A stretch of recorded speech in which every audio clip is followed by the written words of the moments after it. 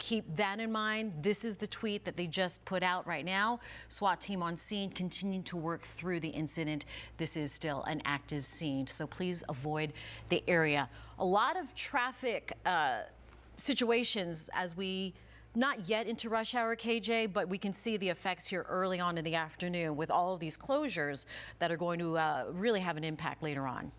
Certainly, Jane, and keep in mind that school is about to let out here perhaps in the next half hour, so we're going to add to that. So I wouldn't be surprised if they keep the kids and keep the buses in place a little bit longer before getting on the roads and going into some of these neighborhoods. But right now, just to give you a look, notice we talked about this, about the map turning purple. So you can see right here a section of I-77 is now purple. This road is shut down temporarily right now. This is I-77 as you continue to make your way, you know, when you're on the interstate and you can see Bank of America Stadium, this section of I-77 has since been shut down. Police are using their cruisers to block off the roads, and take a look at the live pictures now. So even the traffic that's moving away from the city, southbound traffic, you can see this is touch and go, slow traffic moving away from the city. So this is having a ripple effect for incoming and outgoing traffic right now due to this emergency situation. And right over here where my hand is, my finger is pointing, police are using their cruisers to block the traffic that's coming into Charlotte. Notice traffic right there, not even moving at all. So you want to avoid the freeways for now. Due to this ongoing situation as they are making way for those emergency vehicles to get to the hospital system to kind of reduce some of the impact out there as they continue with this ongoing investigation, with this breaking news happening right now.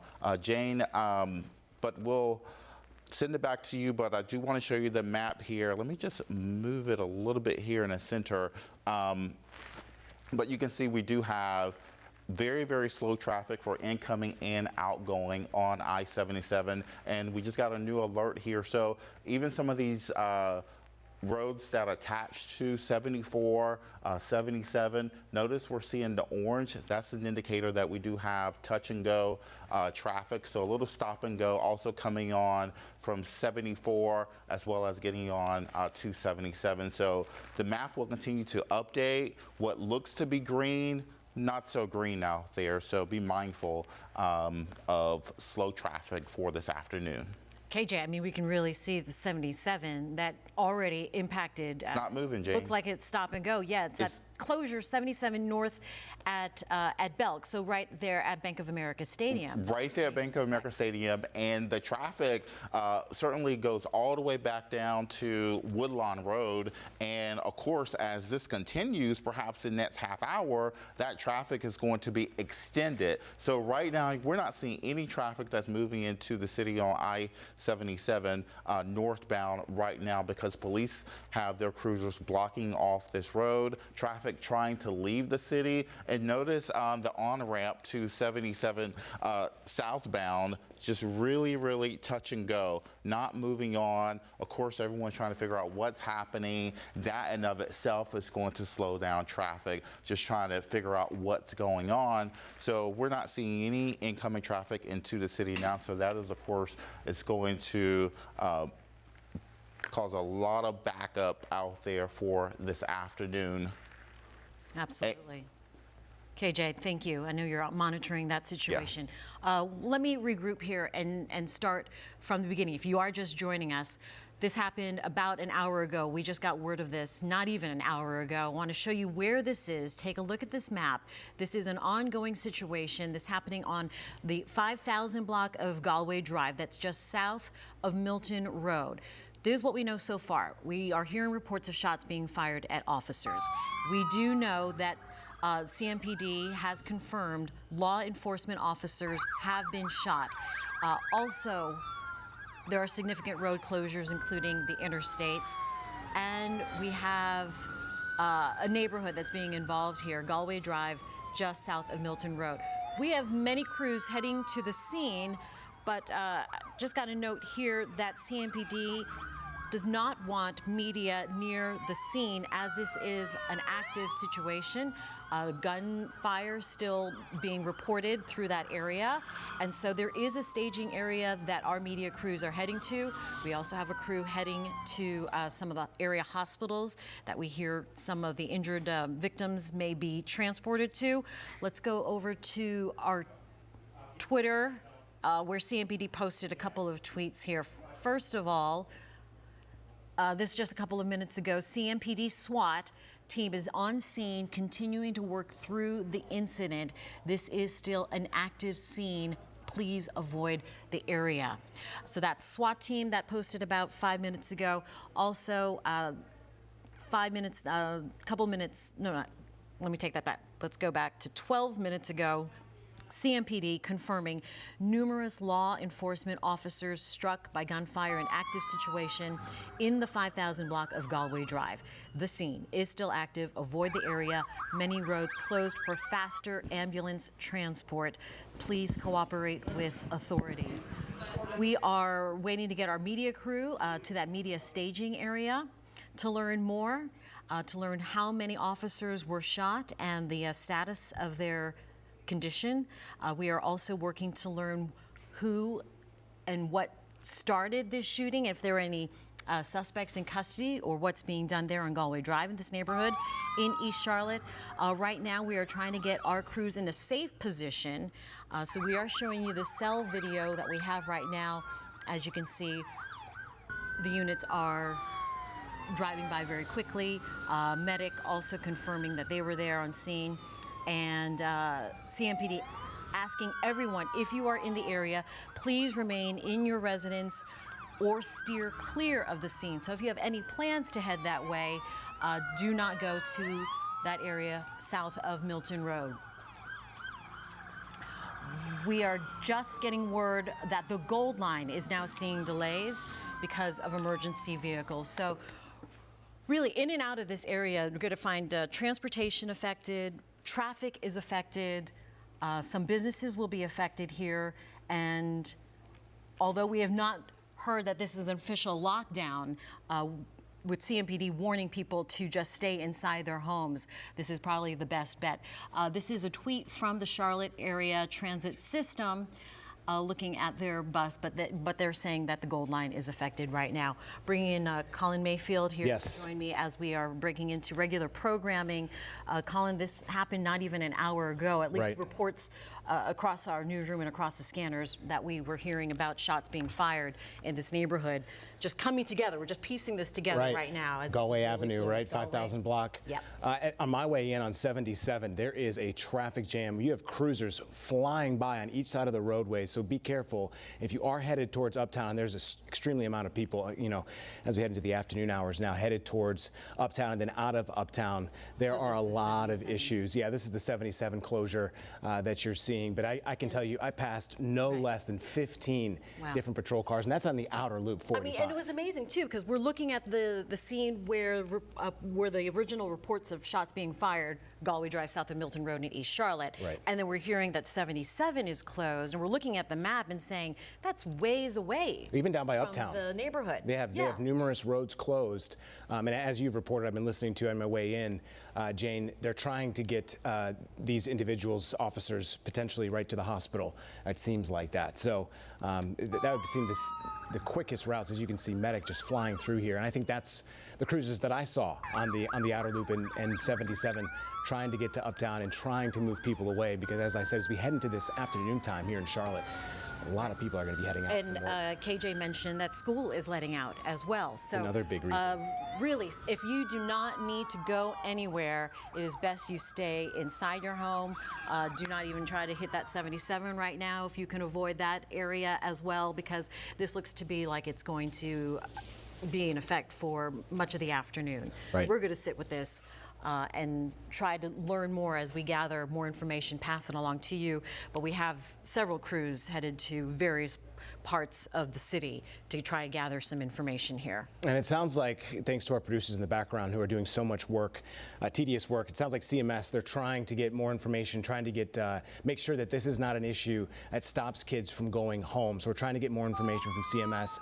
As I said, buses probably rolling out already. I saw numerous buses in the Pineville area and those CMS schools in the South End and the outer districts, in the outer district there, trying to get kids to and from home. And this is going to be an issue. So just please stay off the roads if you can. Give them some space. A very active scene. Everyone's trying to learn more. We've reached out. We have our own network, and we've reached out to U.S. Marshals as well as CMS and other agencies to gather more information to pass along to you. This is a public safety matter. This an officer-involved shooting now, and now we're hitting into parts of the day where they're going to have more people on the road, more people running around after school activities. And as we take a look right now at 77, you can see at least one lane of traffic is getting through there. That was shut down for a time with SWAT on scene. 77 right at Bank of America Stadium at the Belk Freeway. There's a lot of homes in this area. This is a residential neighborhood, so I'm sure folks that are going to be coming home from work are going to be wondering what's going on, happened, right? So we have confirmed from police that this is an active scene in the 5,000 block of Galway Drive. The scene, as you will see and as we continue to say, is still active. CMPD is asking everyone, please avoid the area until we have more information on what's going on. There's an active investigation, as you can tell, going on in this area. Many roads are going to continue to be closed as we go through the afternoon hours, heading now into the evening portion at some point. But there is a staging, going to be a media staging area. We hope to learn more information from CMPD, but the information has really just trickled down. You said it happened about an hour ago. Yeah, I mean, I started seeing the thread of communication within our own newsroom at 1:38. We heard, just sort of the chatter on the scanners. And as we were working to confirm what was happening and reaching out to CMPD as well as U.S. Marshals and the DA's office and other agencies, we're CMPD getting on social media and posting some of the things that they can, mostly to warn people to stay away from Galway Drive, the 5,000 block of Galway Drive, south of Milton Road there in East Charlotte. It looks like CMPD posted 45 minutes ago. It went out as a severe alert with this active investigation in the North Tryon Division. But as you can see, like you said, 77, Uptown, Independence is now affected. And that is really going to put a pinch on the drive for people just hitting the roads and wondering why are they stuck in traffic at this hour. Well, and this is not good for, leading into a big weekend. We've got huge events coming up this weekend. We've got a huge music fest down in Uptown. I think it's Living Life, right? And then there's numerous other events. I think FC's in town. So not a great week with crews kind of spread across the area as officers trying to figure out what happened here. All right, we have our Jesse Pierre who just got on scene of the media staging area. Jesse, what can you tell us at this hour? Well, details right now are very limited, but what we do know is that multiple sworn officers have been hurt, shot, and taken to the hospital. Now, we are at the staging area, and CMPD right now is really urging folks to stay away from the area. Now, this happened on Galway Drive near Julian Underwood Park, not far from the intersection of the Plaza and Milton Road. I spoke to a gentleman who said that he's been trying to get home. He says that there's a lot of police cars, police officers in the area. Even driving over here, I saw several officers or patrol cars pass me by, an ambulance passed me by. So this is an active shooting incident going on right now, and CMPD is asking folks to stay away from the area, to stay home if you're home. Right here we are pretty far from the scene, but again, CMPD really just urging folks to stay away from the area. We do know again that multiple officers have been taken to the hospital. We do not know the condition of those officers at this time, but CMPD just asking folks to work with them to make way for those who are working, for police officers, for ambulances, stay off the road and to stay off the area. Sending it back to you. All right, Jesse, thank you so much for that information. We'll come back to you as soon as we can, and hopefully you'll learn more information from police. Again, as she said, an active scene. I'm looking at the map on Google Maps right now, which anyone can do at home, but I can see definitely they're on East Sugar Creek Road. It is pretty bad. Yeah. So again, avoid this area. They have shut down, as you kind of were talking about, Denson Place, kind of the streets around this neighborhood to continue this investigation. Seems like they've set a perimeter around whatever's going on, this active investigation. You made it over here just in time, Colin. Look at that 77. You said that emergency crews were just passing you by. Well, there's been traffic. Yeah, there's been I think an accident that popped up, a crash. Oh, in addition near to Uptown, SWAT. which is, yeah, I think why it's creating an issue here. So, And you guys can really see this section of 77 right at the connection with 277. Notice the purple shade in here. This is highlighting this road is still shut down. I know one lane has since been reopened on a section of 77 to 277, but for the most part, traffic is still at pretty much a standstill at this time, especially the northbound section. I'm gonna scroll down just a little bit, taking you on the south end. I'll widen out the shot just so you can get an idea of where I'm at.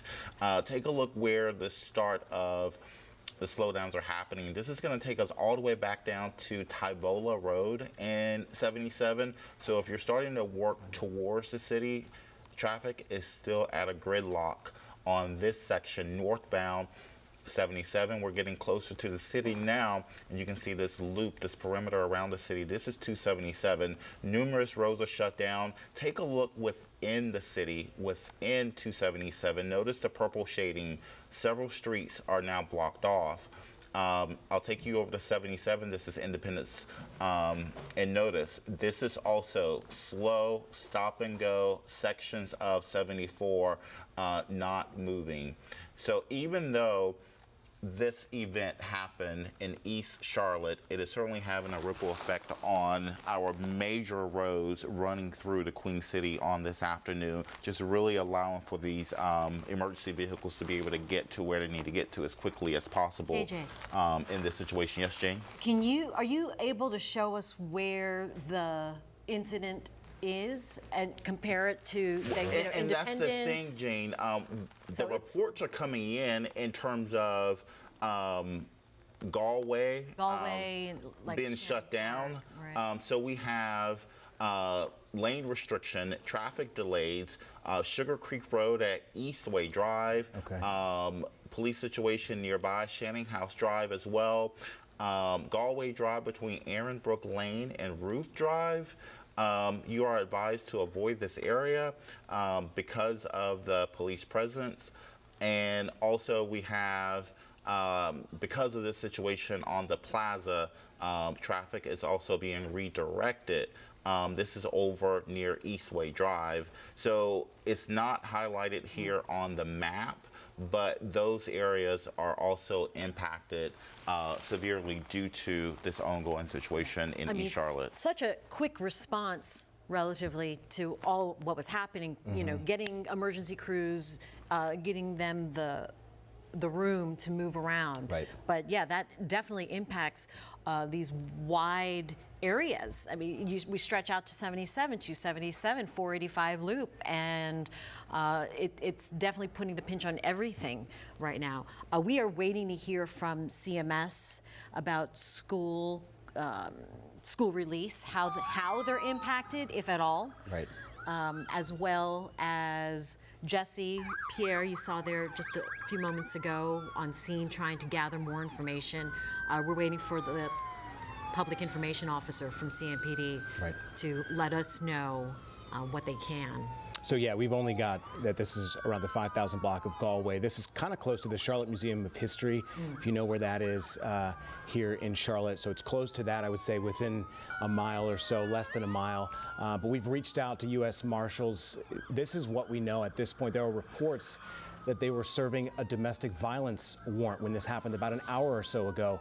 Again, these are just reports, at least right now. We are working to confirm details, but CMPD at least says to us that there is an active investigation on 5000 Galway Drive. We don't know much more than that. Obviously, with the police presence, it's warranted a very strong presence, a very fierce and quick. So, understandably so, something's very serious. All right, looking at 77 once again, Colin was caught in it. We're getting word from some of our own coworkers that roads in their neighborhood are affected or closed, and they won't be getting to the station anytime soon. But you can see that the drive is just at a standstill. Yeah. That picture has been that picture now for the last 10 minutes at least. 77 completely blocked. This is just outside of Uptown by Belk Freeway. Hey, Jane, I have some Go, KJ. specifics on the exit. So we have I-77 northbound road closed at exit 9, I-277 to exit 10, NC16, and I-277 road closed from exit 1D Carson Boulevard to exit 1A I-77. So this could certainly change as perhaps one or more lanes begin to reopen over time. But right now, not only this section, but we do have numerous roads closed. We have delays. Traffic is being redirected. We have an update that we just got confirmed. It sounds like from the U.S. Marshals Task Force, comprised of officers from multiple agencies. They were conducting an investigation in the 5000 block of Galway Drive when they were engaged by active gunfire from a subject. Multiple law enforcement officers have been struck by the gunfire and are being transported to the hospital. The CMPD SWAT team is currently on the scene. That is just into the newsroom. They just posted that on social media 2 minutes ago. That is the latest update that we have. Incredible. We still don't know how many officers Yeah, I were said it was struck. serious. I didn't know it was that serious. But yeah, this not is a good. very active scene right now. Yeah. Thinking about those officers right now. Absolutely. We're looking. Here's, oh, this is Atrium Main. We're getting told, but this is Atrium Main right now. People are being taken. You can see they're cordoning off, making sure they can get these officers to the hospital as quickly as possible, if they're not already there. I would say they probably already are, but that's just speculation at this point. Still trying to get more information. But again, U.S. Marshals Task Force, comprised of multiple agencies, officers from multiple different agencies, were conducting an investigation in the area of Galway Drive, 5000. That 5000 block we've been talking about really since the start of this. They were engaged by active gunfire from a subject. So that's what they were dealing with. Multiple law enforcement officers have been struck, and now they are either on the way to the hospital or already there. All right, So- that statement right is on the screen right now. So posted at 2:44, so 3 minutes ago. And that they have been struck, being transported to the hospital, like you said, Colin, if they're not there already. Yeah. CMPD SWAT team currently on scene. We're waiting to learn to see if we assume that the scene itself is still active. Gunfire was reported, and that's why they're keeping media away from the scene and Right. keeping them ways away at a staging area. So our crews are trying to position themselves in a safe position where they can also get some information and show some of the pictures, the street closures that a lot of people are going to be dealing with Right. For probably the rest of the day. Well, and we've said we've been reaching out to CMS right now, right, to see how this is going to impact kids going home. Right now is the perfect time when kids are already being let out or already have been let out or on the buses. So this is going to impact people throughout the area. So if you're leaving Uptown and you switch this on, or you're wondering maybe what's going on, there's a heavy police presence around. And it's not, like I said, as I was coming in, it's not just in Uptown or on east side of Charlotte. I was seeing cruisers around 150 when I was dropping my son off out in Ballantyne, speeding Wow. on 485, Yeah. 4, 5, 6 at a time. So I knew something was serious at that point. I would imagine the response is massive, and Yeah. we're going to get a lot of divisions. I mean, it was the North Tryon division originally reporting the severe alert about an hour ago that this active investigation was taking place in the 5000 block of Galway Drive, a neighborhood. But as as you said, U.S. Marshals were there on scene, and the task force there when they came under gunfire. So this major response now happening, as you can see on the map there, Galway Drive, around Milton Road and Denson. All right, Jesse Pierre is out at the staging area, still awaiting more information from CMPD. Hopefully we'll get or hear from them in the next hour or so. But Jesse, can you kind of set the scene for us, where you're at and what you've seen so far? Well, I'm here at the Family Dollar, and that's where CMPD has all of media staged right now. And even just being here off of the plaza, I've seen several officers pass by, police cars passing by really fast, and ambulance or two. Overall, the message right now from CMPD is for folks to stay away from the immediate area. You're going to have officers in and out. You're going to have ambulances in and out, and they want to make sure that the roads stay clear. On top of that, you will see several road closures, so so that there's no, we're trying to avoid any backing up of different areas of cars and traffic. So again, the message right now, because it is an active situation right now, is for folks to stay safe, to stay away from here. Again, so this happened on Galway Drive near Julian Underwood Park, not far from the intersection of the plaza and Milton Road. Right now, in our area, we're just waiting to hear from CMPD so we can get more details, but we do know multiple officers have been shot and taken to the hospital. So CMPD says the way you can help is by staying away from the roadways, away from the immediate areas, so that the ambulances and as well as police cars can get away, can have clear ways to get where they need to go. So again, that's the message from CMPD. This is an active situation. Stay away from the area, and that's what we have right now. We're waiting to hear from CMPD, and hopefully we'll get more details on what is going on here. Live out here, Jesse Pierre, sending it back to you. Jesse, thank you so much. We'll come back to you soon at some point. We were just kind of looking at the AP finally putting out a story about this, so obviously it's made national news at this point. CMPD is asking the media. I just put this out on Twitter. There's a media staging. I won't say the specific address. We have it, but it says, please do not go to the scene as it is still active. CMPD SWAT sounds like they are still on scene. Please continue to avoid this area and expect delays until further notice. I was just commenting to you, I think it could be a while that we could be here, especially with this type of situation. Oh, this is a very delicate situation. We want to, CMPD can't urge enough, right, to have people, media, children, walking your dog, just stay away. Right, please. If you're inside your home, stay inside your home. If you need to hit the road, if you can delay it for a while longer, that would probably be best. We need to let the emergency crews and the investigators and authorities do the work that they need to do while keeping everyone safe. And this is still an active situation, as gunfire has pretty much just erupted in that neighborhood. I can't imagine what the neighbors across the street or right next door. I know we normally say something like this happens, right? But this isn't normal, especially when multiple law enforcement officers are not only shot at, but shot themselves. So we're in a different hour at this moment. KJ, can we check traffic with you? I see some issues that are really popping up. One of them being at Eastway Drive. There's numerous accidents there. Exactly, Colin, Jane, right now, so we do have those ongoing lane restrictions, and we expect more of them to begin to pop up. This is going to be a ripple effect across some of those roads, some of those neighborhood roads. Right now, we have some lane restrictions. Roads are blocked by police cars right now.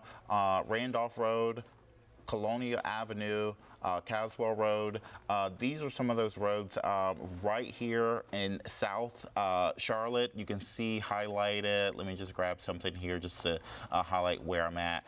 Notice right in here, this is going towards the city. So primarily the roads that are incoming to Charlotte, moving inbound, if I may. A lot of these roads are going to be blocked. And traffic will be redirected. So to avoid that, you're asked to stay put and don't try and make your way towards Charlotte, uptown at this time, as police are blocking off roads, making way for the emergency vehicles, we're told. Taking a look now, take you back to see if there's any changes on I-77. Not seeing any changes at all. Traffic is still stop and go for I-77, and really this section of I-77 right at 277 through Uptown, passing the stadium. The stadium is right there, so you know when you're on I-77, you can look over and see the stadium to your east. You can't see it. Traffic, this section of I-77 is blocked. And this particular road here, this is going to take you not too far from Billy Graham Parkway. So a section of Billy Graham Parkway is now stop and go. So I imagine traffic is trying to redirect. And so as it does, it's going to cause roads that are typically not blocked to have stop and go traffic. So once again, it will be a ripple effect across the city at this time. Serious stuff, KJ. It's starting to ripple, as you said, a ripple effect as we head now almost into the 3 o'clock hour, and this could continue into the evening because of how serious this is. So let's just catch you up with some of the information that we have at this time. CMPD putting out that the U.S. Marshals Task Force, they were out there serving, I believe, a warrant from this compromise of officers from multiple agencies.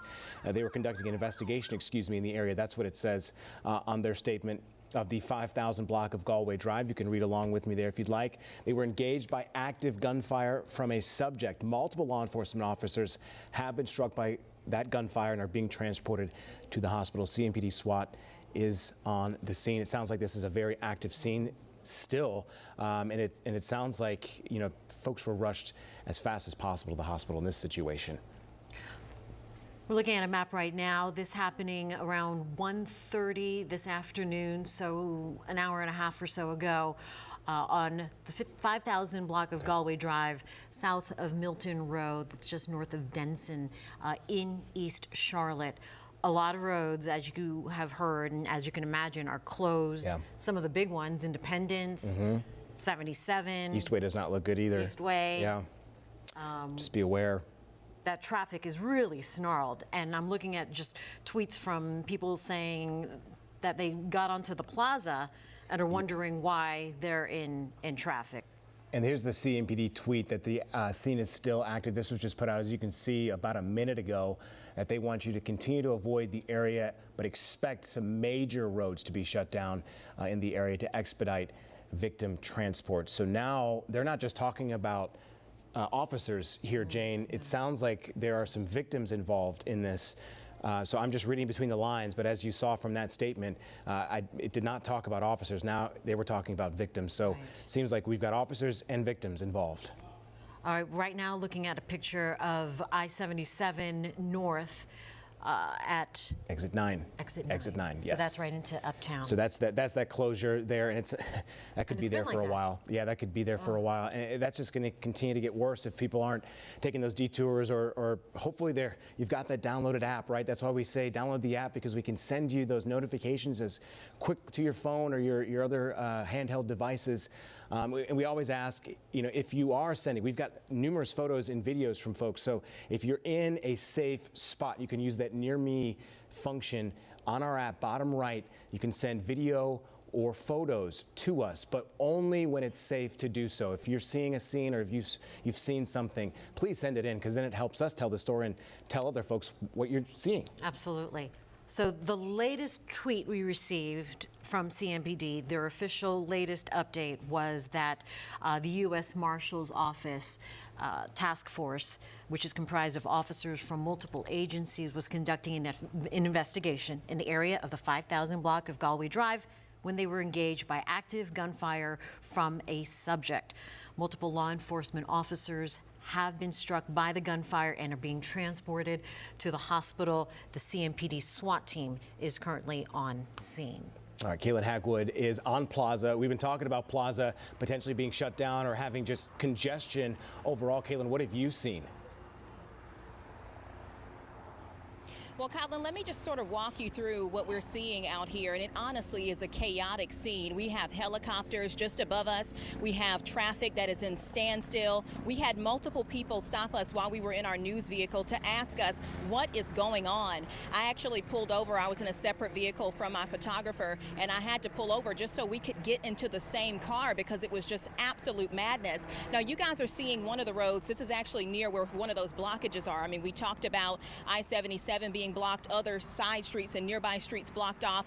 As we were getting closer, I mean, that was probably about 20 minutes ago, not only did we see multiple law enforcement cruisers, state troopers, CMPD, Mecklenburg County, we also saw medic. We saw ambulances going toward, I'm assuming a hospital after multiple officers were down based off of what has taken place in this incident. I want to show you guys a little bit more of what we're seeing. And again, this is really a calmed down version of all that has taken place. Complete chaos, multiple schools letting out. This is the time when students will get out. So imagine just the frustration and worry and concern among parents as a lot of those kids, they get out, maybe they walk home or they walk to the bus lot, wherever they're going, and just seeing masses of kids and these large amounts of law enforcement officers. We saw one of those medic, they do buses. They have buses for mass casualty events. Now, that doesn't necessarily mean that there is a large mass casualty event, but what we know now at this point is that multiple officers have been injured. So when you see things like that, we saw the SWAT team as we were coming in,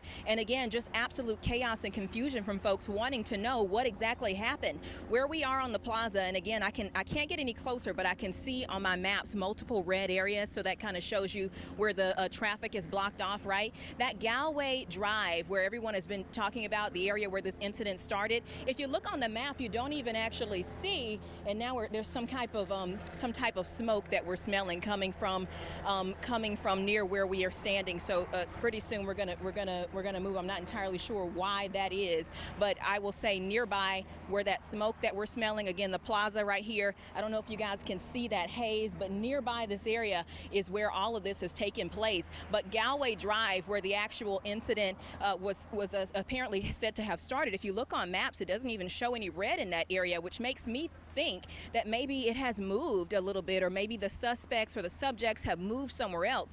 Obviously, a huge scene. We don't know if we're talking about one person. We don't know if we're talking about two people. We don't know how many individuals are involved or what type of weapons that they have. Still so many questions, and our Jesse Pierre is going to be getting those answers directly from law enforcement. We are covering this from all angles, guys. Again, we have multiple law enforcement officers that are down. It's an extremely scary situation. There's going to be a long process after this, just making sure that, with the families and the recovery, and even counselors, when we talk about just the pain and the stress of being in the law enforcement profession and what it takes to be in this job and the different things that these officers see. And now to have an incident like this is extremely scary, and we're, again, right in the thick of it, hoping to bring you guys what little information we have as this continues to unfold.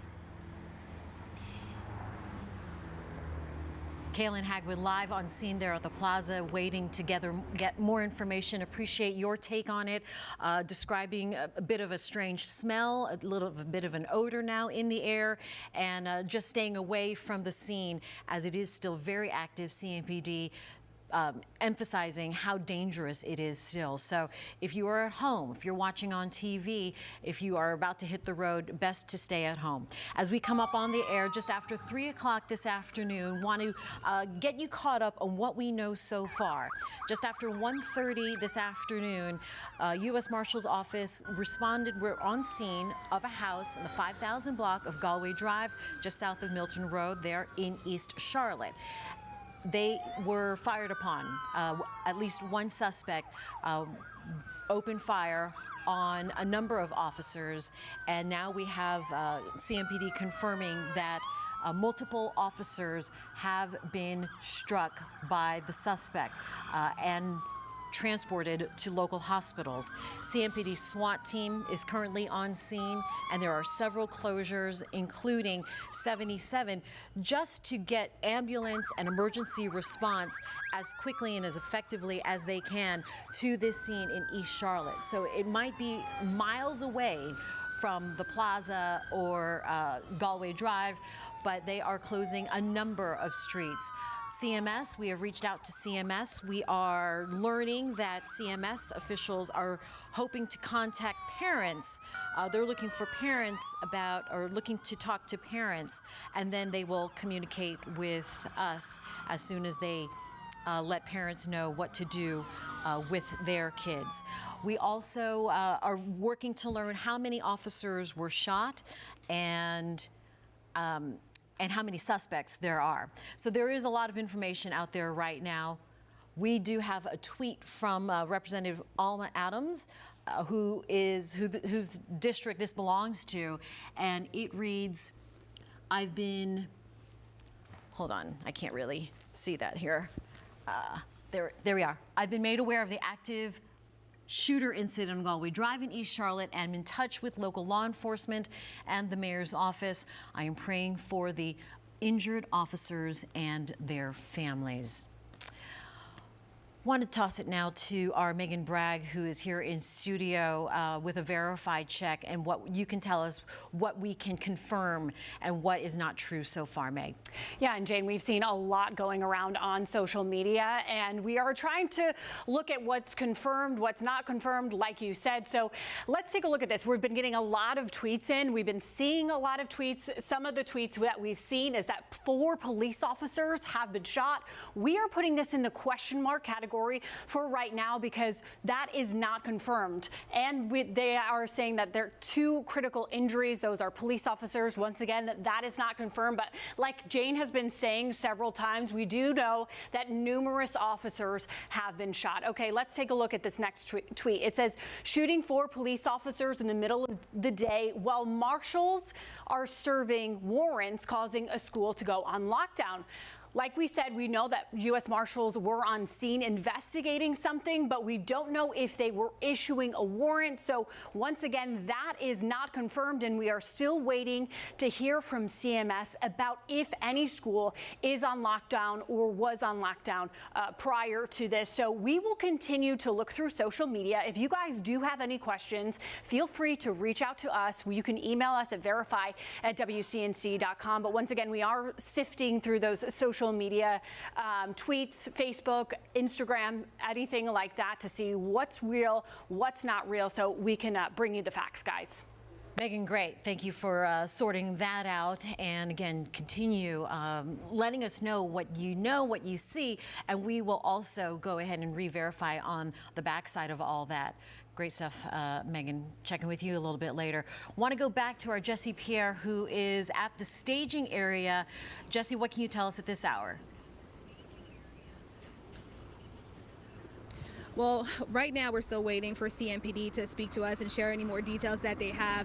But the main thing they've told us is to make sure to let the public know to keep the area clear. You know, the area near where the investigation is going is active. There is an active shooting investigation going on for your safety, and also to make sure that the ambulance, police cars can move efficiently in the area. You want to make sure to keep the area clear. Now, as I've been here, I've seen several police cars pass by, as well as some ambulances. So, you know, a lot going on over here. I did speak to a father who was parked in this lot as well, and he says he was just trying to get home.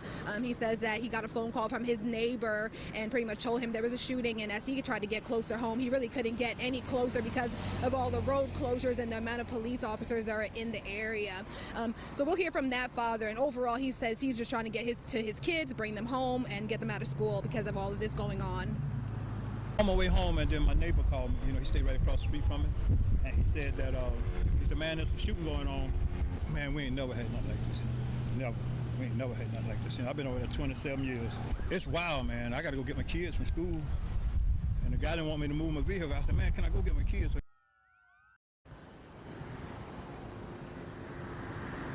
And that was the gentleman that I was speaking to earlier. Again, you know, a lot of the roads are blocked. So if you live in that immediate area, you won't be able to really get close to your home. And really, police is really asking folks to stay away from the area. Again, this happened on Galway Drive near Julian Underwood Park, not far from the intersection of the Plaza and Milton Road. So for your safety, and also to make sure that the police and ambulance can get through in the area as quickly, as efficiently as possible, they want you to keep this area clear. Now, again, we are waiting waiting for CMPD. Hopefully they'll be able to speak to us within the next hour to give us more details, but we do know that multiple officers have been shot and taken to the hospital. So again, you want to make sure that you stay away from this area to keep a clear space for police and ambulance to get through. I'm here again at the Family Dollar. This is the staging area. Police really asking even media to stay away from the area, just kind of stay in a close location so that we can, get the information directly from them, but also so that we can make sure that we stay safe over here.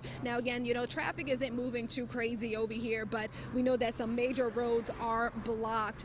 So if you do live in that immediate area, if you live close to where this investigation is going, you want to make sure to stay away from that area for your safety and so that the police can do their job.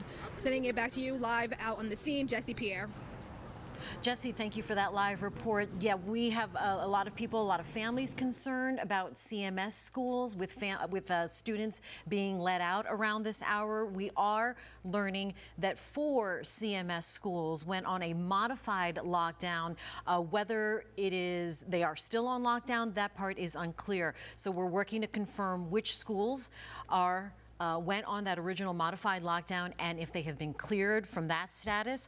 Also, we have learned that Senator Tillis posted on social media an attack in Charlotte on our brave law enforcement officers who swore an oath to protect and serve us all.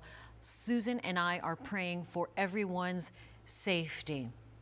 We have a lot of traffic affected here, so many road closures, and KJ, even our own crews are trying to get to the staging area, and they're saying that they're being detoured all over the place. So a lot of those smaller streets around the immediate area of Galway Drive certainly closed, but this is having a very large impact around the Charlotte area.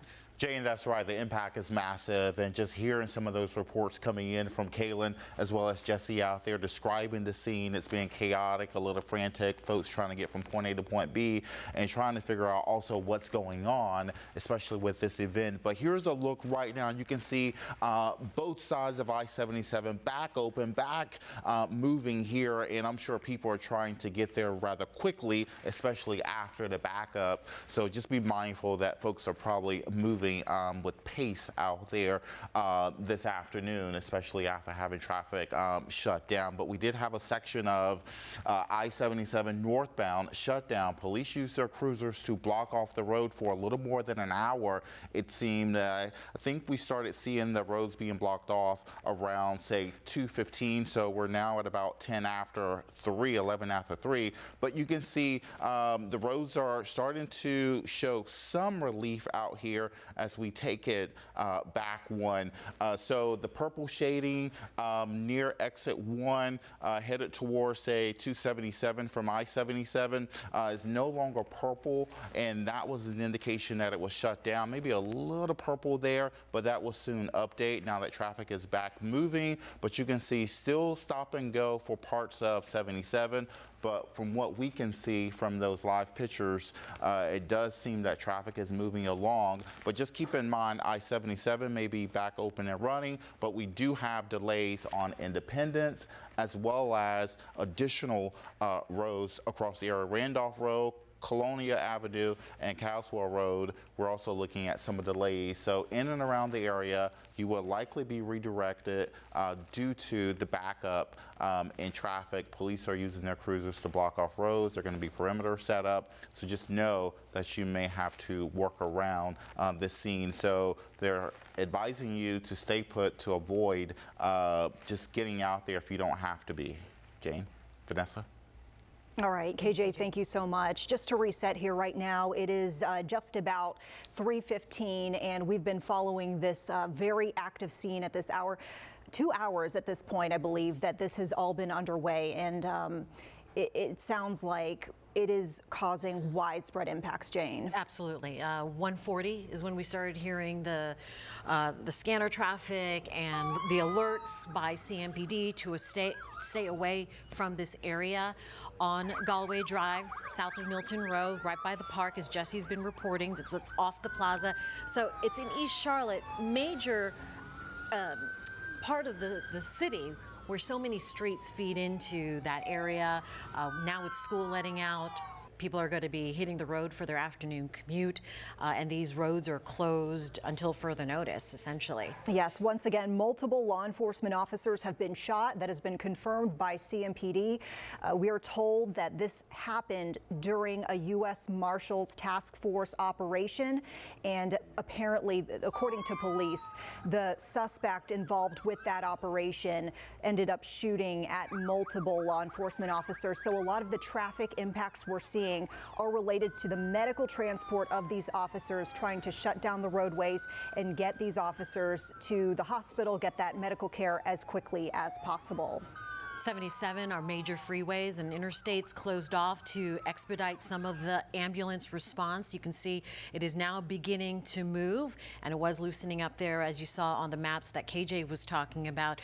But this response reaching other areas of the Queen City, around the Charlotte Metro, and even into York County. This is a post from the York County Sheriff's Office saying that they stand ready to assist our brothers and sisters at CMPD in any way we can. Sheriff Kevin Tolson and our staff are monitoring the situation and praying for nothing but positive outcomes for all officers involved. Now, what we usually see if we have any sort of major event that particularly involves this particular agency, it doesn't necessarily always have to be police related, but we've seen this, for example, when we had the South Park fire and we had a large response from multiple agencies, where we will see area agencies step up and try to lend a hand, because this is obviously going to be a very trying time for CMPD, as they, of course, worry about the conditions of these officers. These are wounded officers that they're trying to get medical care right now. And so you can see, of course, the outpouring of support. It's amazing that the response is such that it is. The governor for North Carolina now tweeting, "I am in contact with law enforcement concerning the tragic shooting in the Charlotte area, and we have offered state resources to help." CMPD posting about 6 minutes ago, again reminding everyone this is still an active scene. Roads are still blocked. All media must go to the media staging area. Active gunfire on scene. Confirmed information will be released from CMPD Public Affairs as it becomes available. So we're working to still learn how many officers were involved here. But again, officers shot, and you can see the tweet on screen right now saying that it is an active scene. We can't say that enough, because people are curious and they want to see and look at video and post to their own accounts, but it's not safe to do so at this point. And I think it is important to remind folks, we are trying to get information just as much as you are. We have multiple crews that we have dispatched to various areas where we think information might be dispersed, where we might be able to gather some independent information of our own. So we are working very hard to try to get you some more information, but it is not uncommon in a situation like this where it might take a little bit of time to get some concrete information from authorities themselves. Of course, we are very concerned to find out how many officers might have been shot,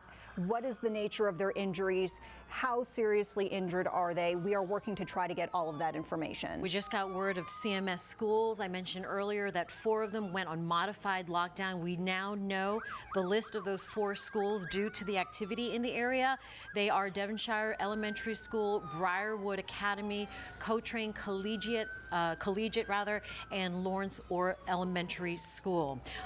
Transportation will be impacted for all schools during dismissal. So we just confirmed those 4 schools went on a modified lockdown because of the police activity.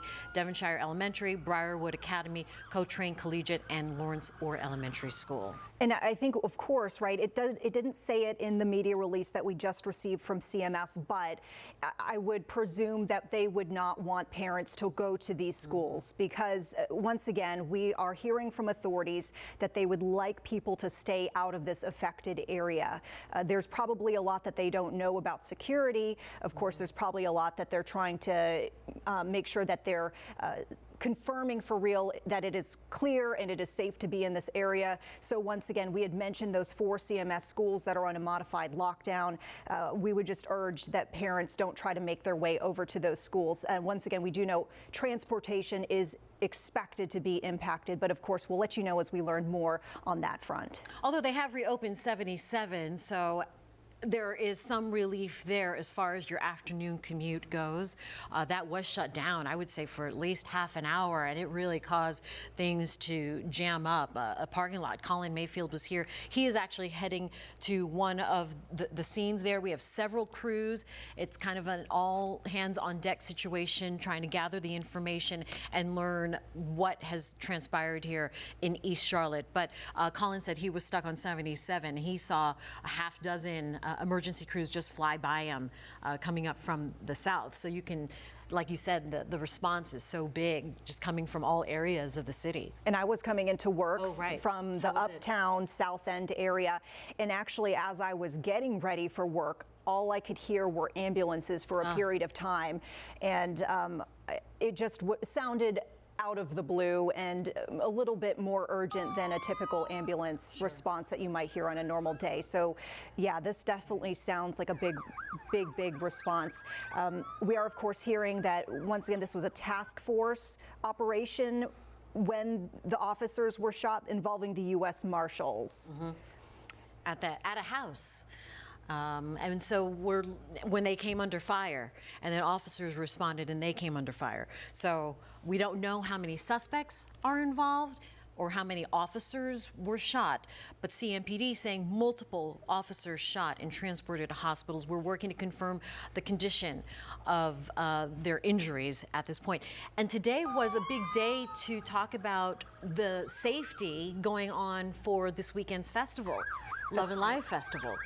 So a lot of officers were in the uptown area gathering for that and planning for what is supposed to be a wonderful, welcome, warm event that's attracting these major headliners to Charlotte, and now responding to the scene here in East Charlotte. Yeah, it is a lot, of course, that this agency is having to deal with. We are, of course, waiting to hear more about this operation, this U.S. Marshals operation that reportedly sparked all this. We don't know the nature of it whatsoever. Authorities have not released that information, but we know in general what U.S. Marshals do, and sometimes they are involved with trying to apprehend criminals and try to get folks who might have, for example, an outstanding warrant into custody, among other duties that the U.S. Marshals are tasked with. So time will tell, and of course we'll wait for authorities to confirm exactly the nature of this operation that sparked this. But we are continuing to see folks impacted across the city in various ways, and of course we mentioned traffic being a big concern as well.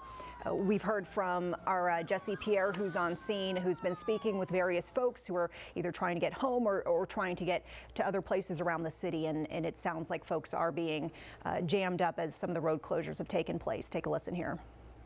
On my way home, and then my neighbor called me. He stayed right across the street from me, and he said that he said, "Man, there's some shooting going on. Man, we ain't never had nothing like this. Never. We ain't never had nothing like this. I've been over there 27 years. It's wild, man. I got to go get my kids from school, and the guy didn't want me to move my vehicle. I said, man, can I go get my kids?" We'll take a look right now at traffic. Yes, we can see, it looks like a lot of the flow that we're seeing that is starting to jam up appears to be in some of our usual suspects, you might say, for this time of day. So we're not quite into the rush hour period, but we know that 485 seems to be jamming up as we approach that 5 o'clock hour. That looks like that is the case at this hour, and we are seeing some backups heading out of the Charlotte area along Independence. So I wouldn't necessarily say that I'm seeing anything out of the blue. 77. Coming up too, Vanessa, in terms of the road closure, so that's providing some relief. When we had John Belk Freeway also blocked off, as we've seen from the traffic camera there, traffic is moving on John Belk as well as Wilkinson, as we were looking at I-77 Wilkinson Boulevard. So we are getting a little bit of relief, but just keep in mind we do have, we still have some road closures out there. I can run off a few of them at this time, as we have the lane restriction on North Graham Street, We also have Kings Drive. We have police restricting traffic on South Caswell Road, Queens Road. So we do have numerous areas that are blocked off. Randolph Road, Colonia Avenue, Caswell Road. So just keep in mind, right along Independence, Eastway Drive, traffic is being redirected because of this ongoing situation. But we are getting a little bit of relief, but just keep in mind it's still a pretty chaotic situation because this event is starting to merge with the after-school crowd, the afternoon into the evening rush hour. KJ, speaking of after school, we do know the 4 schools on modified lockdown because of the police activity. They're listed on your screen right now. Devonshire Elementary, Briarwood Academy, Cotrain, Collegiate, and Lawrence Orr Elementary School. So transportation impacted for all schools during dismissal because of the modified lockdown happening on Galway Drive. So with those schools being affected, the district says transportation will be impacted for all schools, though, during dismissal. And we are working to get more information, by the way, not just about these multiple officers shot, but also the nature of the operation that prompted the shooting, that police say they were executing some sort of operation with the U.S. Marshals, and the suspect reportedly shot at these officers. We're working to learn more about the lane blockages, how long those might be in place. Of course, the impacts to the schools, the impacts to the transportation. We do have multiple crews working to gather those details for you. We want to provide you the information as quickly as we can. And we do know that it might take a little bit of time in kind of a chaotic, hectic situation like this to gather that information. But we would just urge you to stay with us, and we will bring you the very latest as it's coming into our newsroom. We have several crews headed to many areas and parts of the scene. In the meantime, we are hearing from our lawmakers. Alma Adams, whose district this is in, said, I've been made aware of the active shooter incident on Galway Drive in East Charlotte, and I'm in touch with local law enforcement and the mayor's office. I am praying for the injured officers and their families. Senator Tom Tillis also posted on social media saying an attack in Charlotte on our brave law enforcement officers who swore an oath to protect and serve us all. Susan and I are praying for everyone's safety. And Governor Cooper also just posted a few minutes ago saying, I am in contact with law enforcement concerning the tragic shooting in the Charlotte area, and we have offered state resources to help. We also are hearing from York County and the sheriff there. YCSO, as you can see here, stands ready to assist our brothers and sisters at CMPD in any way we can. Sheriff Kevin Tolson and our staff are monitoring the situation and praying for nothing but positive outcomes for all officers involved. And we are seeing sentiments like this from across our area out on social media. I know some of us have been tweeting or Xing, if you will, or putting on Facebook or Instagram any details as we find them. And I am just seeing constant outpouring from folks in the comments or in the reposts saying that they are praying for these officers as well. Certainly a difficult situation because we don't know how many officers yet are impacted, how many were shot. What is the nature of their injuries? How severe are these injuries? This is something that a lot of folks at home are waiting to hear with bated breath because they are very concerned, as we all are, for their conditions. CMPD just posted seconds ago, CMPD saying other law enforcement agencies are still involved on an active scene in the Galway Drive area. More information will be released in a media briefing that will take place as soon as the situation stabilizes. So doesn't even give us a time, but when this will stabilize, and that is unclear as we continue to follow the latest. The information is very limited. What CMPD does keep on putting out there is that roads are still blocked, so please expect delays. But you can see there, CMPD, this is going to be on loop now, CMPD and other law enforcement agencies are still involved on an active scene in the Galway Drive area. More information will be released in a media briefing that will take place as soon as the situation stabilizes, posted just 1 minute ago. Now, we know that this media briefing could likely take place at a media staging area, and so we've been made aware of what that location is, and we have dispatched actually multiple crews. We will have multiple crews at this media staging area. Hopefully this is where the media briefing takes place, and so as soon as that information comes down, as soon as that briefing happens, you are going to see it here on air, and also, of course, everywhere that we're streaming right now online. You're watching this video sort of on loop of CMPD units going by, medic going by, full lights and sirens. You can hear it and see it. These are the pictures we have right now from someone who obviously someone who pulled over and took the video. As we get crews positioned with CMPD saying that this is still a very active scene and gunfire it's a dangerous scene, we are keeping our crews in a safe position as well as they try to get a location where they can come to us live.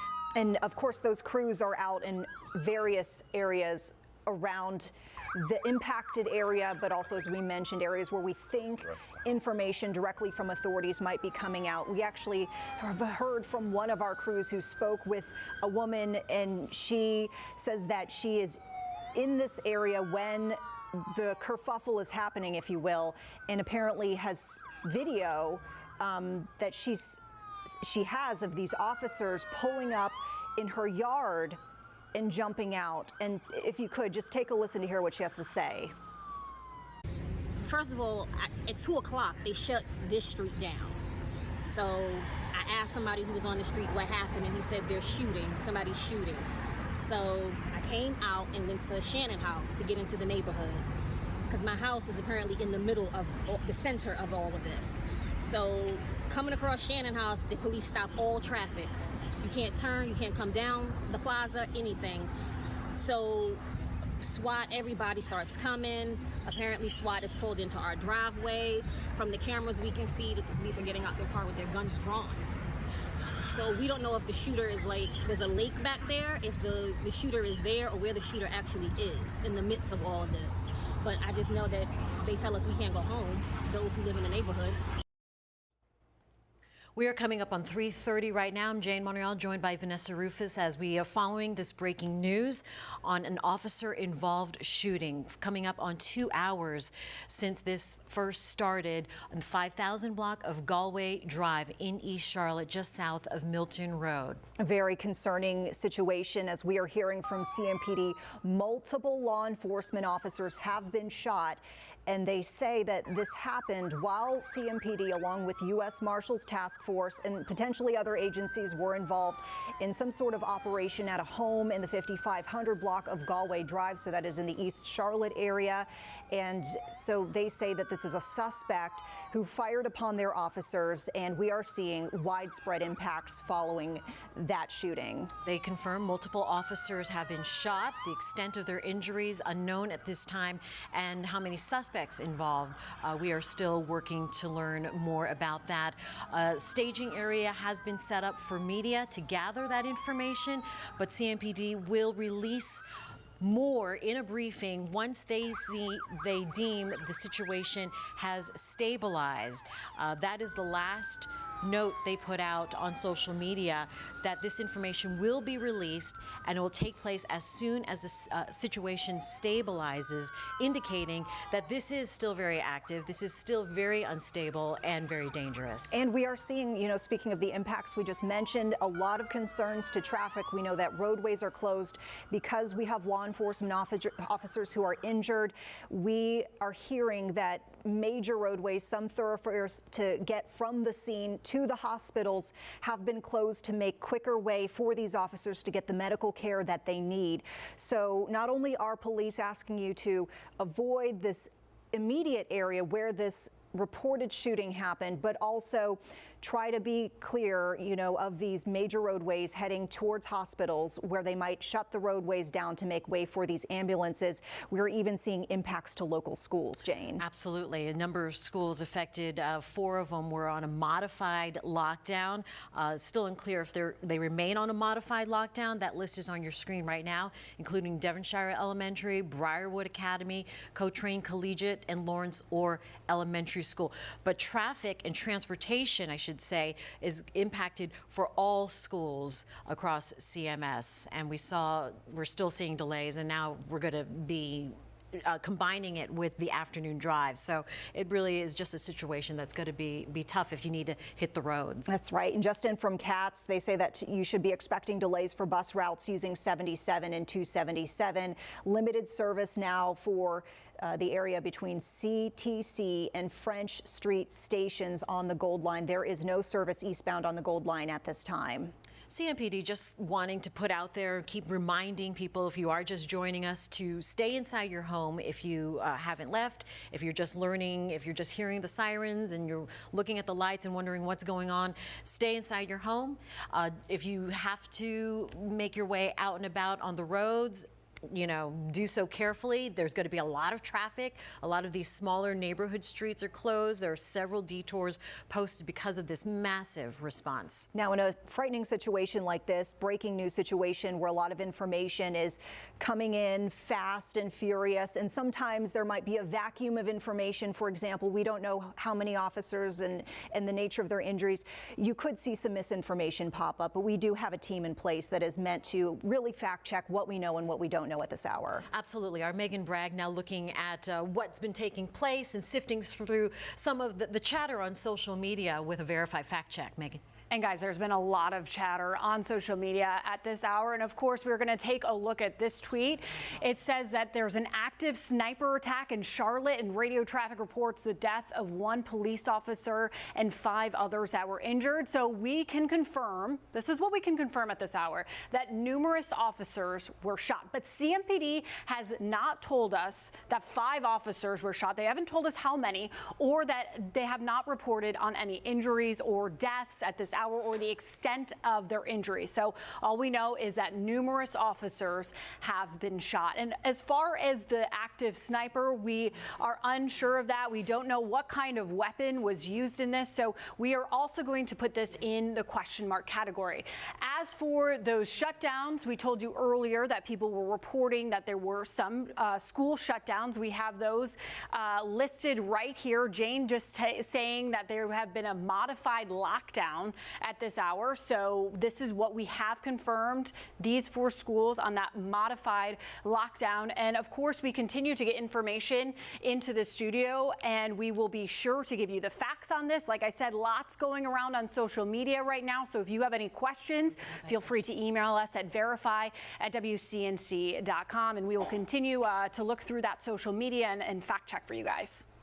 All right, thank you so much, Megan. The CMPD just tweeting out. They've been active, letting us know a little bit here and there, but their latest tweet just seconds ago on social media saying the U.S. Marshals Fugitive Task Force, which is comprised of several agencies in the Charlotte area, was attempting to serve a warrant in the 5,000 block of Galway Drive when shots were fired. This is still an active scene. More to come from CMPD Public Affairs.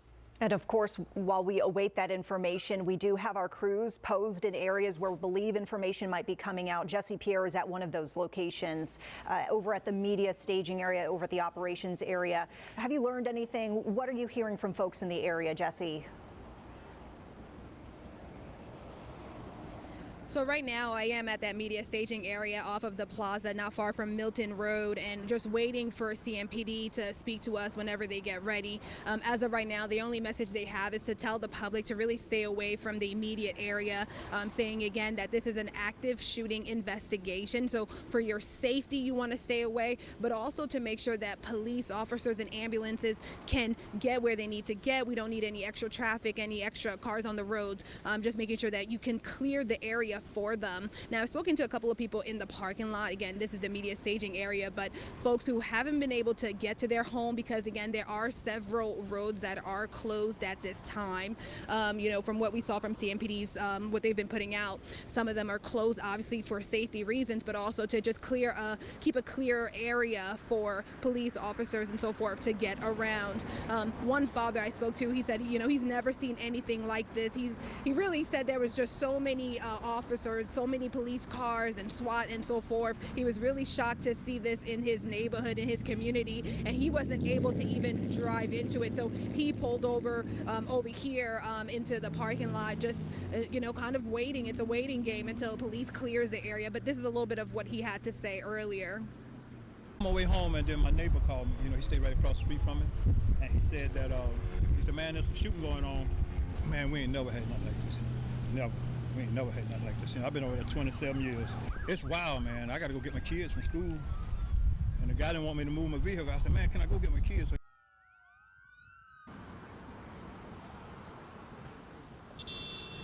So again, I'm here in the staging area off of the Plaza and Milton Road, not far from where the active shooting took place. Again, police asking folks to make sure to stay away from the area, and obviously with all these road closures, you can also expect if you're taking public transportation, you can see some delays there. There are a lot of major roads that are closed, and you can see kind of the traffic really slow down in this area. So I don't know, how much traffic is impacted because of the road closures here. But for your safety, you want to stay away from the area for right now. Again, what police have confirmed is multiple officers have been shot. As far as the injuries, the condition of those officers, we are still waiting to hear. And as soon as we get that information from CMPD, we'll bring it to you. Live, Jesse Pierre, sending it back to you. All right, Jesse, thank you so much. And we are getting some looks from other crews who are out in different areas. We know the hospital is going to be an area that's going to be of high importance at this hour because of the nature of the injuries that we're hearing. So you can see here the hospital there. It looks like it's atrium, and a crew standing by on scene to learn more about what's happened to some of the officers transported to that scene. Yeah, patrol cars out there anxiously awaiting, obviously, as we all are, updates on these law enforcement officers who have been wounded in this gunfire. We do have another reporter to get to. It sounds like our Kaylin Hagwood has just gotten into place at her post, if you will. Plaza. So this is the Plaza area. Kaylin, what are you seeing out there? Well, Vanessa, we are just finally able to get a little bit closer to this location, and area is certainly a great word to describe it because it seems like there are so many scenes related to this. Galway Drive is where this all apparently got started, and yet so many roads have been blocked off in the surrounding areas. We talked about I-77, part of that road being blocked off at least at one point today. The Plaza here, this is a community area, a lot of neighborhoods around this area, and this road had been blocked off for a time, and now some cars able to move through. There's an elementary school not far from where I am, and it just let out that elementary school. I want to get that name for you so that way you have it. We've been moving so much today. It is Briarwood Elementary School. So that school just letting out, and just imagine the parent line. A whole line full of parents wanting to get their kids and having to see really what was just chaotic. There's no other way to describe it. Helicopters in the air, state troopers, a medic mass casualty bus. What I saw just within my eyes while we were traveling this way. We also saw, again, the SWAT team was here, multiple CMPD cruisers, and Mecklenburg County as well. So it's been an extremely active scene. If you take a look here just behind me, you can see law enforcement still working on this road on the Plaza. Again, this was one of those roads that had a major slowdown. We couldn't even travel this way a little bit earlier today. I'd say about 30 to 45 minutes ago, so things are progressing quite quickly. As I was up a little bit further up from, if we imagine ourselves as down, I was a little bit further up this road, probably about an hour ago. Again, couldn't get any further down at that time, but I smelled what smelled to me at the time like gun smoke. So strong, the scent, that it actually made a cloud in the air and it was really kind of choking me as we were sort of walking away trying to get into a safer location. But it just sort of shows you there's so many different factors, so many different things that are happening on this scene throughout the day, and folks really just wanting to have answers on exactly what happened. We know that there was apparently U.S. Marshals serving a warrant whenever this all took place. We know that multiple law enforcement officers have been shot, and so, or injured rather. I'm assuming that was a shooting from based off of what we're learning. Again, this is all happening all at once, and our Jesse Pierre will have more information on the specifics of this case. But to give you just a sense of what it's been like for the community out here, just total chaos, frustration, fear from parents. Had people pull us over in our news vehicle just saying, hey, what's going on? I just want to make sure my kid's okay. And all we could give them was just, that it's an active situation and the information is developing, and to watch us. We spoke to a neighbor who lives in this area who said he got a call from one of his loved ones who said, are you okay? And at that time, he wasn't even aware of what was going on, other than the fact that he had started to hear helicopters and law enforcement cruisers. And now he's just been on edge, waiting to learn more about what has taken place. So, we're gathering what we can, trying to provide those answers, but it's certainly going to be a long night for law enforcement as they work through the details of this investigation. And of course, for those families that are mourning right now at the hospital, making sure that their loved ones are okay, a long night for them as well, as people keep them in their thoughts and prayers. Yeah, certainly a traumatizing situation for all. And we heard, of course, Kayland Wright talking about the school that she is at least being able to confirm. It looks like they're letting out, but we know that others are impacted. Four listed on modified lockdown a little while ago, including Briarwood Academy that Kayland was talking about, Devonshire Elementary, part of that group, as well as Cochrane Collegiate and Lawrence Orr Elementary School. But transportation is definitely affected for all of the schools across CMS, and a lot of parents have questions about their families.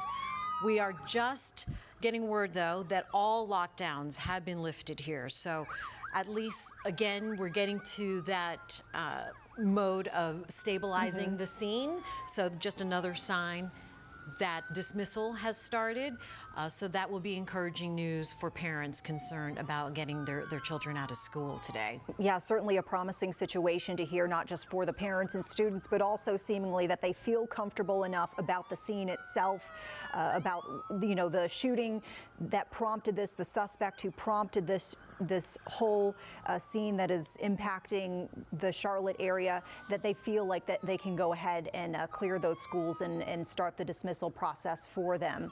Once again, we just want to remind folks this is very active. We are trying to gather as much information as we can for you and bring it to you as soon as it comes in to our newsroom. We're literally bringing you these updates just as they come in, like within the moment, but we are still waiting to hear so much more. And so we have heard from police that a lot of this information will probably come in larger form, so not just piecemeal as we're kind of getting here, once that situation stabilizes, in their words. And I can only imagine a lot will be up in the air for the next few hours. Absolutely. We are waiting along with you for the information to come out about who was involved, how many officers were shot, the status of their injuries, how many gunmen suspects are involved here, and the circumstances of how this all started just over 2 hours ago in the 5000 block of Galway Drive in East Charlotte. It's near a park, it's in a neighborhood, so a lot of people are concerned that we're hearing anecdotally that they heard shots were fired. They're concerned about their own safety. And this is now a larger picture for the Charlotte Metro, with streets being closed off and CMPD warning and telling people to just stay in your home and at work as much as you can. And, I quickly did want to draw attention to the tweet we just had up a few moments ago, where police say that largely this is now contained to the neighborhood itself, the Galway Drive neighborhood, and they are asking neighbors to continue to shelter in place. So there is still some concern for the safety of neighbors out there. So there you can see it. So they're asking the neighborhood to continue to shelter in place, and people who don't have to be there on Galway Drive to avoid the area. I know briefly we were seeing a shot over by, it looked like Atrium Health. We know that that the hospitals once again are going to be of great importance right now. Multiple officers shot once again, roadways closed so that ambulances can transport these officers quickly to the hospital. And we've been getting some video from our crews around the area, whether they are live pictures or they are recorded videos of, there you see ambulances rushing those wounded. We've heard about the mass casualty bus that has been deployed. We don't know exactly, we don't want to imply any mass casualty here, but we just saw the bus which was responding to that scene. That is a medic bus. We also are seeing patrol cars staked out outside these hospitals. So presumably police officers waiting for more information from the hospital teams there, who are obviously dealing with a crisis for them. Absolutely. And although the situation has been isolated now to that street of Galway Drive, the 5,000 block, with people sheltering in place, also, we are getting into that drive time hour. Schools are getting dismissed now, so traffic will be even worse, maybe, potentially, as folks are now trying to get home and trying to leave work. That's right. We have the rush hour. We have road closures, of course. We know that our Austin Walker has just arrived over at Novant Health. So this is a different hospital than what we've been showing the scenes of prior. So Austin, what does it look like out there? Yeah, hey guys, we're just trying to probably sift through this information right now as we are learning more every single minute. So when we first got here, it looked a little bit different. As you can see behind me, very, very calm, but that was not the case about 15 minutes ago. There's been a perimeter actually set up in this area because of all the intense situations that's kind of been going on. We know that CMPD, as well as Charlotte Fire, state troopers, Mecklenburg County sheriffs are all here right now. We did see a big presence as they pulled in. Sirens were going off. I've never seen so many police officers in one area. That being said, we are trying to learn more about what's going on right now. We did ask Novant Health exactly what we should be expecting at this location. They directed us back to CMPD for any questions as of right now. But we did see the governor take to Twitter today saying that he is with us in Charlotte. He says he sends his remarks and he sends his strength to the Queen City. That being said, again, as we try to learn more information for what exactly is going on, who could be arriving to Novant, we'll make sure to update you on air and online with the latest. But for now, we're going to send back in the studio. All right, Austin, thank you. Yes, and we continue to see an outpouring of support, too, from various officials around the Charlotte area and really beyond even Mecklenburg County. Mayor Vilas just posting on social media saying, I am deeply saddened by the shooting that occurred that involved Charlotte-Mecklenburg police officers and U.S. Marshals today. I ask that at all Charlotteans keep them, the other injured officers and their families in your thoughts and prayers during this incredibly difficult time. Just posted that about 10 minutes ago. Lots of folks indeed keeping these officers in their prayers. We've been seeing that outpouring on social media, not just by officials, but also residents, Charlotteans, folks who live in this community and care about the welfare of these officers and are very troubled about the situation, to hear about what unfolded this afternoon. And now our Julia Kaufman is at Atrium Hospital. Julia, what can you tell us about the officers? Hey, all we know so far is traffic around Atrium Health in the Dilworth area has been relentless. Multiple intersections blocked and shut down by police officers. We've seen multiple police cars zooming by. We are on South Kings right now. Atrium Main is behind me.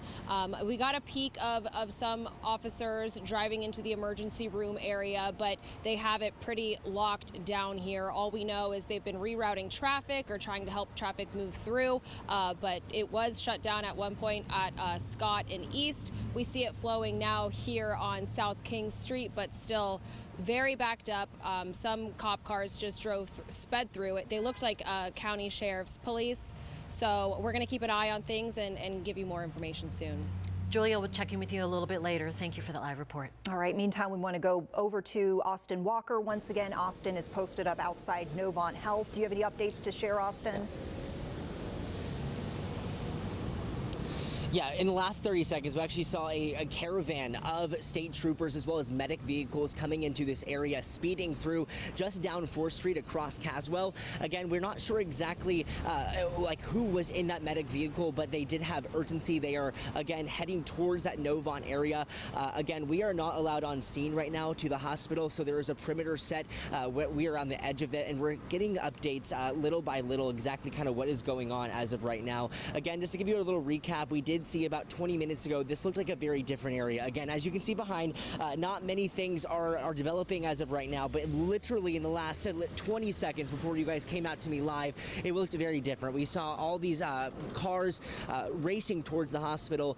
There was a lot of backed up traffic because they did have a lot of events going on out here when it comes to personnel and emergency vehicles in this area. Since it has been cleared, but still a lot of traffic is backed up in the Elizabeth area. So if you are coming back from work, picking your kids up from school, heading back to this area, be mindful that you may want to actually take a different route, maybe go around the Elizabeth and Plaza Midwood area. Again, things are changing by little every 10 to 15 seconds. So we're going to continue to follow the story and bring you the updates live and the latest. So stick with us. But for now, we're live at Novant. Austin Walker, WCNC Charlotte. All right, Austin, thank you so much. We are still seeing those impacts too to the roadways, kind of as Austin alluded to. Yeah, absolutely. Not only those streets, King Street, Coswell by Novant and Atrium, Maine, but even the Interstate 77 was closed for at least half an hour for that immediate effective response. And as you take a look at the map right now, you could see all of that red and orange surrounding the Charlotte area, really. That's 77 at exit 9. I believe, so near Bank of America Stadium. That was closed for a long time. It has now reopened, but it's just going to be really heavy and slow. Our crews were having difficulty managing some of those surface streets because they were detoured all over East Charlotte before they were able to actually pull over and set up their live shot, as we saw there from Julia and Kaylin. Kaylin was up and down the plaza as they were being, detoured all over the East Charlotte area. So as this situation is coming to a point where we can get more information potentially, we are seeing some heavy delays out there. All right, we are getting some more information into our newsroom. So this was from 2 law enforcement officials who have reported to NBC News. A U.S. deputy marshal was among those shot today while serving a warrant in Charlotte. The marshal is still alive. One official has told NBC News he is in surgery, though, fighting for his life. And 3 other members of the task force who are local police officers. So we'll remind you, we've heard from police. This was a task force made up of multiple agencies from around Charlotte. So 3 other members of the task force were also shot, according to this official. More information to come as they are able to confirm it to us. So 5 then. So 5 officers. One official who is in surgery, a U.S. Marshal, 3 other members of the task force as well. So at this point, it sounds like we're hearing 4. So just keep in mind, this information is coming to us via NBC News, confirmed by 2 law enforcement officials who have knowledge of the situation. And of course, as things develop, as things change, sometimes we get updates on conditions, etc. We'll let you know. CMPD telling us that they will release more information as this situation stabilizes. So there is no definite time on when they hope to release more details, but just that the threat has been isolated now to that original area, the 5,000 block of Galway Drive between Milton Road and Denson. That's off the plaza, though. So a lot of streets there, as you can see by this map, surround this neighborhood where U.S. Marshals Task Force was there serving a warrant, and then they were fired upon from someone inside a home, it sounds like. That happened around 1 o'clock this afternoon. 1:30 is when we started putting the pieces together and started reaching out to our local law enforcement to see what the status of that situation. So we know that there is a close proximity to the plaza, which is why we do have multiple crews out in this area. We're just getting this video from our Richard Devane. It looks like we've got some, it looks like some traffic that was stopped briefly, and then we saw a fire truck go by. Also in this area, various patrol cars staked out. Really just a very heavy law enforcement presence, as you might expect for a situation like this, on various roadways, various intersections throughout the area. So once again, it just kind of paints the picture of what you might expect if you do have to head home that way. And we'll reiterate this again. Authorities say if you don't have to go home here, or it's not essential to be here in this part of East Charlotte, please do not head this way.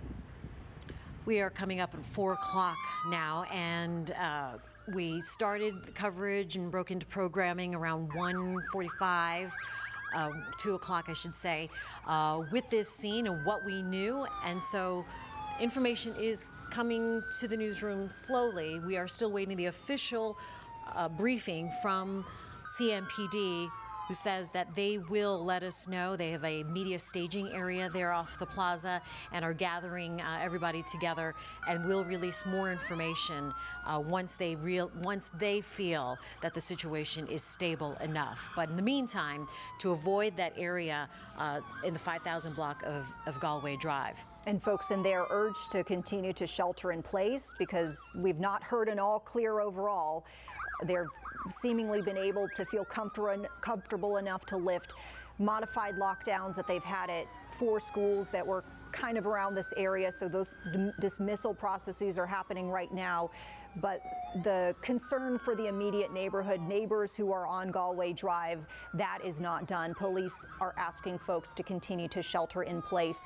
Jane mentioned the fact that we're still trying to get an official update from CMPD itself. And we have crews staked out at those media staging locations where police have asked us to go to get the information when they're able to release it. However, we have just heard once again via NBC News and 2 law enforcement officials who are familiar with the situation that they were able to tell NBC News a U.S. Marshal was shot, is in surgery fighting for his life, and apparently 3 other members of this task force so these might be people from other agencies who are local agencies, but not necessarily a U.S. Marshal, were shot as well during this operation. So to be clear, 4 shot, 1 U.S. Deputy Marshal, 3 other local police officers, whether they were all from CMPD or other local agencies. We're waiting to hear That's correct. more details. And that's kind of piecing together what we've heard not only from this NBC News reporting, but also tweets from CMPD that they have put out prior to this report coming out, saying that they were trying to execute this warrant in the 5,000 block of Galway Drive. They had U.S. Marshals there, but they also had local law enforcement who were all part of this task force. It's usually made up of multiple agencies and folks who can contribute to the task force mission. Are we going to Austin right now? Yeah, let's go back to Austin, who's in front of Novant. Austin, what can you tell us right now? Yeah, so again, we are continuing to get updates throughout this entire situation, bringing you live updates from the scene as things again start to change, and they continue to change. Just about 20 minutes ago, things again looked very, very different. A lot of CMPD officers were out here, including other agencies like state troopers and also the Sheriff's Department. Charlotte Fire was also, they have kind of cleared this area a little bit, but you can still see the presence. You can see that CMPD cars as well as Charlotte Fire line the street that's on Caswell right in front of Novant Health. We've seen a bunch of officers either race in or race out of this hospital. Again, there's things that we do know, things that we do not know. We are still trying to figure out exactly who was brought here, what those conditions are like. Again, we are learning things like you are. We're learning things from those law enforcement agencies, trying to put those pieces together so you are more informed at home and you know what is going on. Again, just to reiterate, a lot of emergency personnel on scene. They have created a perimeter around the hospital, so we are staying on the edge of it, and we are continuing to look and trying to see what we can kind of put together from who is coming in and out. Again, we're right here at Novant Health, where we do know there has been a very large presence of both CMPD officers, different officers from around the state, like state troopers, as well as the Sheriff's Department was also parked outside of the hospital.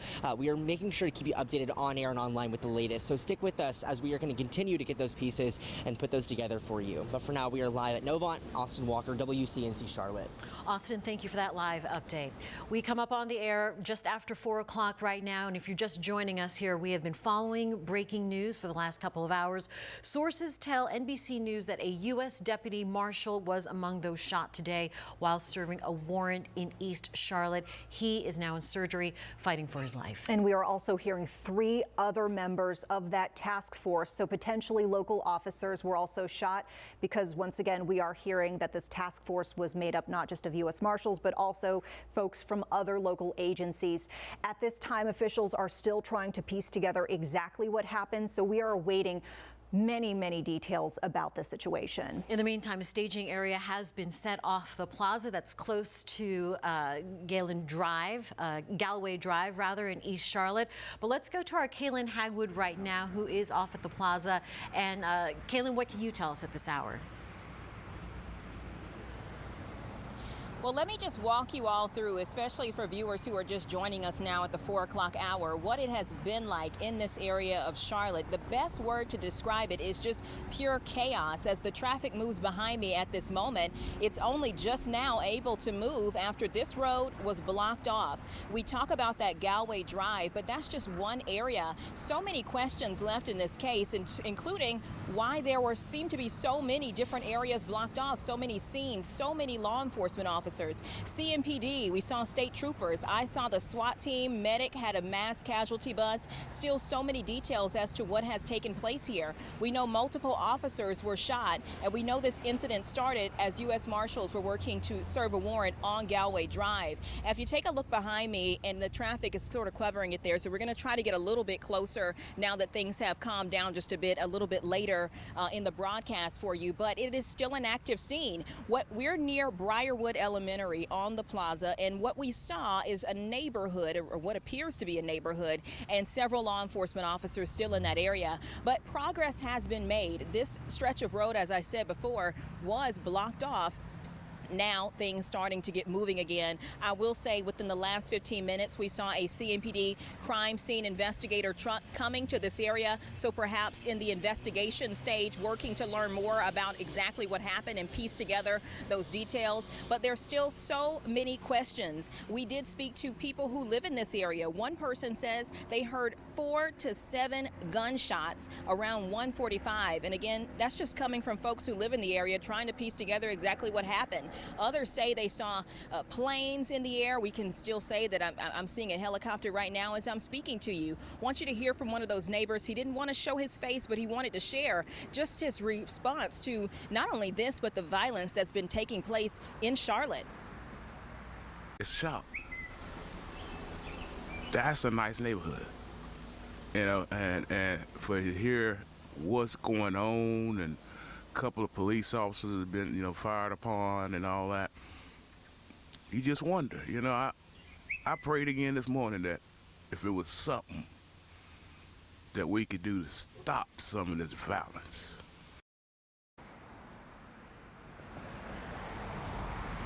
Yeah, so much work obviously being done by law enforcement to try to reduce the violence, and still we have scenes like this, and so efforts still left and work still to do.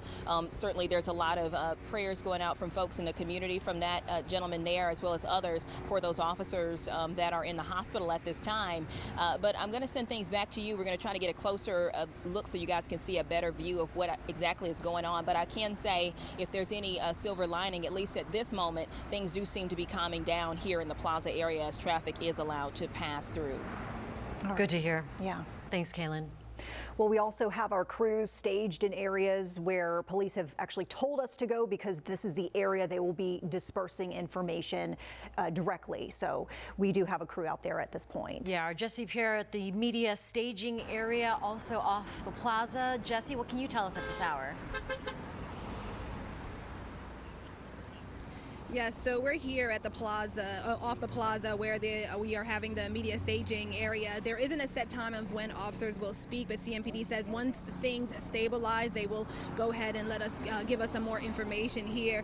Overall, they said that this is still an active shooting investigation, and folks should still stay away from the area. Now, things have been stabilized to the Galway Drive neighborhood, but people in that immediate area are asked to shelter in place for right now. And like you mentioned, this is the media staging area, but this is also where they told us to go out of safety. And again, same thing as far as folks staying away from the area, making sure you're not blocking roadways. There are several roads that are closed right now, and so to make sure that they are clear so that the ambulance can get through, so that officers can get through and they can do their job, they're asking folks to stay home, stay away from the area so that things can stay clear. Now, I've spoken to a couple of folks while I've been in this parking lot. There's one man, he says he was trying to get home, trying to get to pick up his kids and so forth, but unfortunately he wasn't able to get close to his home because, again, there are so many different roads that are closed. Another gentleman, he heard about at least 4 members of law enforcement hurt in a shooting, and so he was just saying, his support and hoping that those officers are okay, and we're still learning more details on that. But overall, we're just staying here at the media staging area, and we are waiting to hear more from CMPD. Folks are still told to stay away from the immediate area, and if you live in that neighborhood, you want to shelter in place. Sending it back to you live, Jesse Pierre. Jesse, thank you for that report. As a matter of fact, CMPD posted just 5 minutes ago. Again, this is still an active scene. Please continue to avoid the area. That is the 5000 block of Galway Drive. And we are also keeping an eye not just on the area where the information is coming from police, the general area where we know that this shooting happened, but we're also keeping an eye on the hospitals. We have seen ambulances leave from that area in a frenzy and are presumably heading to multiple area hospitals. We know that our Julia Kaufman has been set up outside of Atrium Health, and we know that we've seen some patrol cars outside there as well. Right, Julia, any update from your side?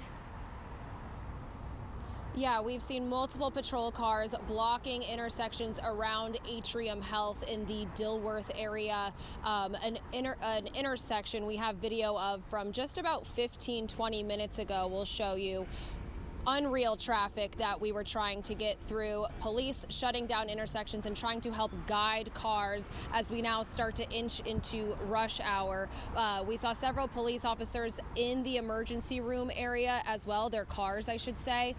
The patrol cars were in the emergency room area. They're blocking around the hospital. We are on South Kings right now, South Kings Drive on the other side of Atrium Health, and things seem to be flowing well for now.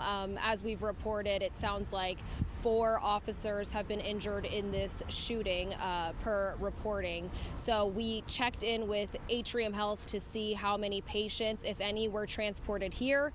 They are referring to Medic for information, and Medic is, of course, referring to CMPD. So still waiting for more details, but we did see a ton of backups around Atrium Health in Dilworth, but where we are on South Kings Drive seems to be moving okay, at least for now, guys.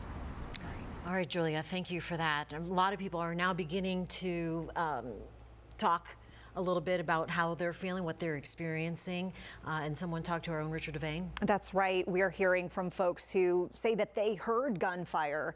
And so our Richard Devane has spoken with a woman who was in the area, and we wanted to share her account with you right now.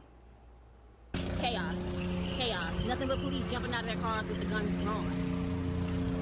And nobody has answers. Like, we're asking when our kids are going to be let go, where are they going to be let go from school.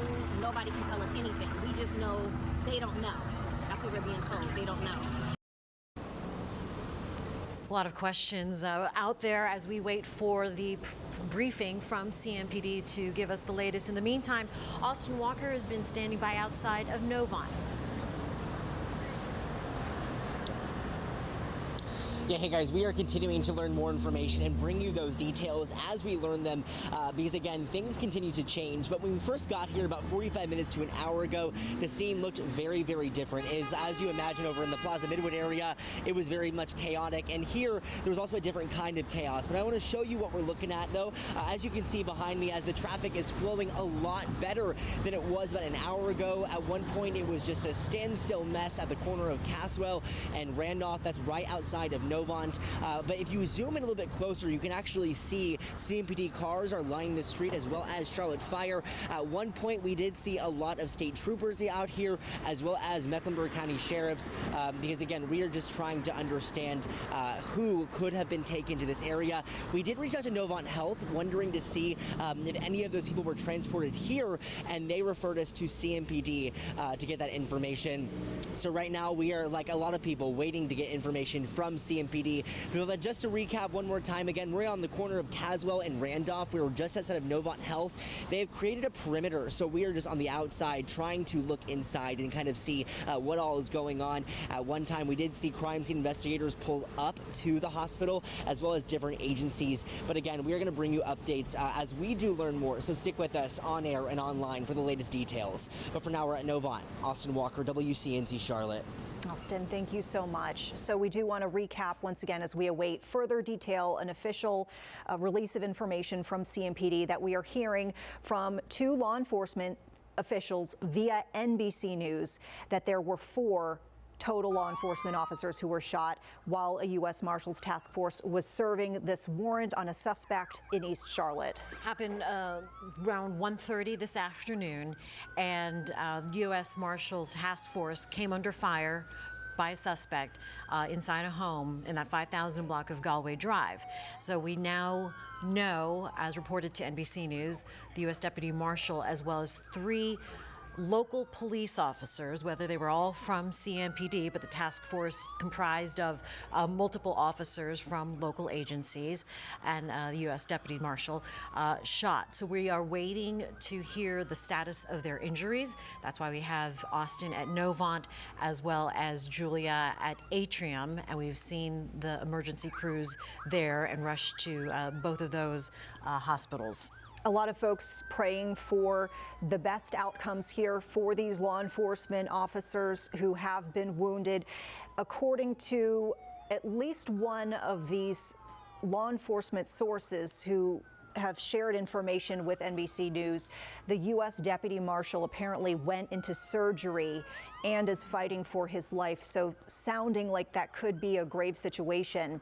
Once again, this information not from CMPD. We are still waiting a full update from Charlotte-Mecklenburg Police, and we are told that we will get a heads up before that briefing will take place, but yet to hear any concrete time for that briefing. In the meantime, traffic has been affected. We had a number of closures, including the interstates, which are miles away from the actual scene, but they just wanted to effectively bring in first responders as quickly as they could. So 77 was shut down for quite some time, KJ, but that has since reopened. We have other streets that are beginning to see a little bit of movement now, but it is still quite tough out there.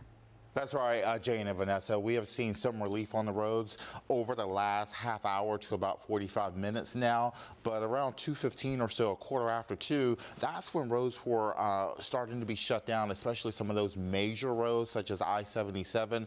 A large swath of I-77 was shut down, but that has since reopened. Right now, we still have that ongoing emergency situation out there. But seeing from the scene out there, some of our traffic cameras as well as those reports coming in from Austin, Jesse, Kaylin, we're certainly seeing traffic is moving here and there, but still a little frantic. But as you get or have to travel near the hospital system, say Novant as well as Atrium, you may want to avoid those areas or be prepared to be redirected if we do have some lane closures, some road closures, some roads still may be blocked by some of the hospital systems. Meanwhile, we're seeing some road closures. This perhaps may be updated at this point, but Eastway Drive at the plaza, some of these roads have since reopened, but we still have that touch and go, slow traffic. Traffic is moving slowly through some of these areas, especially over in East Charlotte and South Charlotte right now, due to this ongoing situation. But let me show you the maps and you'll get a clear picture of what's happening in terms of delays out there. So we are seeing some green, but notice embedded within some of the green, notice 74 right here. This is going to fall under that orange and red, so slow, a little touch and go here and there, as well as some of the other roads like Randolph, Park Road, headed towards 77. Some of these neighborhood streets are certainly seeing some delays. Traffic is being rerouted. Of course, we're coming up now on about 5 p.m., so about a quarter after 4.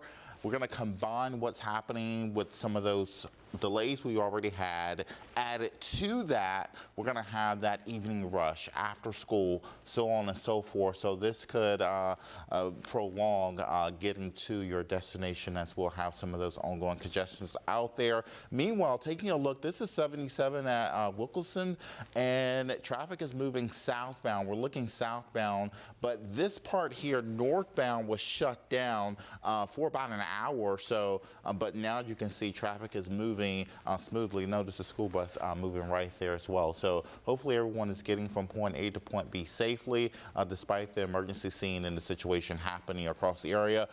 It is having that ripple effect on traffic, but we are seeing some breaks here and there. It doesn't mean you have to stay shut indoors, but just know that if you are going to get out, be prepared for delays, be prepared to be rerouted and redirected just because some roads may still be closed. Guys. KJ, thank you so much. We want to get straight to some images that are coming to us from a neighbor, Jane. Yeah, you can see there in the middle of the screen, it's from a ring across the street from a neighbor. They've given us permission to use these images, but in that green box, it is a person with a gun. So this is from the perspective of a neighbor with a Ring doorbell, and they always capture those images. So there's just one of the still pictures that we've seen. We're waiting to get the video, but that is what the scene looked like from a neighbor's house. So very scary, and they reported that they can hear gunshots. We've heard that people have heard streets away from this 5,000 block of Galway that they could hear gunshots. That's right. And the helicopters and the sirens and scared to come out of their house. That's right. And we do want to remind folks that if you are in the area, you are urged to continue to stay in your homes because police say this is still an active scene and they are concerned for safety for folks in this area. As we mentioned, of course, we're still waiting to get the video itself. And so as we get more insights from that video, we will continue to bring that to you. So we will go ahead and move on to another one of our crews on the ground there. Our Colin Mayfield has gone out to the operations center. Hi, Colin. What were you able to gather in the last hour or so? Hey, Vanessa and Jane. Yeah, not much on my end. We did notice that there are a lot of people on their porches, on the sidewalks, headed out from the plaza. The plaza behind us even itself is still pretty backed up, so please stay away from this area. We're still seeing Snoopy above us, CMPD's helicopter circling this area multiple times. So this is continuing to be an active scene. As you said, 4 officers hurt in this investigation, one of those being a U.S. Deputy Marshal who is in surgery at this time. We did pass Briarwood Elementary School, and I got to say, the line of parents try to get in to get to their students. It was very long, and it still seems to be that way on the plaza at this moment. So as we continue to be out here, we'll continue to tell you that please stay out if you can. CMPD will hopefully update us in the next hour or so with some updated information, but this scene continues to be active, and I'm not sure we're going to be going anywhere for quite some time. Vanessa and Jane. All right, thank you, Colin, for that update. Traffic is moving behind Colin a little bit there along the plaza. It was loosening up in some areas. He mentioned Briarwood Elementary. That was one of 4 schools, according to CMS, that was under a modified lockdown. CMS did receive the all clear as far as lockdowns go, but the 4 schools that were mentioned include Briarwood Academy, Devonshire Elementary School, Cochrane Collegiate, and Lawrence Orr Elementary School. But since those lockdowns have been lifted, as you can imagine, concerned parents trying to get their kids, and traffic part of the mix here, it's going to be a little bit more challenging than on a normal school day to collect your kids and go home. So true. And just to recap here, we are now approaching the bottom of the hour in the 4 o'clock hour, as we've been following this reported shooting at a home in the 5500 block of Galway Drive, that is in East Charlotte, not too far from the plaza. We are hearing that this transpired around the 1 o'clock hour, involving U.S. Marshals Task Force, which was trying to execute a warrant at a home in this neighborhood, and unfortunately resulted in gunfire. A suspect, police officers say, fired upon them and injured, what we're hearing at this point, 4 law enforcement officers. So really, we are coming up almost on 3 hours since we started gathering the information, little information that we could from this active scene. Right now, let's go to our Jesse Pierre, who is at that media staging area off the plaza. Jesse, what can you tell us?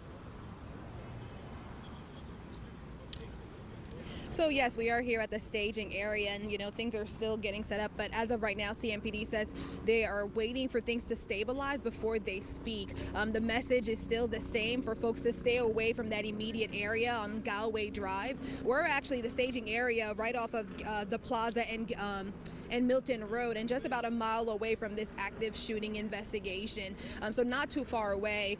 Police just overall saying that folks should avoid the area, even though the active shooting investigation is contained to that neighborhood. If you do live in that immediate area, you should stay home. Now again, there are still some closures that folks need to be concerned about. So I actually spoke to a couple of people who were parked in this lot and just kind of waiting or weren't able to get home. I spoke to one father. He was waiting for a lockdown to be lifted from his child's school before he can go and get his child. So this is kind of an area where folks have kind of been hanging until they can get to their home because of the closures and because of just the activity going on. So again, the message from CMPD right now is just to stay away from the area. Again, also to keep the roadways clear. We have police officers who are working and trying to get their job done, and then ambulances making sure that they have clear paths to get where they need to go. And when it comes to using public transportation, this is a busy road, but you could be facing some delays. So if you're waiting a while for the bus and so forth, it is because of all of this going on. We have learned that at least 4 members of law enforcement were shot and taken to the hospital. A few people that I've spoken to in this lot, this media staging area, just sending their support, hoping those officers are okay as well. But we're just kind of waiting to get more details from CMPD. They said that they will give us a heads up, hopefully a good 30 minutes or so forth before they are ready to speak. But as of right now, they just are reminding folks that this is an active shooting investigation, and folks to stay safe, to stay away, and they'll give us the details as it comes about. Sending it back live to you, Jesse Pierre. All right, thank you so much, Jesse. We are also now getting some live images from closer to the scene itself. This is the 55,000 block of Galway Drive. Our crew is set up there, and as you can see from this live picture now, how busy this scene is with crews there, CMPD. We have the flashing lights from medic, an officer walking up the street right now, and we are told the main scene is just up this road from our photojournalist who is on scene there, Will. Thanks for that live shot right now as they are trying to talk to neighbors, but at the same time, be safe about it. And that's why CMPD is urging people to avoid this area and set up the media staging area a good distance from this main street. Yeah, and as you can imagine, with a scene that is still kind of in flux, I mean, remember, the neighbors here are still being told to shelter in place. There is only so close our crews can get, but we are going to try to be as safe as possible and get you the best images, the closest images, so you can see what is going on. But as Jane alluded to here, so many patrol cars out there. It looks like we still have ambulances on scene, and we are seeing quite a large presence. I can't remember the last time we've seen such a presence like this covering a scene, but once again, a very concerning situation that we're hearing involving, as we mentioned, 4 law enforcement officers potentially have been shot. This is according to 2 officials who have told this to NBC News.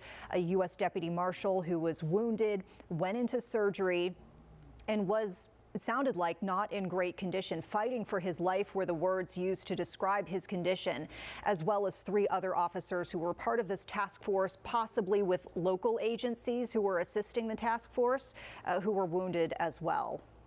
CMPD just seems to be putting it out there constantly that this is still an active scene. They want to emphasize for people to avoid this area, but it is isolated now to this area, whereas an hour or so ago it was had a rippling effect. You know, the plaza is very close to here, as well as a lot of other surface streets and businesses surrounding this East Charlotte neighborhood. So it is to this area, but people there told to shelter in place, as well as avoid the area if you can. And a lot of people are curious and they want to get through, but they kept media away as well because this is still quite dangerous potentially. And now you mentioned the proximity to the plaza. That is where we find our Kaylin Hagwood, who's been able to report on some of what she has been seeing, at least from her perspective, this area of the plaza.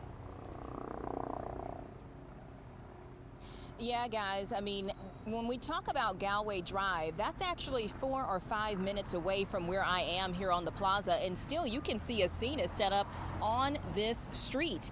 This is actually really a mild version of what we have been seeing all day. Traffic was not really able to pass through this area of the plaza in so many different areas of town. We talked about how I-77, or a part of it, had been shut down for a period, as well as other roads near this area, and it raises so many questions as to what exactly happened in this case. Normally when we have a scene or, you know, a SWAT situation, as we did see SWAT who was out here earlier today, it is isolated to one area, and so we know that Galway Drive is where this all got started, related to a warrant, and U.S. Marshals working to issue a warrant whenever that shooting took place. But still so many questions as to why there are so many, and I don't even want to call them mini scenes, because this is obviously a large police presence in other places.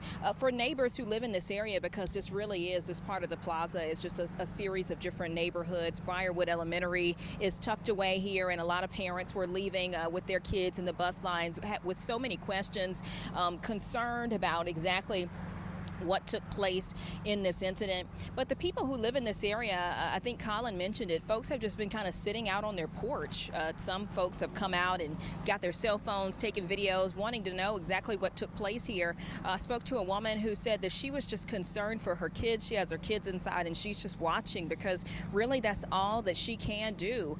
So many folks, I mean, watching us, watching from their vantage point of where they can see. I mean, imagine how it would feel for a family to be told, hey, you need to shelter in place, and not really having those answers. So of course we're hoping to get more clarity on exactly what took place. I spoke to another neighbor who said he heard 4 to 7 shots around 1:45. Still waiting to get more details from CMPD on exactly when this all unfolded and exactly what happened. But I can tell you, about an hour ago, we were just a short distance further along on the plaza, and we actually saw what I believe, or what smelt to me like some kind of gun smoke or powder, something like that. It made a huge haze in the air, and it really, I mean, I was choked up as I was walking away. We tried to get to a safer location. Helicopters up above. There's still at least one copter above the location where we are right now, and so there's so many questions into exactly what took place in this incident. And as we talk about these emergency crews, they'll have a long investigation up ahead, because while there are law enforcement officers now in the hospital fighting for their life, there's still a long investigation piecing together exactly what took place here, and that work, I'm sure, will go well into the night, guys. Kaylin, thank you for that perspective there of the plaza. Like you said, 4 or 5 minutes away from the scene there on Galway Drive, but that's just the effect that it's had here in the East Charlotte, if not pretty much the whole Charlotte metro. That's right. And as we approach the bottom of the hour here, we want to take you back out live here to the area near the scene. So this is near Galway Drive, and we do see a very heavy law enforcement presence out there, as well as we can see emergency responders like Medic, who has an ambulance staged out at this scene. And we are just waiting for more information directly from CMPD, but they have promised to give that information when, in their words, the situation stabilizes enough. Meantime, though, we are hearing some concerning updates from NBC News, who has heard from 2 officials who've been able to provide some information. Saying that U.S. Deputy Marshal is fighting for their life in surgery right now, as well as 3 other officers, local police. That officer told NBC News. Local police could be CMPD, could be other law enforcement from our local agencies here in and around the Queen City. But we do know now 4 officers have been shot, and the degree of their injuries is what we're working and waiting to hear more from. And just a reminder, of course, we're mentioning this U.S. Deputy Marshal who was there on scene. We are told by CMPD that this all sparked from a U.S. Marshals Task Force operation that was being executed there on Galway Drive at a home. And this was a task force involving not only U.S. Marshals, but also local law enforcement. And apparently during the execution of this warrant, they say the suspect fired upon them, and that is how we arrived at the situation where we are at this time. Of course, still waiting for more details. And our Colin Mayfield is at the media staging area, also waiting to hear more information. Hi, Colin. What can you add to the what we know now? Yeah, no new details to share. We're still at the media staging area in a Family Dollar parking lot along the plaza. Behind me, you can see Cats, the bus, right on time. Hopefully you can hear me. I'm going to continue my report, but the CMPD helicopter does continue to circle. It does seem like it's an active scene. I was saying, I'll wait here for the bus to pass. I was saying about 10, 15, 20 minutes ago that when we came through the plaza and turned on this side of the plaza now, the scene directly behind us, a couple of maybe a mile away or so, there were a lot of people on the plaza still. Briarwood Academy seemed to be opening up. Obviously CMS released those kids and lifted those lockdowns, but parents were still trying to turn right or left onto the plaza, which was still jamming things up here. Now, as we see it, a lot of people have been coming to this car wash or this Citgo. I think people are still trying to figure out what's going on. Kaylin alluded to a lot of folks just kind of scurrying around their property or maybe just kind of staying out on their porches. That's still happening, and I think folks are just trying to understand, what's going on. You alluded to it, Vanessa, the police presence. We haven't seen something like this. I haven't seen it in my career as well, especially here in Charlotte. So this is a serious situation, especially as you've said multiple times. NBC News reports now that potentially 4 officers were shot and injured. So we'll continue to keep it locked here on the plaza and wait for any new information from CMPD. Thank you so much. And we'll remind folks that Colin is actually at the spot. We've dispatched him there intentionally at that location because that is where CMPD presumably will give us the big update when it comes. They've promised to give us a heads up, and of course we'll bring that to you when it happens. Still looking at a live picture right now from our crew on scene close to the main part of the scene, Galway Drive, 5500 block of Galway, where all of this unfolded in the 1 o'clock hour. Large presence there. We can see the front end of the fire truck, as well as Medic with their flashing lights, and then several CMPD units blocking off that street. So they continue to put out there the message that they want people to avoid this area, even though the threat has been isolated now to just the 5500 block of Galway Drive. And so we're seeing with our very eyes, of course, the road closure there on Galway, but our KJ Jacobs has been following other reported closures or areas where you're seeing it will be a trouble spot for folks as we do get closer and closer to the heart of rush hour. So KJ, what are you able to share with us?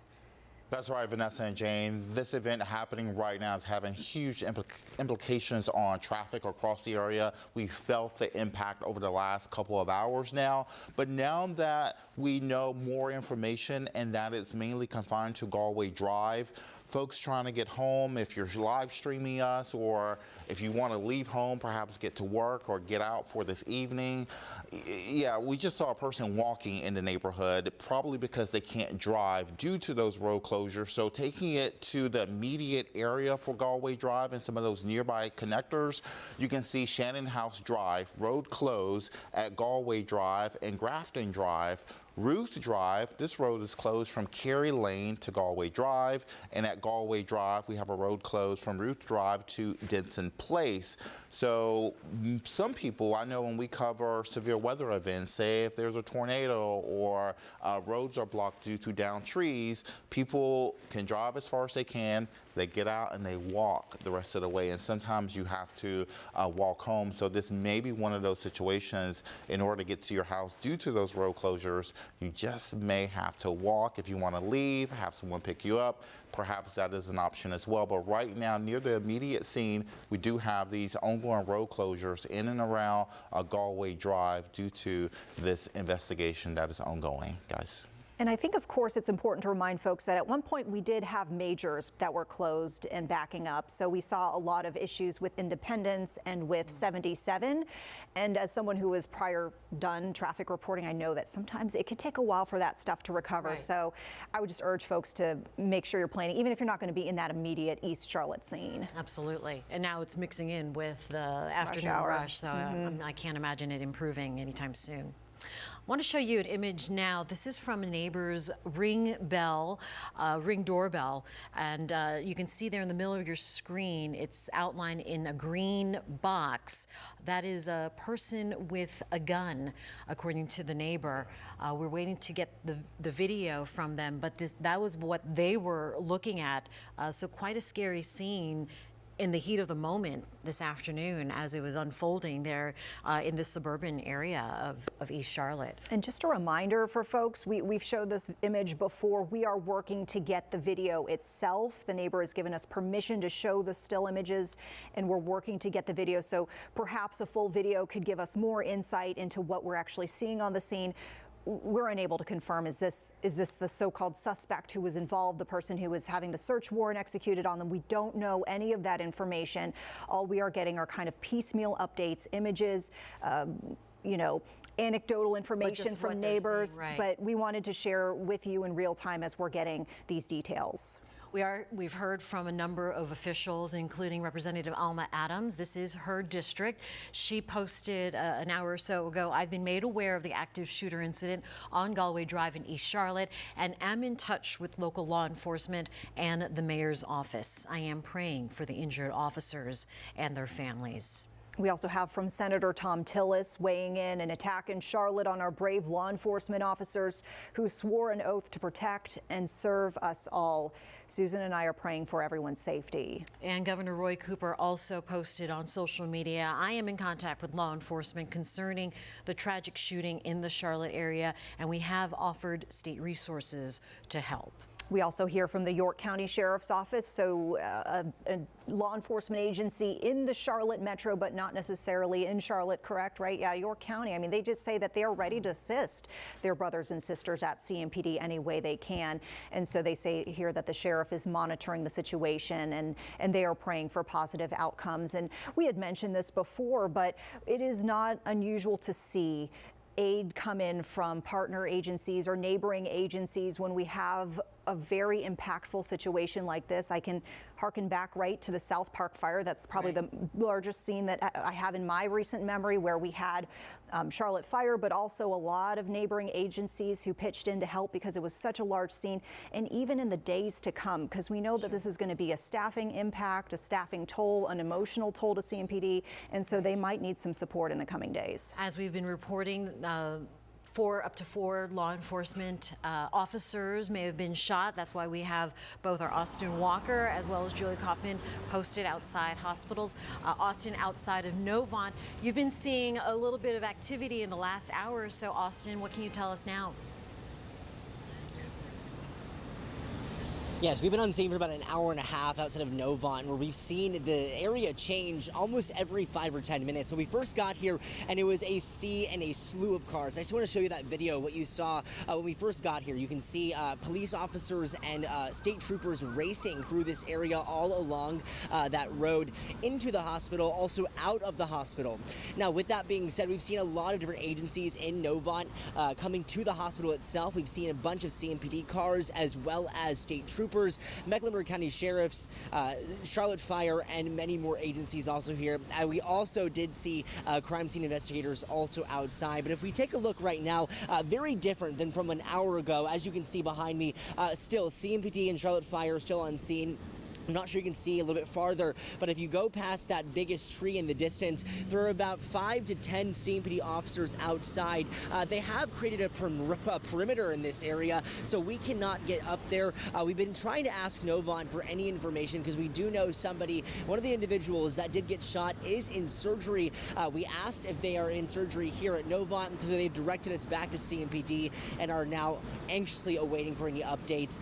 Like Jesse Pierre has said, they are still trying to get the information in order, and they're trying to make sure everything is cooled down so they can give all of the information at one time, so it is extremely organized. But again, we're outside of Novant Health, where we did see a very big scene, a very big presence. That was about 45 minutes to an hour ago. Since then, it has died down. This area at the Caswell intersection and Randolph was a parking lot at some point. A lot of cars jam-packed and slammed together in this area. Not much movement, but again, now, as you can see behind me, it is moving rather smooth. But as we hit that 5 o'clock hour, as those are trying to get home from work, that could be a different scenario. So stick with us right here at WCNC.com and on air at WCNC for the latest, so you can plan out your day and we can keep you informed along the way. But for now, we are live from Novant. Austin Walker, WCNC Charlotte. Thanks a lot, Austin. We have seen, he has seen a lot of troopers go to that scene, as well as other emergency responders. This video from earlier today, when things really were getting heated and people, first responders were going to that scene there at first in Galway Drive. And we'll remind folks, right, we've been watching this scene now, the situation unfold for probably about an hour at this point. And over that period of time, we have seen so many developments, so many different impacts from this one scene in East Charlotte, the ripple effect. So right, as we watch this medic ambulance ushering what we presume might be one of the officers who was wounded off to the hospital, we saw road closures. We saw major roadways closed down, big backups as they tried to close off these roadways and make way for these emergency vehicles to get as promptly as possible to the hospitals, where once again we have our crews stationed. We have folks over at Atrium Health. We have folks over at Novant Health. Both crews reported seeing patrol cars there and different law enforcement response in those areas. So we continue to monitor from those scenes, and as we approach here the quarter hour, 4:45, we will just remind folks that once again we are keeping an eye on this scene involving what we're hearing could be 4 law enforcement officers shot. We heard from Austin outside of Novant Hospital. Julia Kaufman's been monitoring things outside of Atrium in the Dilworth area. Let's check in with Julia right now. Jul? Hey guys, yeah, we were here about an hour ago when traffic was really backed up around Atrium Health. Intersections were shut down by police, leading to the emergency room. Driving by the emergency room, we did see officers, patrol cars there as well, but now things are moving much better. Of course, we have the typical rush hour traffic in the Dilworth area around Atrium Health, but right now it seems the intersections are back open. This is what it looked like about an hour ago when we were trying to inch by to get to the media staging area of Atrium Health. As you can see, cars were backed up, police had intersections shut down, and that was so that emergency vehicles could get to the hospital as as quickly as possible. As we know, numerous officers were shot at the scene, so they wanted to make sure things were clear so they could get the help and the medical treatment they needed as quickly as possible. We did ask Atrium Health if any patients were transported here from Galway, and if so, how many. They could not confirm. They can't share any information with us, really. We've asked several different questions, but they referred all questions to Medic, and Medic is referring us to CMPD. So as Austin said, we're all anxiously awaiting an update from police, but as we know, they have their hands full, and it seems like many inside the hospital may have their hands full as well. So we'll keep an eye on things and let you know if we have any updates soon. Thank you. Thank you so much, Julia. And we just heard from CMPD posting again on social media. This is just their continuing message that this is still an active scene. It's on your screen right now. You can read it. Please continue to avoid the area, referring to the 5500 block of Galway Drive in East Charlotte. All confirmed information will be released by CMPD Public Affairs as it becomes available. Just posted at 4:44. Now we are 4:45. So following this now for about 3 hours. That is correct. 3 hours, still waiting for a whole lot of information. We are getting piecemeal information not only from CMPD, but also various law enforcement officials who have been confirming things to NBC News, our crews on the ground who are confirming visual information that they are seeing, that they are able to confirm to us and relay back to us as we take you live out to Galway Drive. A quick recap of what we know so far. Around the 1 o'clock hour, U.S. Marshals were out with their task force at a home in this area when they say a suspect fired upon them, injuring multiple officers. And Jane, we've heard once again some of the piecemeal information trickling in since then.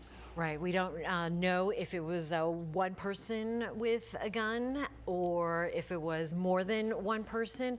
But again, this happening in the 1 o'clock hour, and that this has been a dangerous situation. So CMPD telling people to stay away from this street, although they have just now isolated the threat to this one neighborhood street on Galway Drive. Yeah, folks, they are being urged to continue to shelter in place if you are a neighbor in this area.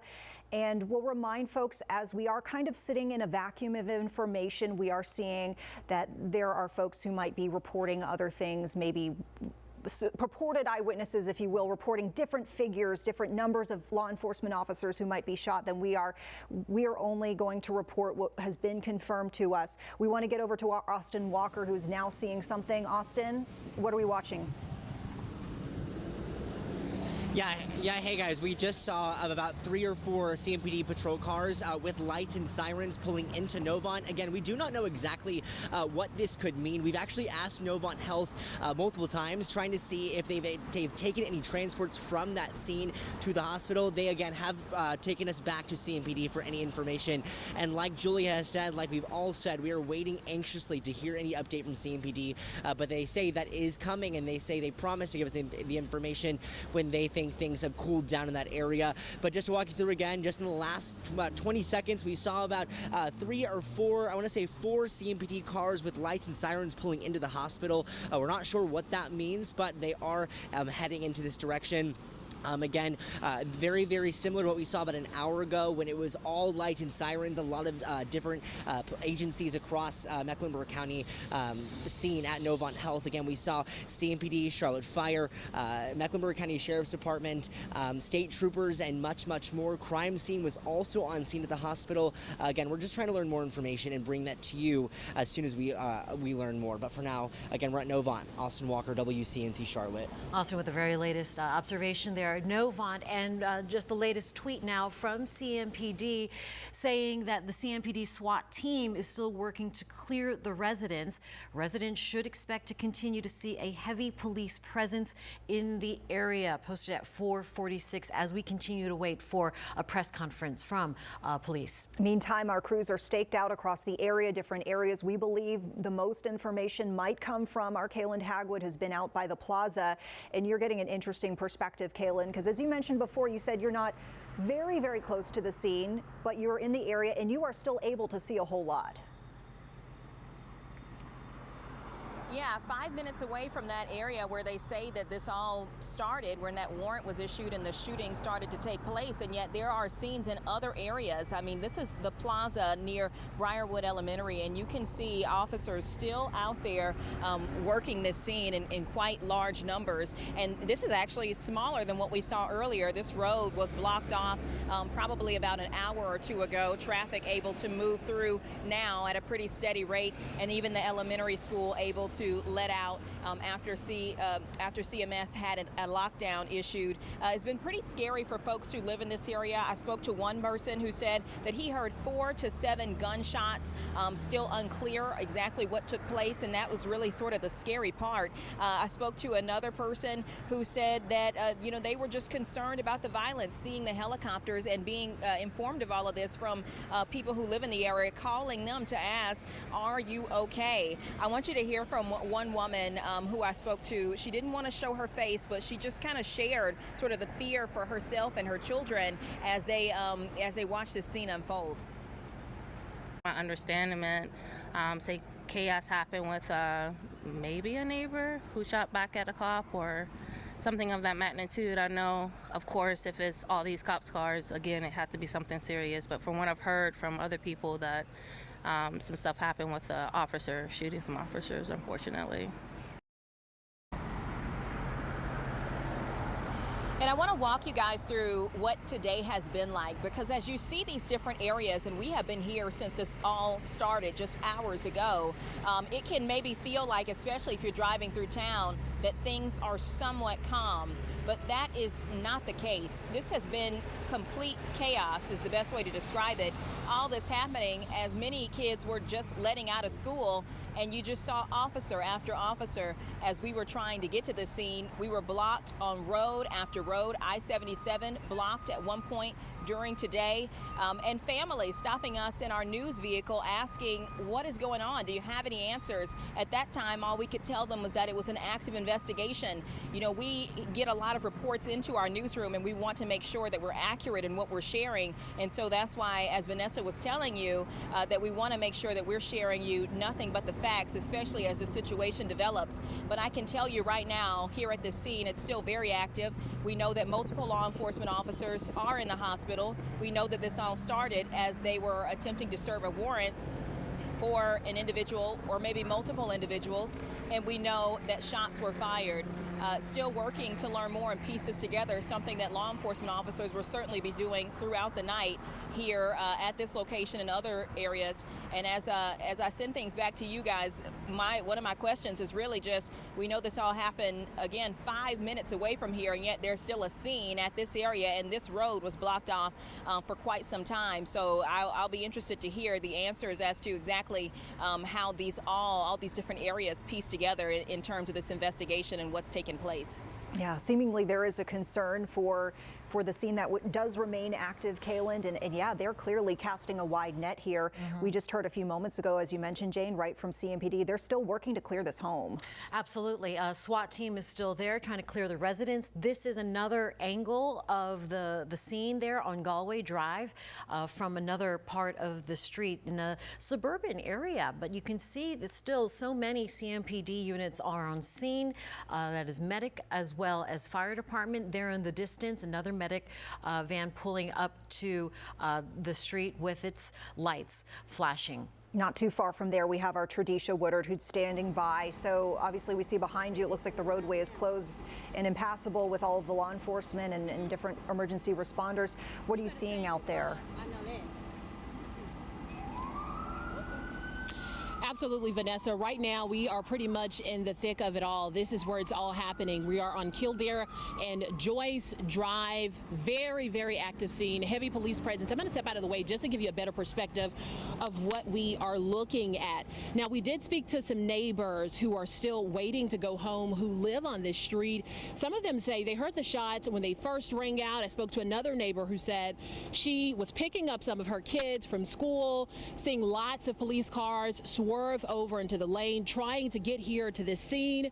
Some folks say they heard gunshots in this neighborhood, and it's pretty common, but they say they've never seen a scene quite like this before. We still have folks parked over in churches, parking lots, and hanging out on the outer skirts of this area until all of this calms down. They say this is a pretty scary scene, especially for it to happen so close to home. Now, as of right now, we haven't gotten a lot of details about when this road will reopen, but of course, as we continue to learn more, we'll be sure to keep you updated.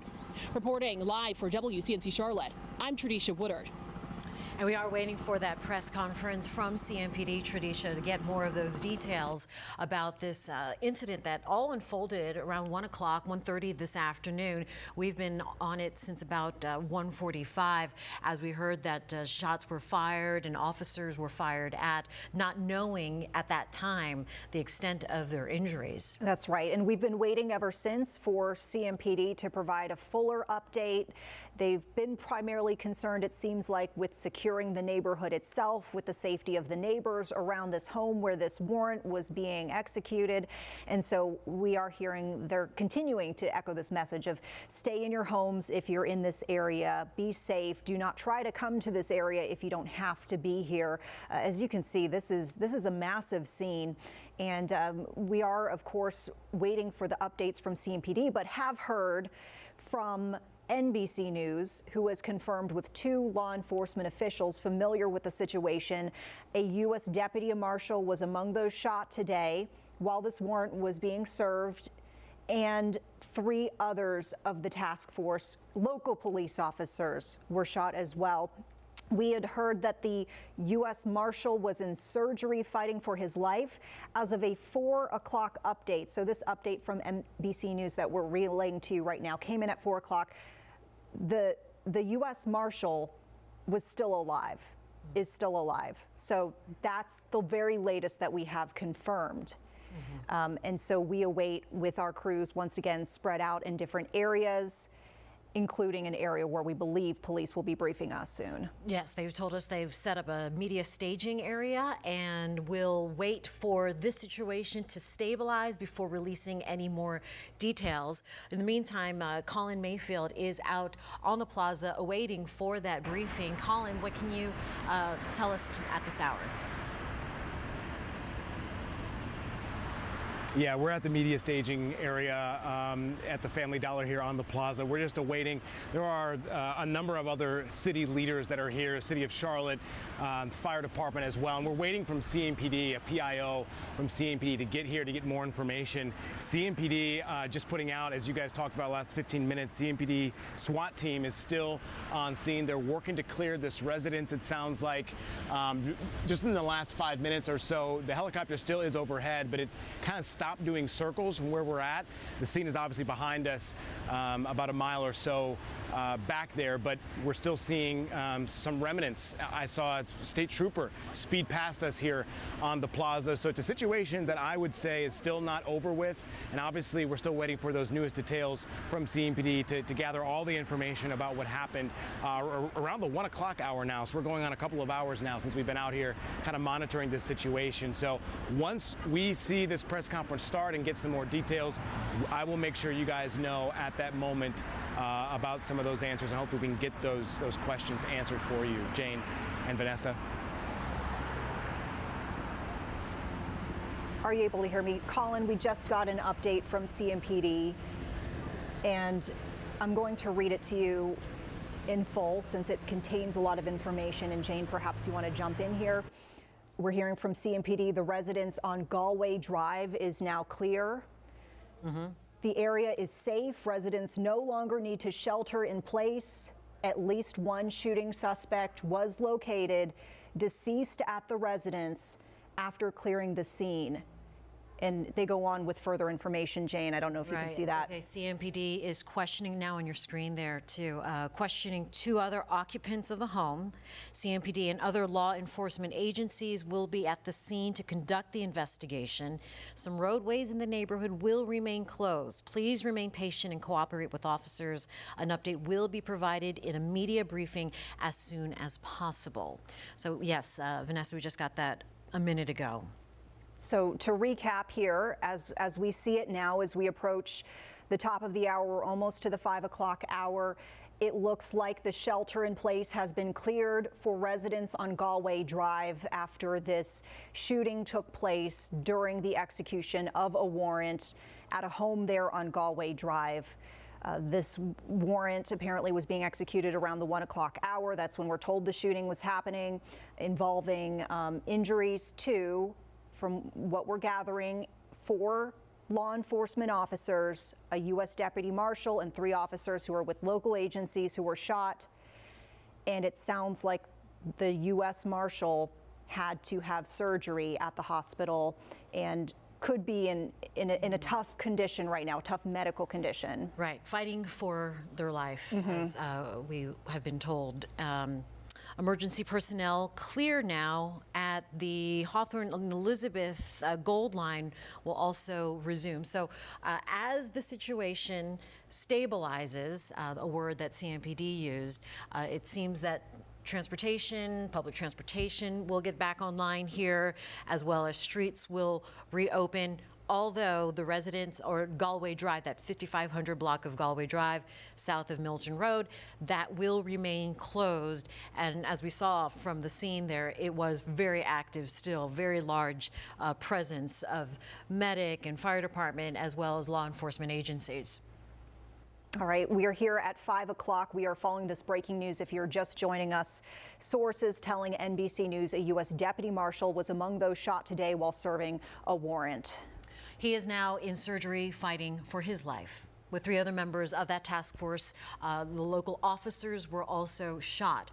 Now, at this time, officials still trying to piece together exactly what happened. So we want to take you through a timeline, if you will, of what we know so far as things have been confirmed, and we've witnessed things with our own eyes. But 1:45, you could see that is when CMPD issues this severe alert. So this is when we start to realize that there's something very serious happening. You see around 2:08, we're hearing of multiple victims being transported, and then at 3:12 is when we hear impacts to local schools. So we had 4 schools that went under a modified lockdown, Jane. Well, that's right. Finally lifted at 3:41, so just before 4 o'clock, with parents trying to get their kids, and then CMPD just clearing the residents here in the last few minutes on that 5500 block, saying that the suspect has now been deceased.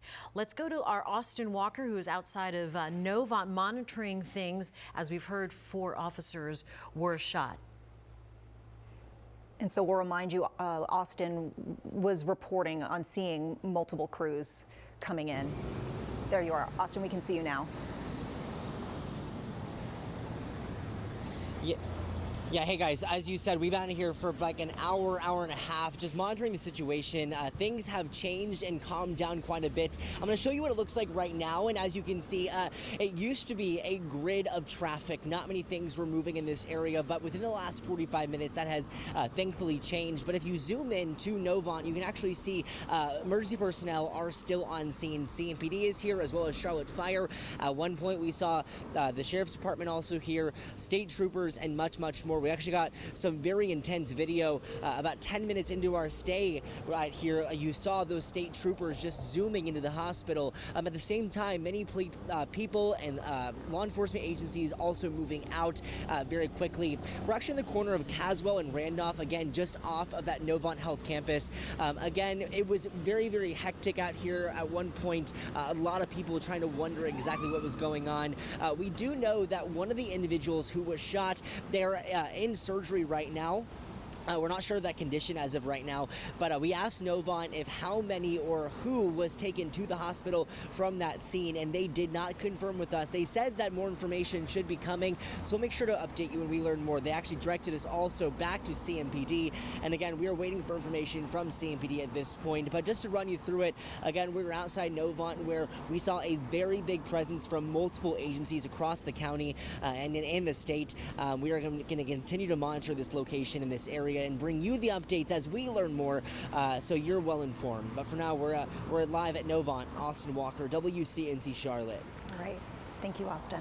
And CMPD again tweeting just in the last few minutes the latest what's happening in that East Charlotte neighborhood, saying that the residence on Galway Drive is now clear and the area is safe. Residents no longer needing to shelter in place.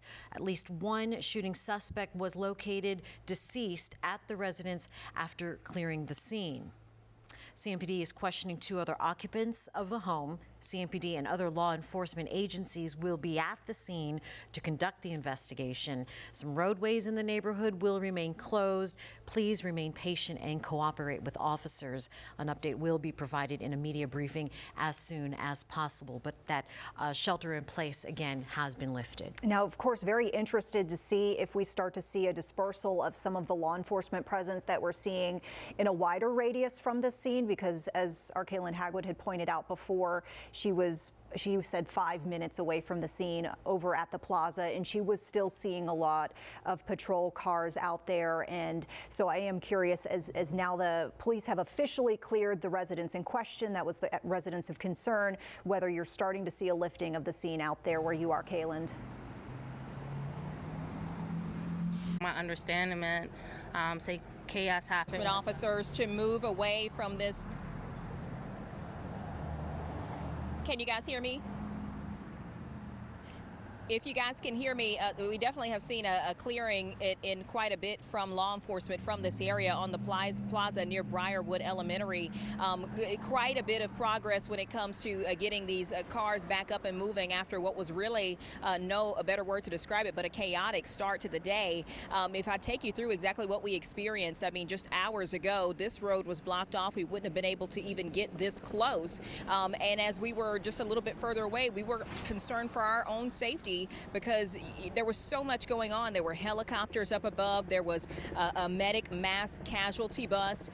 There were state troopers who were here. Mecklenburg County Sheriff's Office was here, and as well as multiple CMPD officers and just law enforcement flying through the street as safely as what they could to get to the scene after we learned that multiple law enforcement officers had been shot while the U.S. Marshals were working to serve a warrant.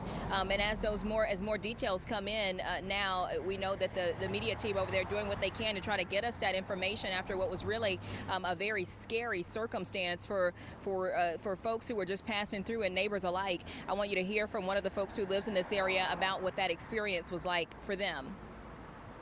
My understanding, say chaos happened with maybe a neighbor who shot back at a cop or something of that magnitude. I know, of course, if it's all these cops' cars, again, it had to be something serious. But from what I've heard from other people, that some stuff happened with the officer shooting some officers, unfortunately.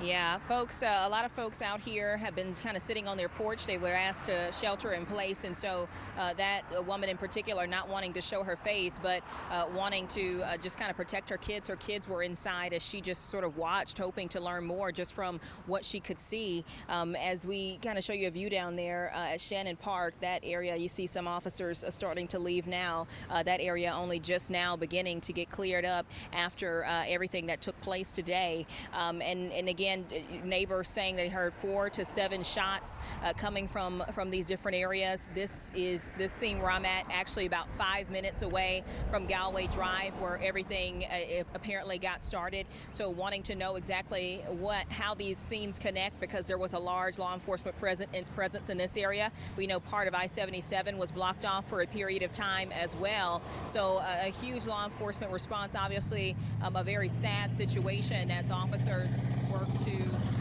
I'll let that pass.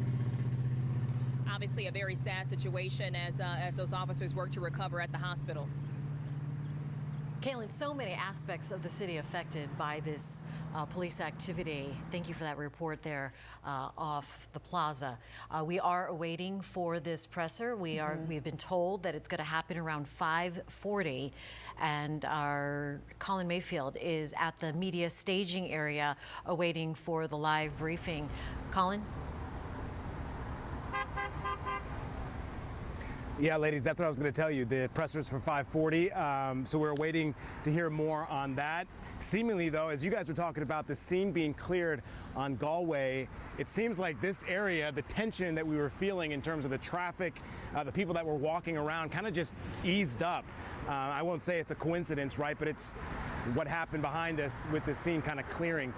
Traffic seems to be slowly freeing. People aren't kind of standing by and watching things. We're not necessarily on the other side of Plaza where the scene is, where I believe Kayland is closest to. So we're not able to see if people are still out milling about in their neighborhood or maybe into their yard. But I would assume from what we're seeing here, like I said, the tension is gone. People are starting to come out a little bit more, and I think more people have come out into our parking lot as well because they've seen more news crews here. So we expect to learn more information at 5:40. I'm sure we'll take that live. We'll be here to cover that and then have some interesting talk to see what happened and why this has been so hush-hush for so many hours from CMPD. Hopefully we'll have those answers for you in the next couple of minutes. Jane, Vanessa? Yeah, indeed, we will be taking that live. We know that folks want to get that information. Colin, thank you, by the way, as quickly as possible. We know that it can be frustrating, right? A lot of us are very concerned about these officers, and folks also want to know about the roadway impacts and when is my neighborhood going to go off of lockdown. But I know that police say that they had been trying to get this situation stabilized before releasing some of that information, which is why we've been giving them that grace and that patience to gather the information. Erring on the side of caution as well and keeping people safe. If they don't have to be out, they didn't want to, but we saw there in Colin's live shot, a couple of people walking across the street. So we here as viewers just kind of gain a sense of, okay, I think people are feeling a little bit more comfortable and curious about what's happening in their neighborhood. We've had a lot of traffic today. A lot of these closures, Kaylin mentioned it, 77 shut down for a while because of this situation there in East Charlotte. And it is still very slow out there now as we come up on the rush hour. Yeah, and KJ, I mean, these closures, we'll remind folks, we're hearing on the majors to make way for the ambulances to bring these officers to the hospital. That's exactly right, Vanessa and Jane, making way for the emergency vehicles to get to the hospitals, and then we had some of those areas blocked off as well, some of those neighborhood roads in and around Novant and Atrium in the south and east side of Charlotte. But taking a look now at the maps, you can see we still have some delays out there because this event is also going to coincide with our evening rush hour. So we're now in that 5 o'clock hour, 10 minutes after 5, and we're seeing a little bit more green here, but notice still touch and go here and there across the area. So I want to zoom in just a little bit here, and you can see coming in from 74 is still a bit of a headache at this hour. On any given day, it's a headache. So add this to the situation here. So you can see Central right there. We have 74, the on-ramps, and coming and going on 277. It is going to be a slow go, as you can see it here. Notice touch and go highlighted in red and orange. 277 also seeing some delays. So getting on and off 277 will be a bit of a slow go at this time. And some of those roads near the hospitals are also a little touch and go. So we are seeing some of those backups, some congestion, but other areas we're getting a little bit of relief. We still have some of those roads closed off near the scene. Shannon House Drive, near Galway Drive. This is near the immediate scene of this shooting, and this is some of those areas and neighborhood streets that are still blocked off. So if you need to get there or leave your home, chances are you will not be able to leave by car at this time.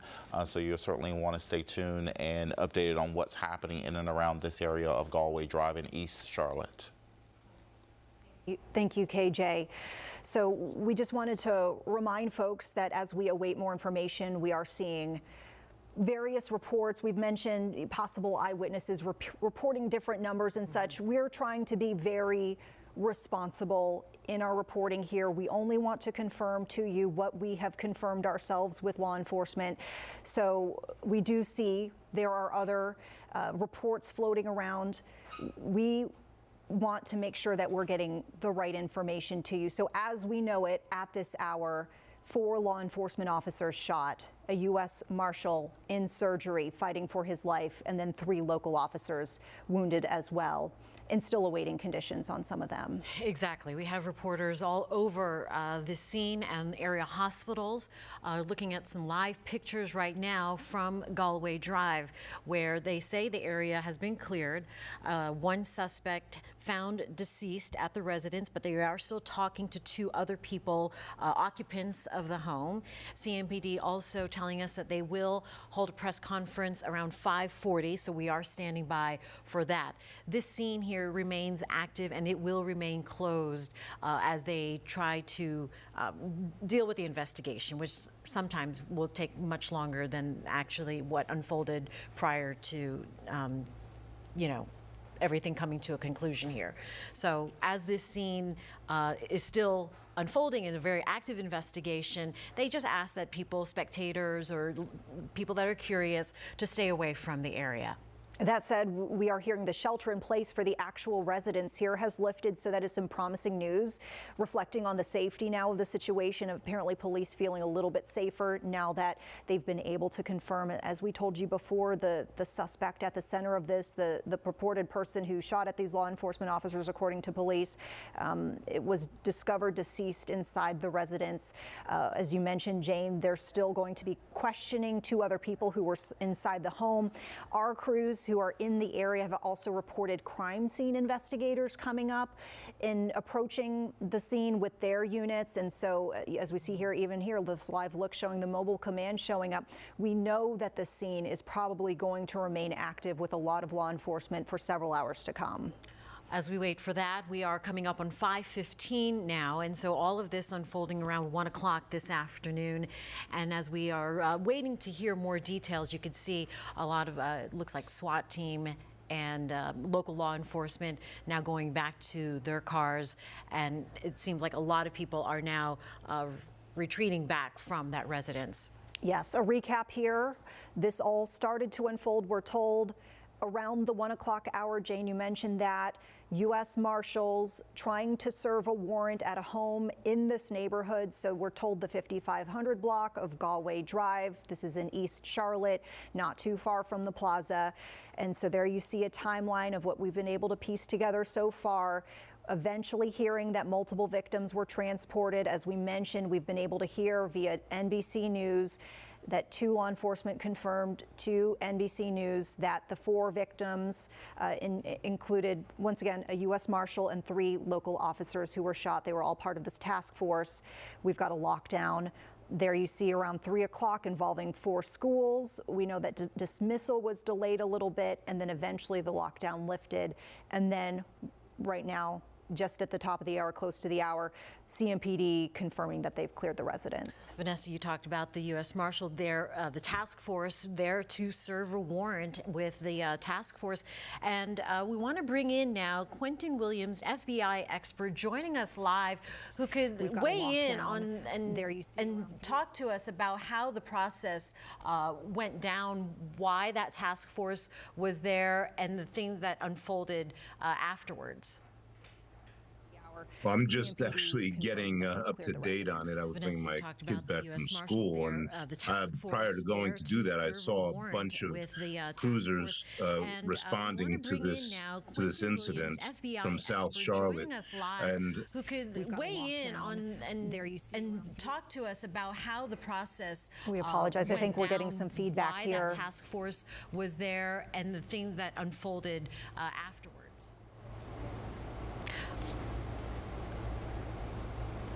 We'll go back to Quentin when we figure out his technical difficulties.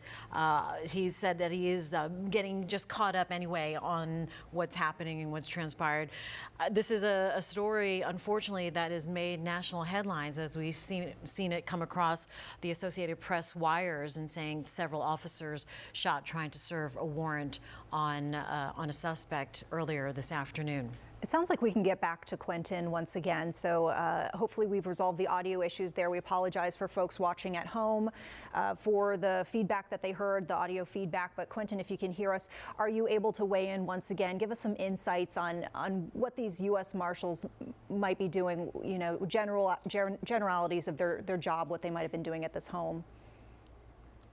Yes, they're looking for somebody and trying to gain custody of somebody. So when they roll up to a place, sometimes, many times, people don't want to go with them, and unfortunately, it's a very dangerous serving this kind of warrant or trying to apprehend somebody is very dangerous, and so they go with a few people, and they do it very strategically. But you're at a disadvantage when somebody's behind closed doors and they're protected by shelter and you're not, and that's probably what happened here. A lot of times they do use the element of surprise, and that is with the element of darkness. They didn't do that today. I don't know exactly why, but uh, this gave an opportunity for that person under shelter to take advantage of that in this very dangerous way. Makes sense.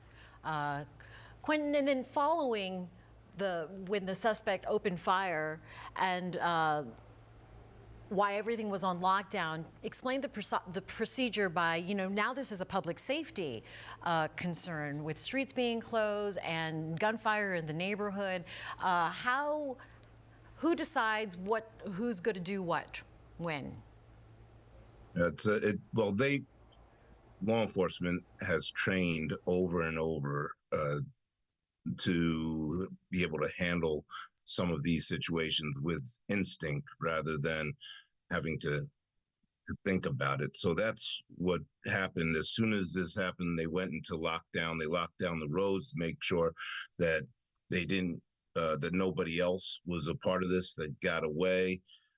They wanted to protect the public. They would lock down the surrounding areas to make sure that people sheltered in place, especially with schools. Kids are sometimes at recess. I remember when I saw the cruisers hustling to the scene, it was at around 1 o'clock, 1:30. I was coming back from lunch. So there are kids who are at recess and you want to protect them. So I'm sure the schools went into lockdown mode and they wanted to make sure that they got everybody. And so that's the primary concern, is for the safety and health of the officers and the safety and health of those who are in the neighborhoods. And that's unfortunately, officers were hit, so they had to tend to them while doing all this at the same time. But these are professionals. They are prepared for this, and CMPD, I know, does a great job in responding to these kinds of crises. Are you able to provide any insight into what might happen next? We presume that there are probably 4 officers now at area hospitals. Will they go to them and get statements? It seems they're still questioning 2 people who were inside the residence that they were serving the warrant at. What would you anticipate as far as an investigation that would follow a situation like this? I don't know the condition of those who were shot, but of course, taking care of them, making sure that they're okay, is the top priority. But while that's happening, they are investigating at the scene, speaking to all those who were in the neighborhood, going door to door to find out exactly what happened. They're going to review body cameras, dash cameras. They're going to piece together the story from the time the officers left their office until this happened, and then the aftermath of it will all be pieced together so that they'll have a timeline of exactly what happened, and they'll also research the strategy behind the incident.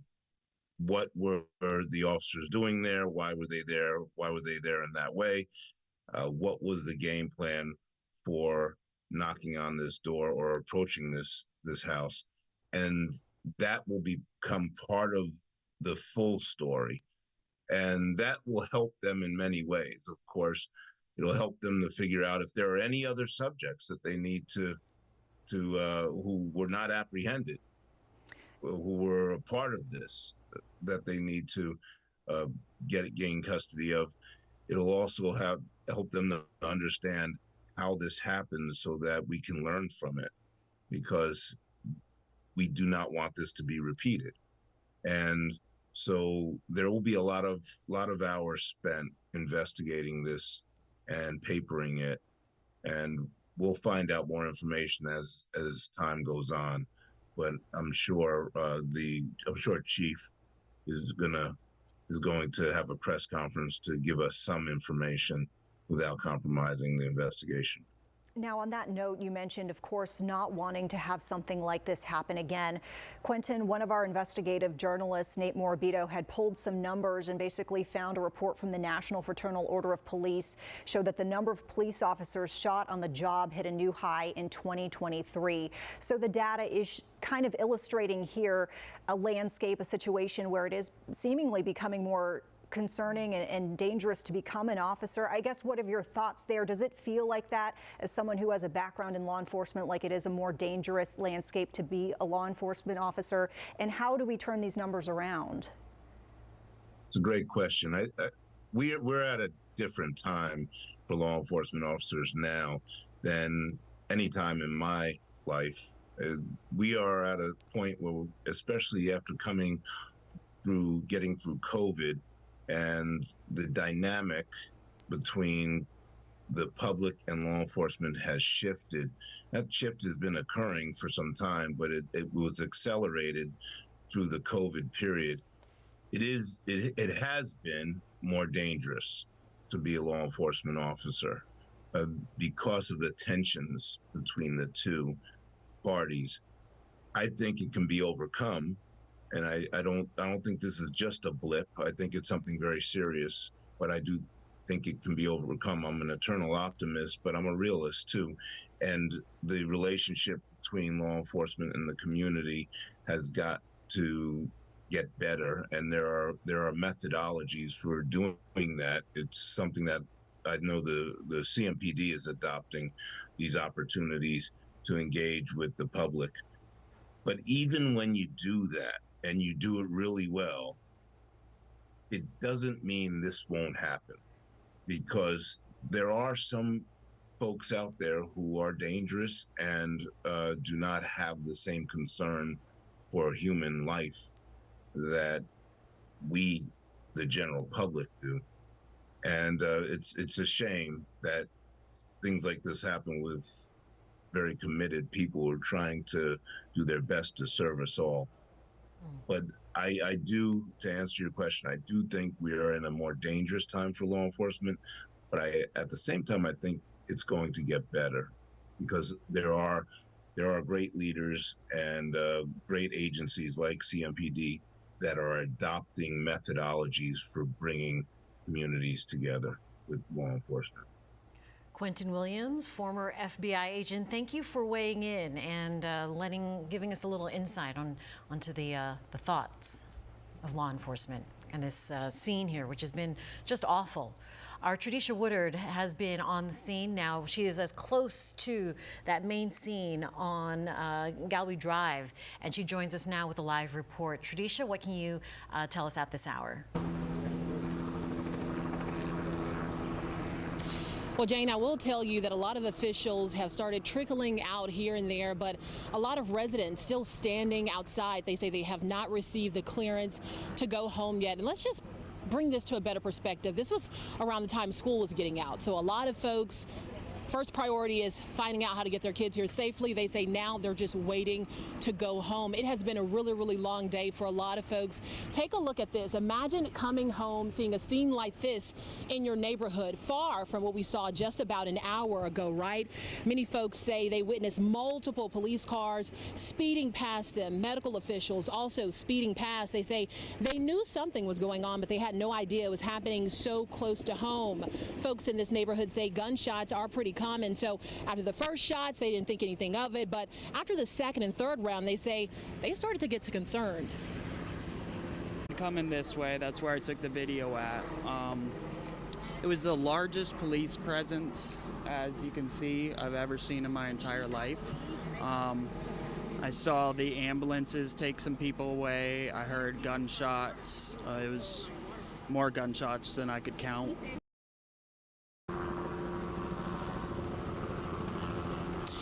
Again, residents still have not heard much about when they'll go home. Neither have we. Of course, as we continue to learn more information about this incident and when this road will reopen, we'll be sure to keep you updated. Reporting for WCNC Charlotte, I'm Trudisha Woodard. Trudisha, thank you for that report. You can see it's still so busy there, although they've just isolated whatever's left of this investigation that's going to be there until further notice. Very active in that neighborhood of East Charlotte.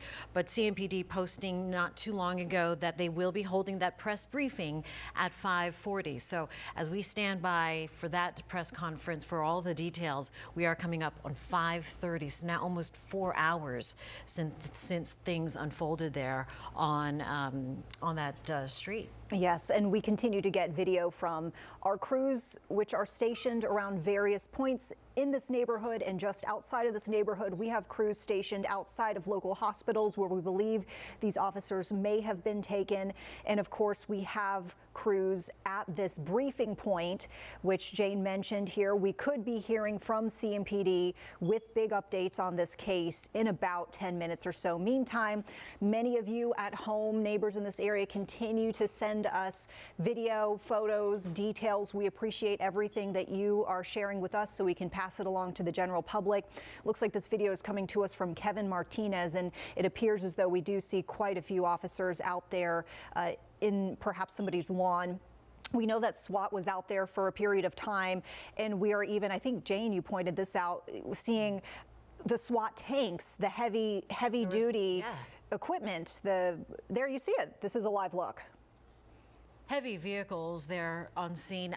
There's an aerial shot now from our special projects producer who's running the drone overhead of the CMPD SWAT truck there, and it is still so active. You can see the yellow tape from above, and just giving you a little bit of a bird's eye view of this very busy street, and with neighbors probably just curious and wondering if they can still come out of their house. But this has been the scene now for working on 4 hours, and can only imagine how scary and concerning it was for that neighborhood. Certainly so. We've heard from folks who were saying either they heard multiple gunshots, which of course we just heard an interview with a neighbor who said that. So yeah, certainly concerning. We're coming here towards the bottom of the hour now, 5:30. We wanted to recap what we've learned so far about this rather lengthy, active scene that has had really a ripple effect across the city. This is a situation we're following out of East Charlotte, Galway Drive, where we are hearing a U.S. Marshal and 3 law enforcement officers were shot as they were trying to serve a warrant with the U.S. Marshals Fugitive Task Force at a residence there on Galway Drive. And they had to shut that down in the last hour, or not even an hour ago. CMPD said that the residence on Galway Drive is now clear. The area is safe, although you see all of the SWAT team and other law enforcement agencies and other first responders still on scene. But residents no longer need to shelter in place. At least one shooting suspect located deceased at the residence after clearing that scene. But CMPD still questioning 2 other occupants of the home, and that they will be at the scene to conduct and wrap up this investigation, but that the roadways are still shut down here, as you can see, and they're asking neighbors and people in the area just to be patient and cooperate with officers. We are awaiting once again 10 minutes. In 10 minutes, hopefully, from CMPD, more details. Our Colin Mayfield has been sent out to, this would be the staging area is what the police are calling this, but this is an area where the most up-to-date information directly from Police Colin is going to be coming to presumably you and our other crews out there. Yeah. Yeah, and we are very, very close. I've seen more officials coming from Galway Drive behind me, or only from what I can imagine would be Galway Drive, which is where the helicopter has been circling pretty much the entire time we have been out here. But fire officials, I now see CMPD officials finally out here. City of Charlotte leaders are also out here. So we should be getting more information within the next 10 minutes. I did speak to someone else who came to this location after seeing the chaos, the commotion. He was moved to kind of speak to us. As a young man, about 22 years old, we'll have his soundbite or his sound later on tonight at 11, hopefully. But he was just telling me that it's shocking to see some of the youth violence. We don't know, obviously, the suspect, the age of this person, the gender at this point. But he was just commenting about the violence that continues to happen. He frequents both New York, the state of New York, and Charlotte, loves the area, but he says the violence, especially in the east side of Charlotte and University City, it's been hard to take, and he's spoken to people that he says they're just scared. So I think a lot of folks looking for answers, looking which way to turn, and I think we understand there are some issues that the city of Charlotte has to obviously answer and take a hard look into over the next couple of weeks, especially as we get into some very, very busy weeks with a number of events that are outside in the coming months. Vanessa and Jane will, of course, be locked here and wait for that information in the next 10 minutes or so. All right, thank you, Colin. We'll see you then. Want to go to some drone video right now, a live picture of the scene from above, from the aerial shot here. As you can see, officers are standing and still occupying Galway Drive. Yeah, we've heard from CMPD that neighbors in this area will likely continue to see a heavy police presence probably for the next several hours, because while the safety element, the concern for public safety is apparently now gone, and police can leave their people can leave their homes, police are still going to be out there conducting an investigation. We mentioned the two people who were occupants of the home who are being questioned at this point. You see right now a live embrace there between officers, no doubt a very emotional time for them when you have one of your own who has been wounded in a very chaotic sounding scene. From all accounts we're hearing from neighbors with multiple shots fired. We even had that screenshot of the Ring video, which the doorbell camera video showing a person with a gun standing, it looked like outside of a driveway. We're still waiting to get the full video of that, of course. So by all accounts, seemingly a chaotic scene and a really tough day for law enforcement across the area. I mean, definitely a tough, long day here as we come up on 5:35 now, just a few minutes away from that presser that we are standing by for. But you see that simple act of a hug between two officers. They may or may not know the officers. We don't know the story. But when you hear that officers are shot, whether they're from your agency or U.S. Marshals, it ripples through law enforcement. That's right. And that's why we see other first responders going to memorials or say, other special milestone occasions, good and bad, for other agencies, because it's a brotherhood, it's a sisterhood, a fraternity. Correct. And you feel, hopefully you feel a little bit of what is unimaginable to hear that one of your own is hurt. That's right. And we've seen agencies reaching out on social media, including York County Sheriff. Our Lexi Wilson, in fact, has been gathering some reaction that we're seeing from around the community. So not just from law enforcement, but also local officials, elected officials. And, we're seeing this outpouring from all levels of government, not just local, but we are seeing it going up to the top. So let's go ahead and get over to Lexi. Lexi, you're gathering some of this input from our elected officials. What are you seeing? Well, we definitely have a lot of people weighing in, as you mentioned, local and state. But let's take a look at some of the tweets that we're seeing. Now, this is from the mayor, Vi Lyles. This is what she says. I'm deeply saddened by the shooting that occurred involving Charlotte-Mecklenburg police officers and U.S. Marshals today. I ask that all Charlotteans keep them and other injured officers and their families in your thoughts and prayers during this incredibly difficult time. And of course, we have some other folks weighing in as well. For example, we have Governor Roy Cooper also putting out on social media some information. He is saying, I am in contact with law enforcement concerning the tragic shooting in the Charlotte area, and we have offered state resources to help. That's again coming from Governor Roy Cooper. Governor Roy Cooper. Now we have some other folks weighing in too as well. Let's take a look at this next social media tweet that we have here. I'm pretty sure this next one's going to be from law enforcement. Of course, this is a really tragic day for our law enforcement officers. Now, I do want to show you that tweet a little bit later, but I do want to send it back to you guys. But again, just a lot of condolences across the board from local and state officials here tonight. Yeah, we do have to circle back with you in just a bit to get the rest of that because we are seeing the police chief at this point. Yeah, he is walking up now to the presser, we believe. Yes, we heard that he's heading towards the podium, perhaps. There he is. So we have those crews that are stationed. Around various areas, including the briefing site. And so there we see the podium being set up. So he was there for a second, but perhaps being told, let's wait till 5:40 when we told everybody we'll certainly have this so. presser We at have so 5:40. many news outlets who are trying to get to this area probably and get this update. Of course, we are stationed out there. We've got our audio equipment set up. We've got our live presence there, of course, because we plan to share this with you live once the police chief makes his statement here. Yeah, we've been wanting to reach out, or we've been reaching out and wanting to know answers. What happened? Who is the suspect? Who are the officers? The extent of their injuries? And CMPD wanting to wait on some of these finer details until that situation there on the street, Galway Drive, stabilized. And so now that that situation has cleared, although it remains an active investigation, they feel secure enough to have the presser. Let's go up to Austin Walker now, who has been monitoring things outside of Novant Medical. Austin, can you hear us? What do you have?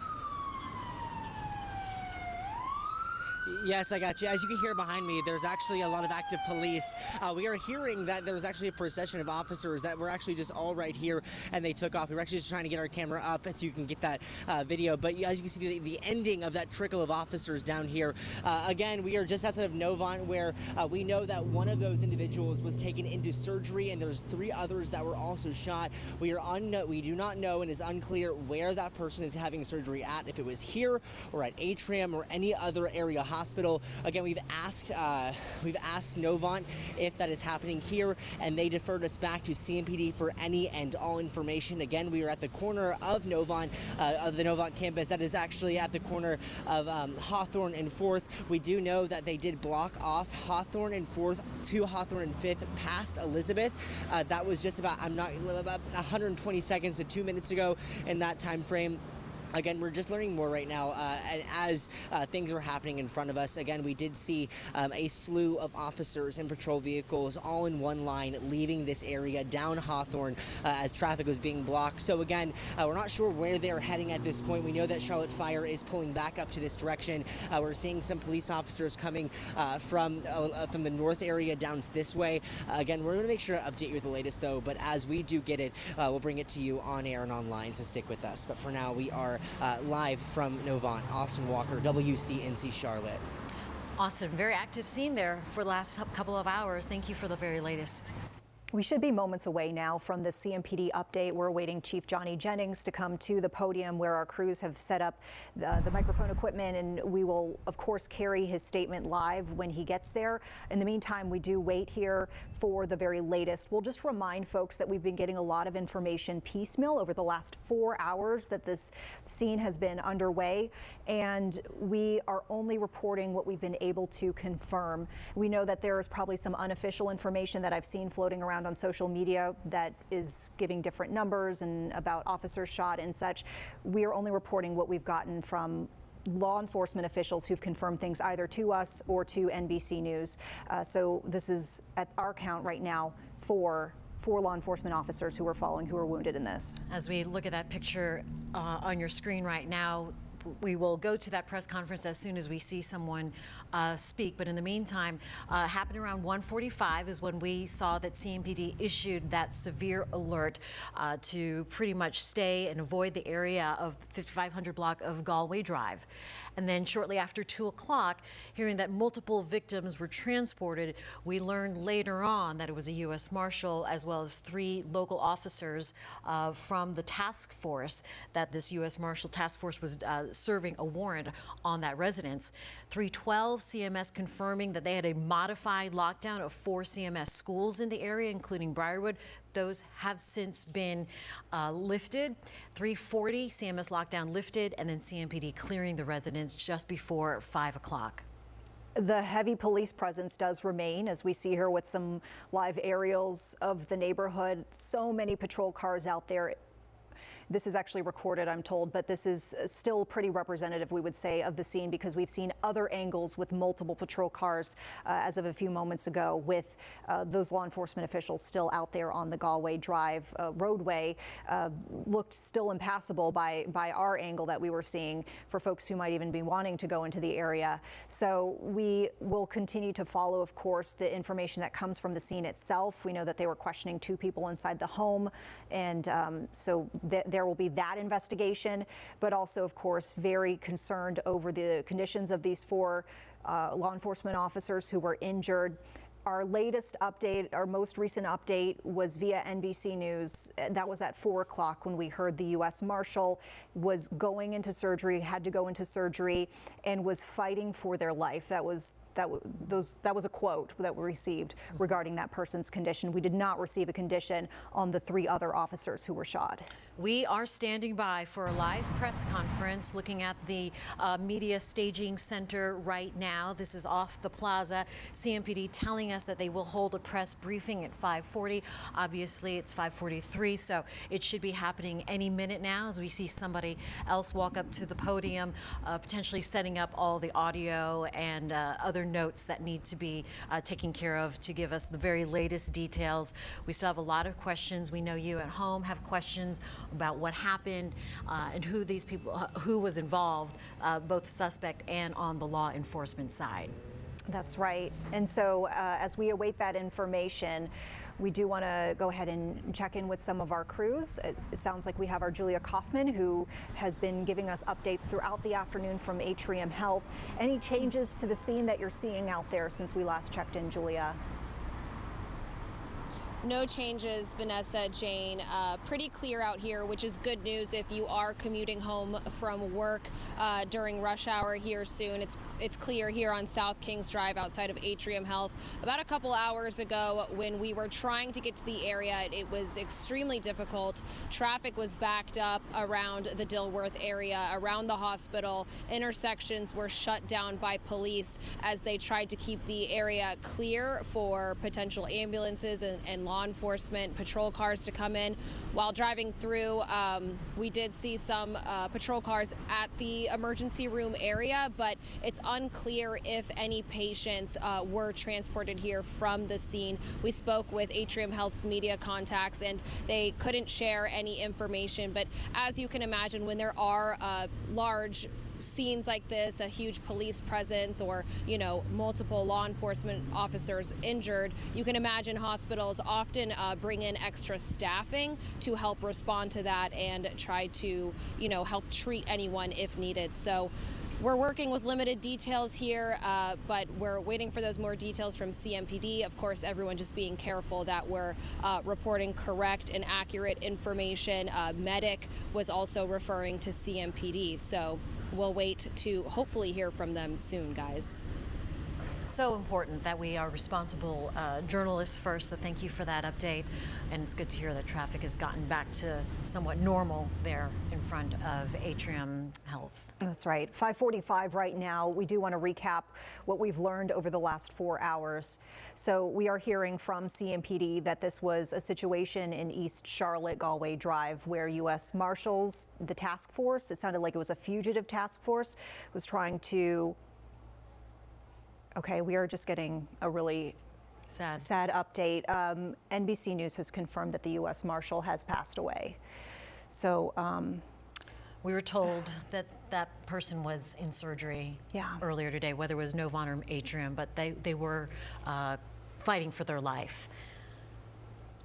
Of course, very upsetting news here. Certainly not an update we wanted to have to share with you. So this is how we see the situation at this hour. So 4 law enforcement officers were shot at by the suspect, wounded, and unfortunately we have just now learned the U.S. Marshal did not survive the surgery. We're told he was in surgery fighting for his life. We are unaware of the condition of the 3 other officers.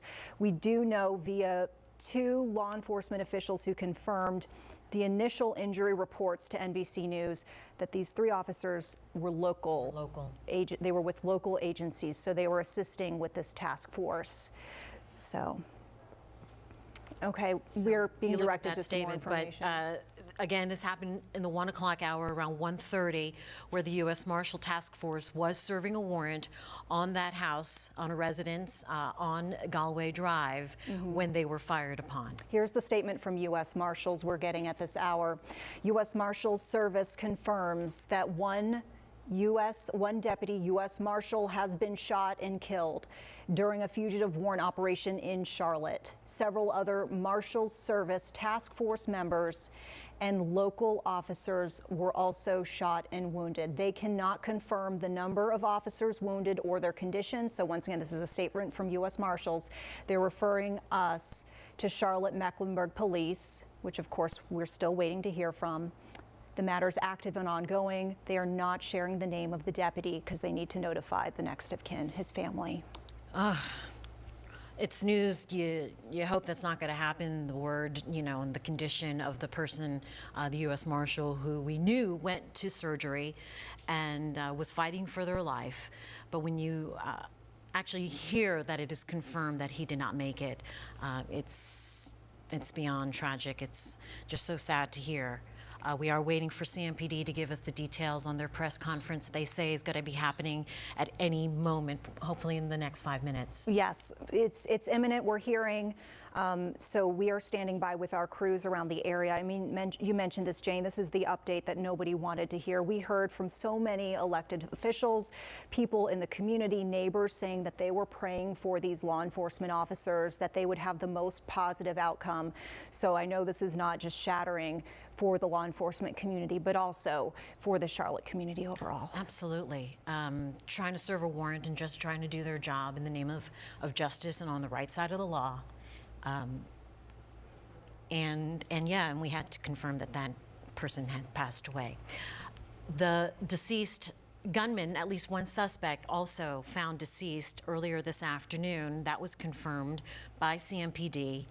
And they know we know that they are still having to talk to 2 occupants of the home, wrapping up this investigation, and that they will be there on scene into the foreseeable future, the rest of the day, I would imagine. That's right. I mean, we had heard from Quentin Williams, who we frequently speak with to weigh in on law enforcement matters. He's a former FBI agent, so he has a lot of knowledge about just how the situation might unfold. He talked about how they might do this investigation, of course, being most concerned overall with the medical condition and the conditions and the safety of the law enforcement officers who were injured in this. We're actually seeing right now, looks like the police chief. Yep. I see the mayor out there. It's hard to make out some of this shot here. I believe I see the district attorney for Mecklenburg County, Spencer Merriweather, on scene. So. Okay, and Mayor Vi Lyles, and we're seeing FBI as well as, it looks like it's a multi-agency gathering here, showing of unity.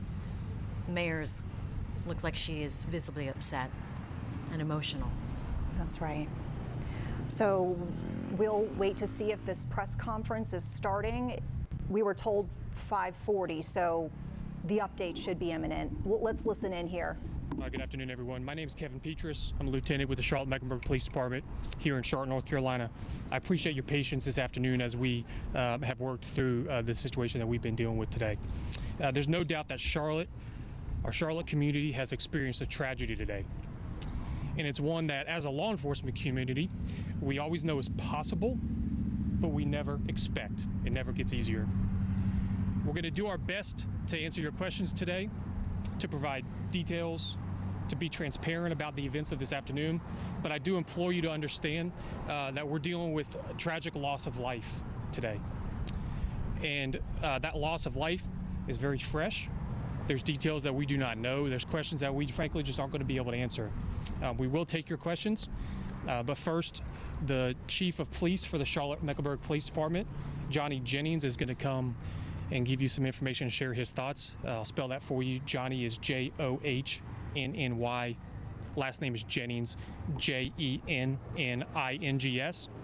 After Chief Jennings, the mayor of the city of Charlotte, Vi Lyles, is going to come and share her thoughts. Vi, V-I, Lyles, L-Y. LES. Chief. Thank you, Lieutenant.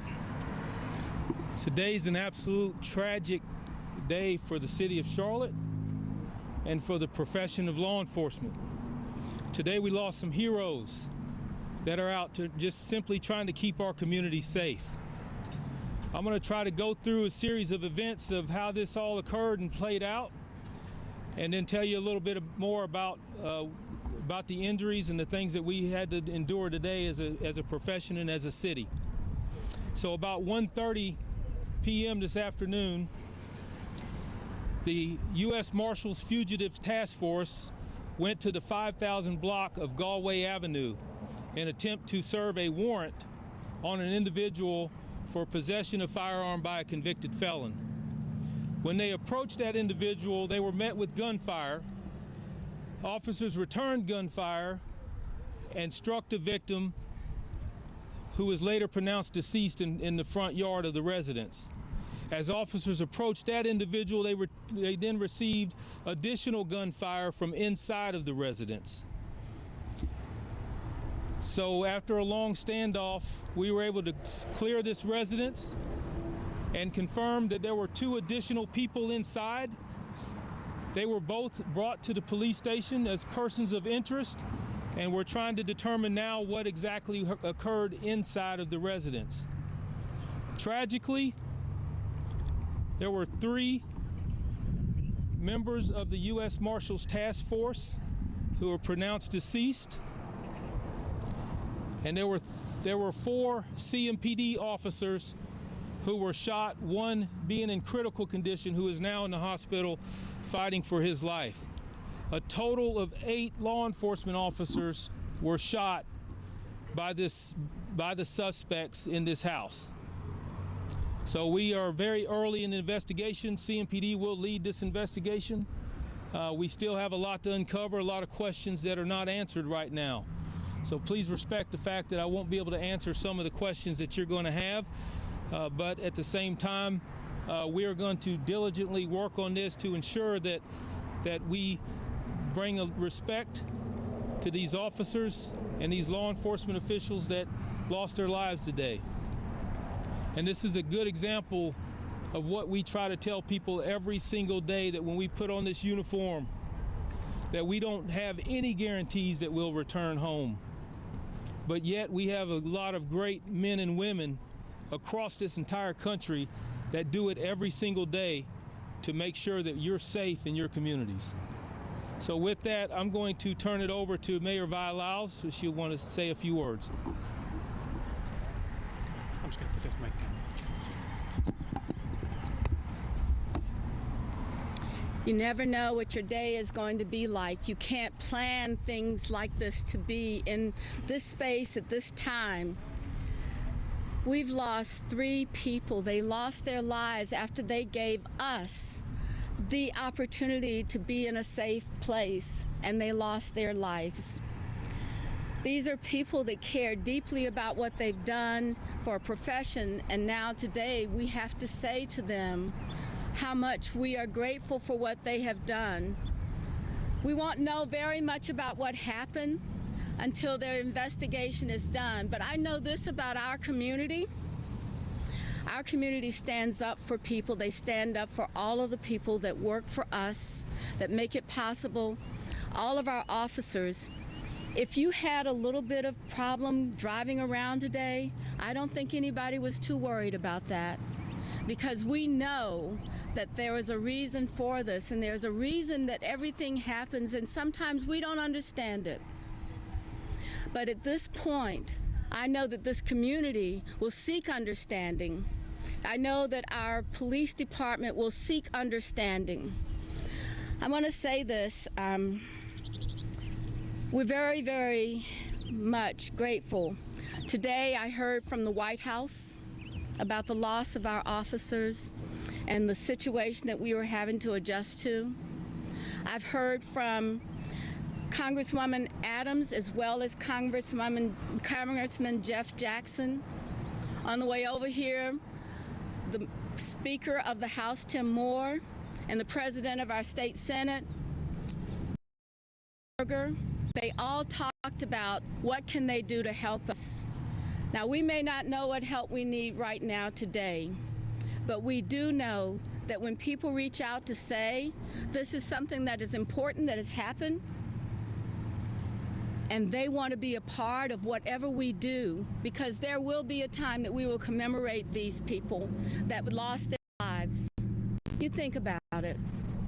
Your father, your husband, your friend, your neighbor, all of them were one person like that.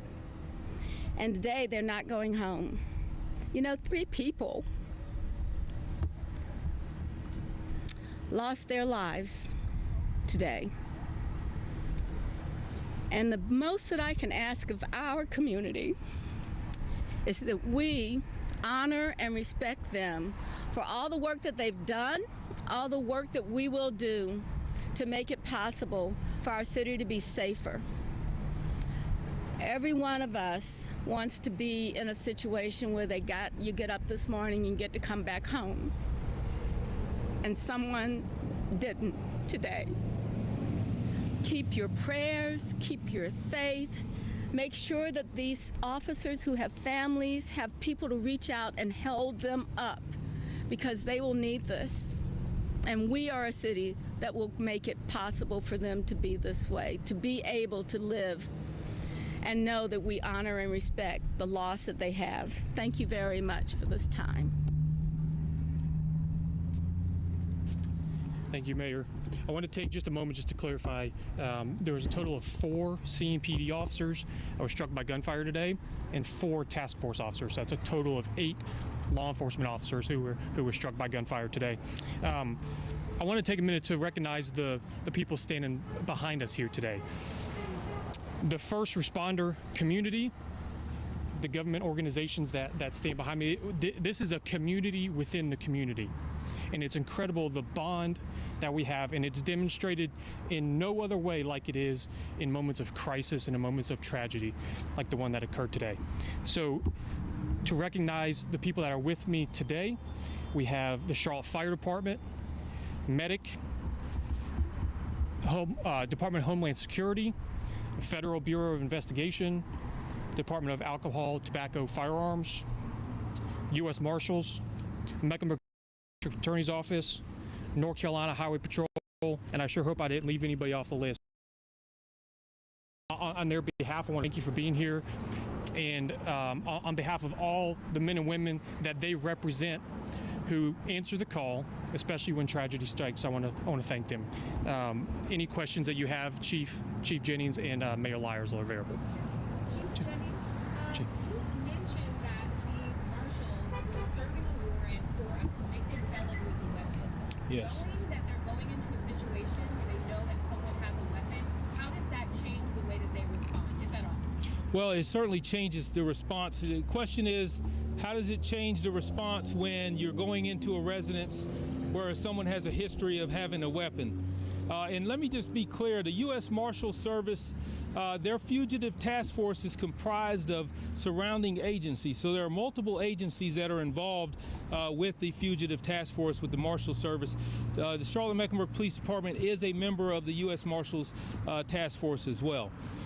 So anytime you are dealing with someone who is a convicted felon and who has been caught previously with a firearm, it does raise concerns and raise awareness when you are responding. So when they do that, part of the reason the task force is such an imperative part of what we do every single day is because they have extensive training and they train together to be able to deal with these kind of situations.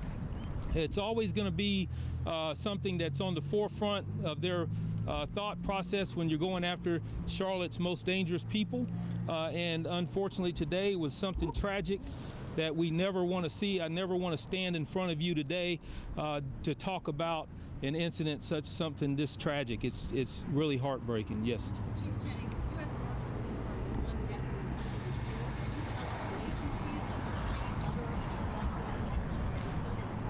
You know, I'm not ready to tell you all of the agencies. What I can confirm is that 4 CMPD officers were shot. 1 CMPD officer is in very critical condition at this point. We do have to make sure that family members and all of them are notified, so I'm not going to release which agencies they were with the task force. So the question is the number of shooters. Right now, we believe there are 2 shooters involved. Again, we have 2 people of interest at the police station that are being questioned right now.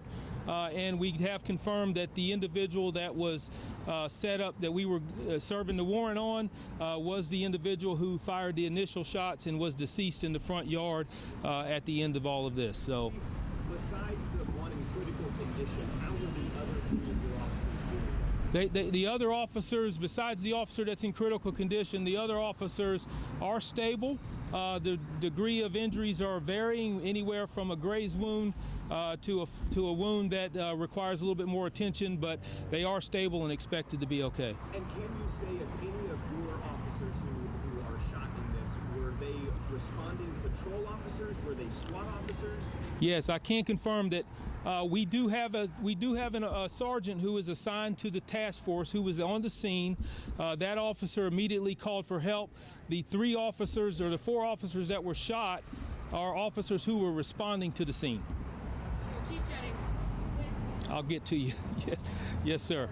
Yes. Scene, can you just tell us what firearms these suspects had, and when you were able to get into that house, were there any other firearms that were found? That's still early to tell. Right now, we're still doing the investigation in the house. I can tell you it was a high-powered rifle that was involved on the suspect end. Yes, sir.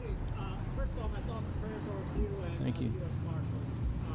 What can you say about the bravery of the officers who responded to the scene, knowing that their brothers and sisters in blue were actively being shot at? Thank you for that question. So the bravery of our officers that responded to the scene, knowing that they're going into gunfire, is what I've been saying for many years, is in the face of danger, our people step up, and this profession steps up, and that's what we should be defined as doing, because they knew what they were going into and still held their own in attempt to apprehend this suspect.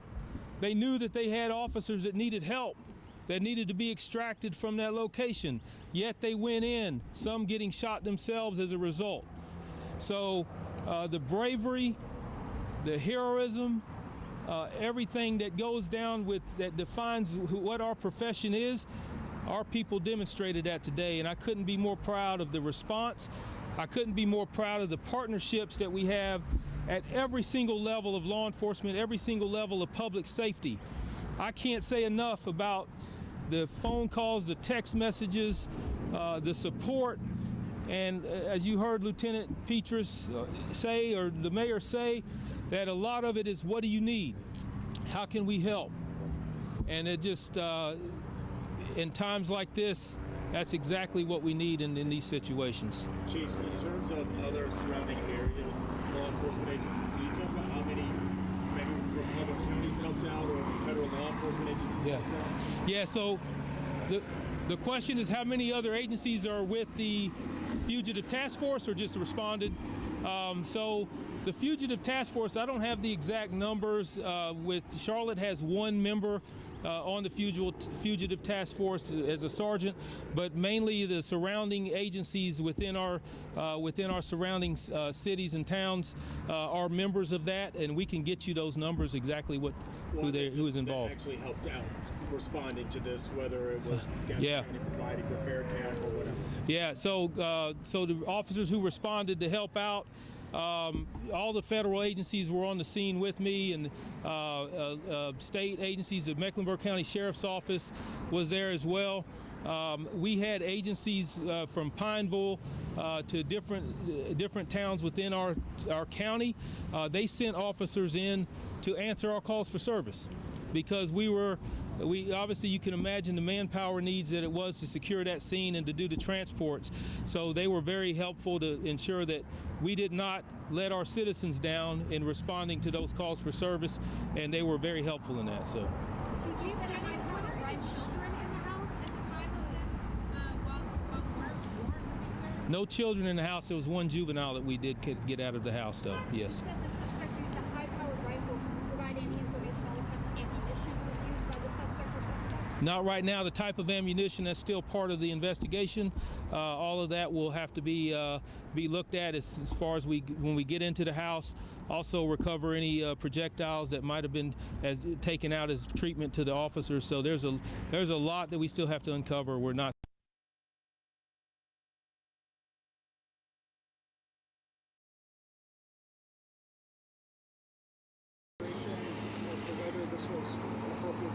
So the question is whether this was an appropriate time to serve a warrant. I will tell you. Hold on.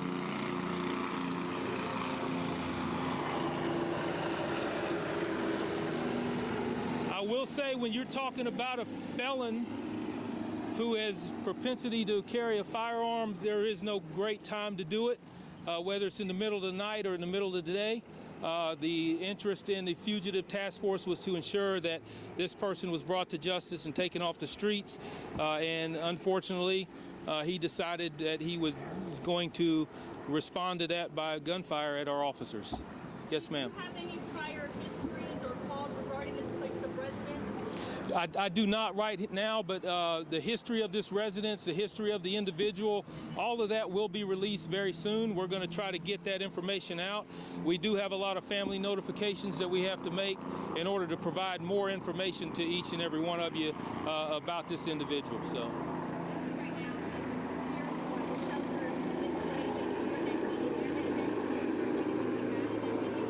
Yeah, so the question is right now, is the shelter in place open? Is the area okay to go back to normal duties? Yes, we're going to be at the residence processing the crime scene probably for several hours. But as far as the lockdowns and closure of roads and all of that, we have opened that back up. The house has been secured, by our officers have been cleared, and now comes the tedious task of ensuring that we collect the evidence and process the scene. Yes. I just wanted to confirm with you. You said one suspect was shot in that front yard. You mentioned there were two more people inside that house that are now in custody. Are one Yes. of those two people the additional shooter, or was there a second victim, or one of those suspects? Yeah, so the question is about the two other individuals who came out of the house later. I can't confirm right now which one or if either are the suspects in the additional shots that were fired. What I can tell you is that we had the house secured, and the perimeter was secure. And we continued to take gunfire from inside the residence.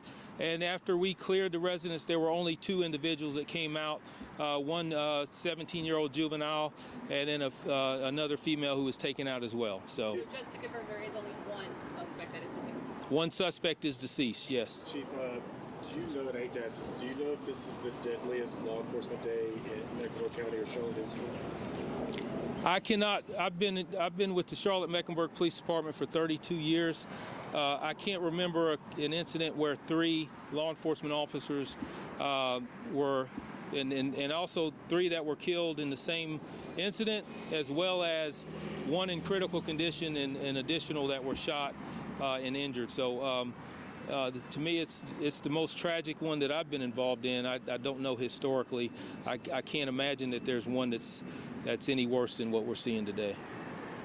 Chief, what are the questions that your investigators will be working to answer in the coming days, weeks, months? Well, a lot of the questions that need to be answered, we don't even know what those questions are right now. We have to get a full understanding of why this occurred. And also to uphold the integrity of the investigation, we want to make sure that we check all the boxes that we need to so that we can get a full prosecution in this case if and when it comes down to that. We know some answers, but we still have many that we have to clear up and many that we have to continue to work on until we can really lock down what happened, who was involved, and move on from there. So.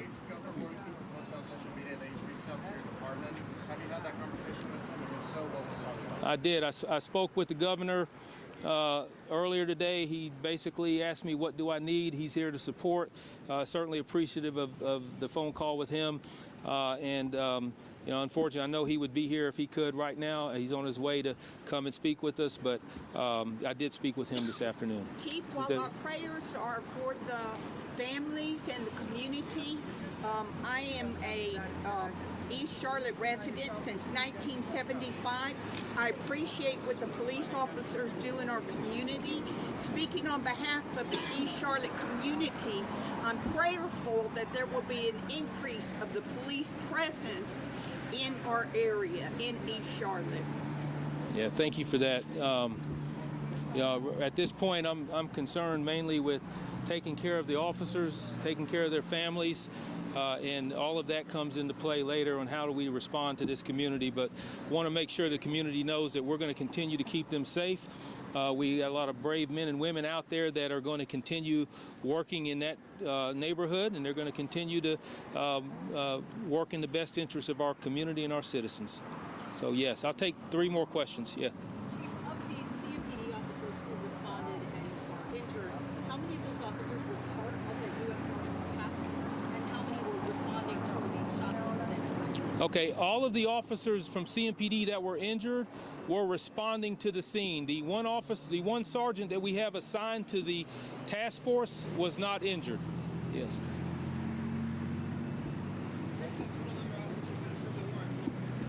I don't know how many total officers were there serving the warrant, so I don't have that. That's from the U.S. Marshals Task Force. That they had a contingency of their task force out there doing this warrant service.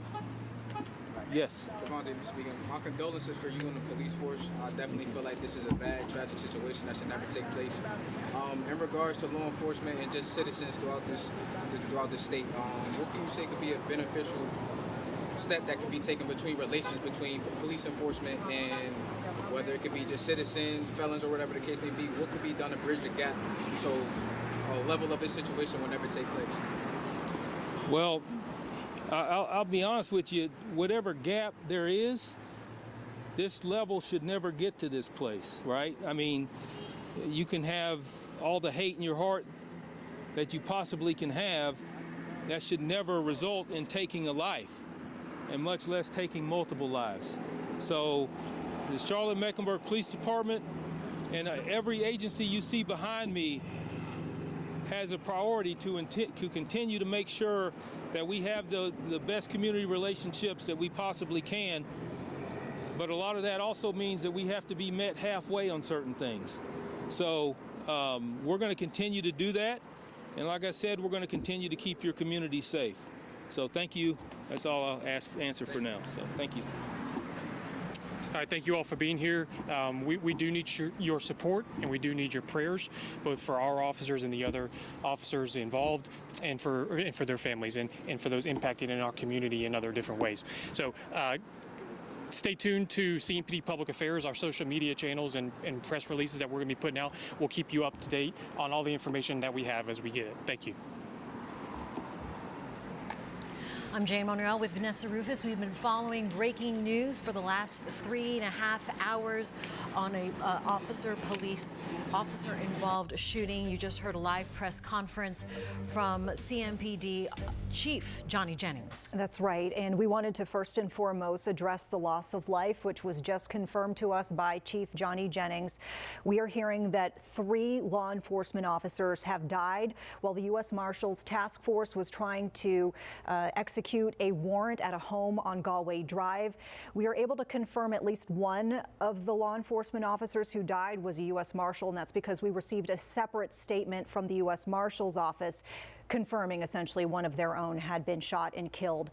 We are unable to confirm what other agencies the 2 other deceased law enforcement officers might be with. We know that multiple agencies make up this task force. And 4 other officers with CMPD also shot. They are said to be 1 in critical condition and having to go through surgery right now, fighting for their life, and then 3 others in stable condition. The chief saying that they should be okay and make a full recovery. But this all again started around 1:30 this afternoon. in a neighborhood in East Charlotte, in the 5000 block of Galway Drive, when they were serving a warrant on a suspect for possession of firearm by a convicted felon. And so officers tell us apparently that as they were trying to serve this warrant, they say that they were met with gunfire, and they believe that even after shooting the person who was firing upon them, there was another person, because they say that they continued to take gunfire from somebody inside the residence.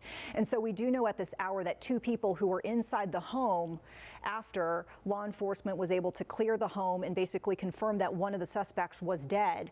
They say that they took 2 people into custody for questioning, and we actually heard the chief refer to them as a 17-year-old juvenile and a female. He said that the Charlotte community experiencing a tragedy today, which, yes, we are all seeing this tragedy right before our eyes, and know that when officers go to work, that they hope to come home, but it is possible that they don't come home, but a day like today, not expected. Charlotte Mayor Vi Lyles also weighing in, and she got quite emotional. That's right. A lot of emotion from her, and you know, we can understand for sure, right? Our Colin Mayfield was out there listening to the briefing in person, and so yeah, you saw the reactions from these elected officials and law enforcement officials as they had to break this very tough news to the community.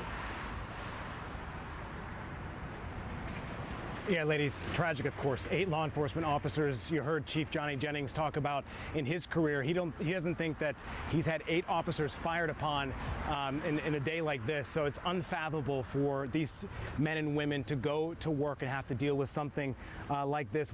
We know the stats. Obviously, I won't go through that. But yes, tragic. We heard a tragic day said by not only the mayor, but Chief Johnny Jennings, talking about these officers that put their lives on the line every single day for the people here in Charlotte and the community that they serve, and that they're going to continue to do that. But here's what the mayor had to say, that emotional recount of everything that happened today. Listen in. You know, 3 people lost their lives today. And the most that I can ask of our community is that we honor and respect them for all the work that they've done, all the work that we will do to make it possible for our city to be safer. Every one of us wants to be in a situation where you get up this morning and get to come back home. And someone didn't today.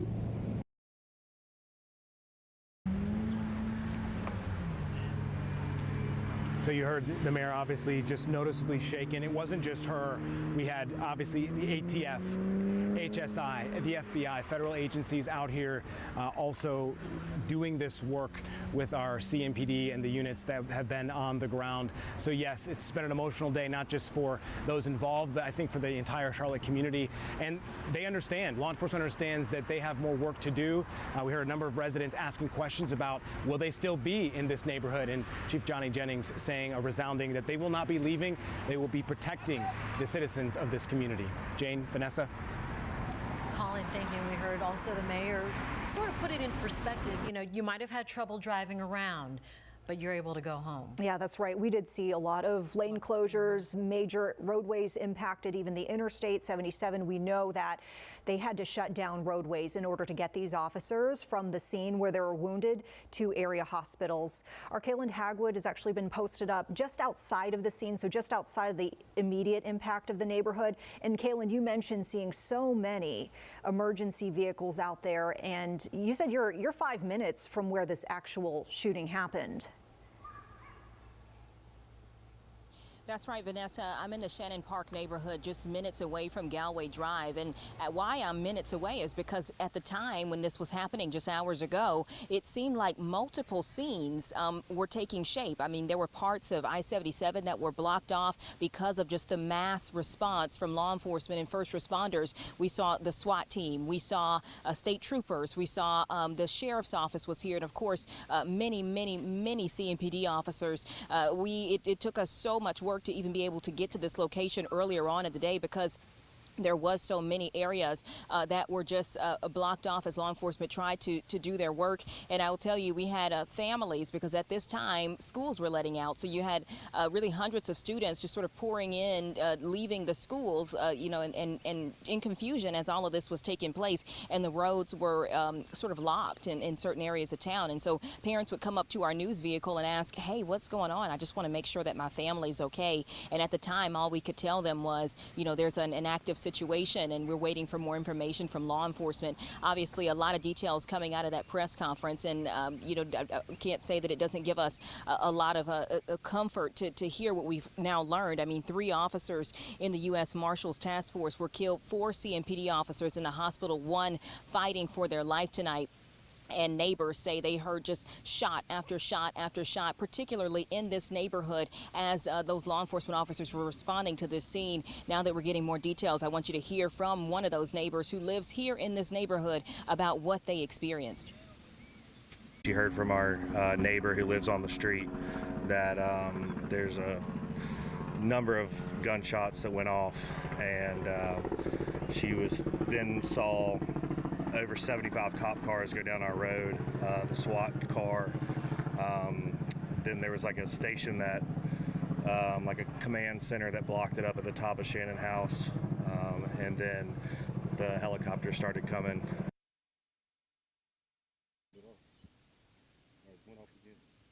Yeah, obviously a very sad situation taking place in this neighborhood. A neighbor saying that, you know, it's a lot of older folks who actually live in this area, several neighborhoods just in this general area around where this all has taken place. Certainly scary to see something like this happen at any time of the day, but this happening in broad daylight in this neighborhood, affecting so many families. And now, as law enforcement are responding in that hospital, so many families needing to be notified, us not even knowing the names yet of these officers who were impacted by this event. Certainly there's going to be a lot more details that come out soon, as there are just still a few cruisers left in this neighborhood. The investigation continuing with the 2 suspects, they say, at CMPD headquarters at this time, being interviewed about what took place. Again, 1 is deceased, 2 other suspects at CMPD headquarters right now, and they are being questioned. That's right. Yeah, they called them persons of interest, I believe, during that CMPD briefing just moments ago. Kaylin, thank you so much for painting that picture for us. It's got to be a surreal situation for neighbors in the area, knowing that, you know, gunshots were fired across the street or down the street, and you could hear it, and you can't even count it. There were so many, and it's so loud. Our Tradisha Woodard is close to the scene there in Galway Drive as possible. Although they say that the scene is clear, there is still a heavy presence left. Tradisha? Absolutely, Jane. There are still officials still here on the scene. Lots of folks say this has just been a very, very long day. And to hear that people have lost their lives right in this community, right near home, they say they're absolutely heartbroken. A lot of folks basically recalling the moments when police were swerving over to get here, medics swerving over to get here to this neighborhood, unaware that this was happening in their neighborhood so close to home. I heard Kaylin mention a lot about worries about how they're going to get their kids off the bus. You couldn't get in, you couldn't get out. So a lot of folks trying to figure out what's next. They finally get their kids, and then hours and hours pass before they can actually get into their homes. But the scene has cleared quite a bit. Take a look. Not much left here. Still a couple of police cars.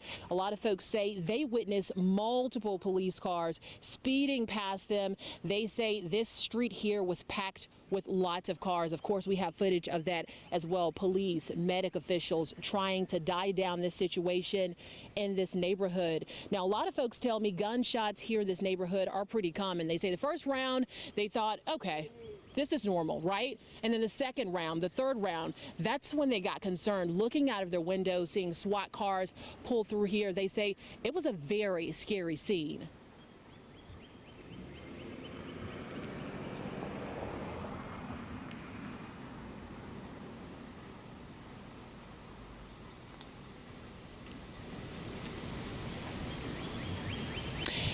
And neighbors say this, once again, their hearts are with the folks who lost their lives here in the community today. They're absolutely heartbroken, heavy hearts in this community right now. Folks finally got a chance to go home just about 30 minutes ago. Just a heartbreaking scene. Jane, Vanessa.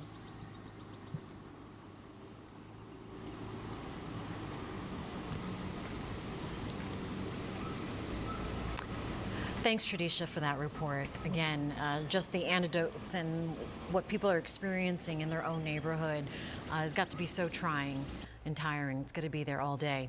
Yeah, we do have other crews stationed around the area. We wanted to get out to our Austin Walker, and I do remember at one point Austin even pointed out the fact he saw what he thought looked like a procession. At least that was the word he used to describe it. When you were outside Novant, you're still outside Novant, Austin, what did you see?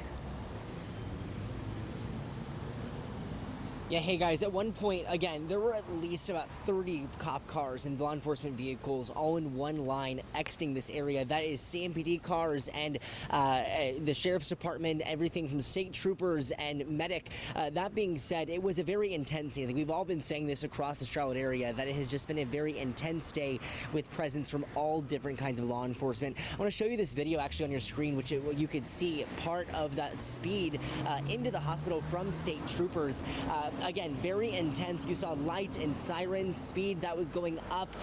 That's going up 4th Street in this area, which again, that's about 30 miles an hour this road. So they were obviously speeding to get to the hospital. That's what we saw for a lot of today, but then obviously like many areas, it died off and you didn't see as much traction. But then here and there, you'd see more vehicles come in and out. The big question we've had today is because a lot of these officers did sustain gunshots, they did have to get treated somewhere within the Charlotte community. So we asked Novant if they had anybody from the scene transported to this area. When asking Novant, they told us to direct that to CMPD. They did just send us an email though telling us that they are committed to helping their community any way they can, but they did not answer if anybody from that scene was transported to Novant. But again, we did see a very big presence from all different types of law enforcement at Novant Health.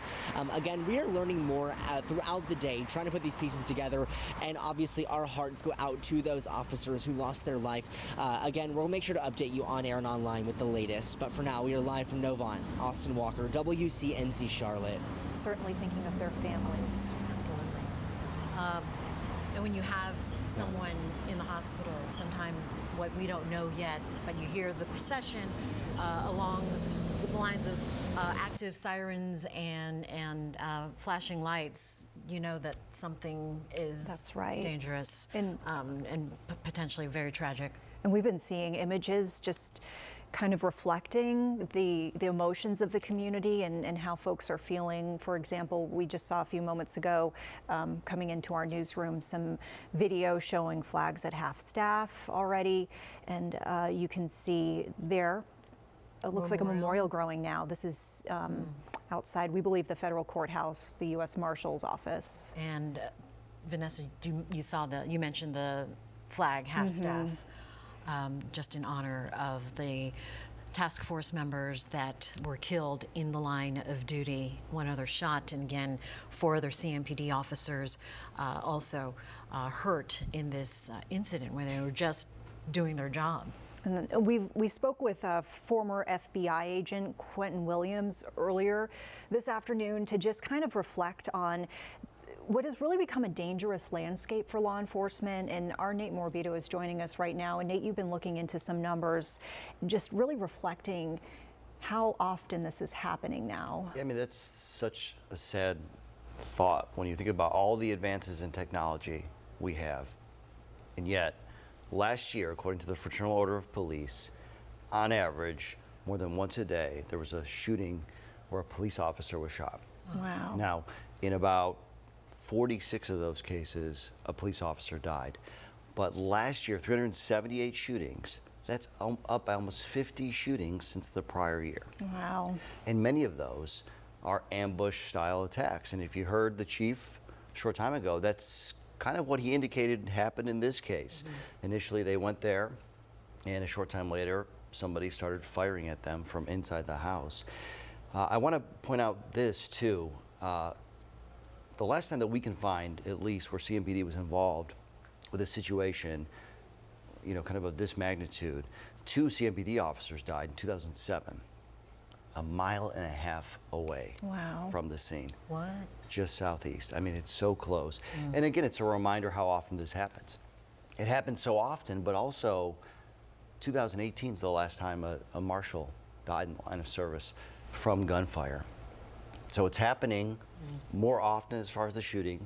The Fraternal Order of Police will say that the advances in technology have helped reduce the number of deaths. But as we've seen today, 3 people have died despite that, and one's fighting for their life. And I talked to the U.S. Marshal's office a little while ago, and the spokesperson told me, this is just the day you don't want to come to work. Because they know the numbers. They're living this every day, and serving warrants are very difficult. We hear a lot of times responding to domestic situations are difficult. And that CMPD case in 2007, 2 officers that were killed were responding to a domestic situation. Today, marshals, the task force, serving a warrant, and just a terrible situation all around. Yeah, I mean, well, the question came up to the chief. It was in the middle of the afternoon, serving a warrant on a fellow for possession of a firearm. Was that the best time? And he simply said, there is no good time to serve a warrant of this, to this kind of suspect. And there have been changes, to the serving of warrants to avoid the nighttime aspect. A lot of times you'll hear maybe in the morning you can catch people off guard a bit more, but convicted felon possession of a gun was the underlying charge here that they were serving, and so that alone suggests that this had the potential to be a violent situation. And just, oh my gosh, as the afternoon goes on, you just realize how bad it's gotten. And I talked to several people. I spent the last few hours just calling people who live near this area, and they tell me we mostly keep to ourselves. We stay in our own lane. One woman told me, I stay in my own lane exactly for this reason. Just because you never know what the day is going to bring. And I think we just heard a few minutes ago, gunshots are not uncommon there. It's hard to hear, It is. And the fact too that we heard from the police chief a few moments ago when he talked about the 2 other people who are in custody now who are being questioned. He called them persons of interest, a 17-year-old. And then he didn't give an age, but there was a female as well. And we don't know the age of this suspect, but the fact that there was a young person, yet another young person who's at least being looked at with concern over this case, that's hard to hear. Hasn't that been the narrative lately in Charlotte? I mean, unfortunately, we say we have another violent weekend. We have more juveniles involved in some kind of gun violence. Yes, unfortunately, it's happening more often than not. Well, and I will say when we spoke with Quentin Williams, once again, former FBI, about this, and he acknowledged, he said, yes, you can feel it. The landscape feels more dangerous, but he did express some optimism. So I guess we could hold on to that. The fact that it could get better, and hopefully it will get better, but that's some tough data to listen to. It is tough, and more than once a day, there was a shooting last year of a police officer. Just let that sink in. And I know for some families tonight, that has sunk in. Yeah. Thank you, Nate, for that. It's eye-opening there. And to learn about this officer-involved shooting. 3 killed now in the line of duty. Let's go ahead and get to this briefing from Chief Jennings. Once again, this happened a few moments ago, but we wanted to just kind of recap what we've learned because a lot of information detailed. And so we'll listen in right now to this recording. And this is a good example of what we try to tell people every single day, that when we put on this uniform, that we don't have any guarantees that we'll return home. But yet we have a lot of great men and women across this entire country that do it every single day to make sure that you're safe in your communities. All right.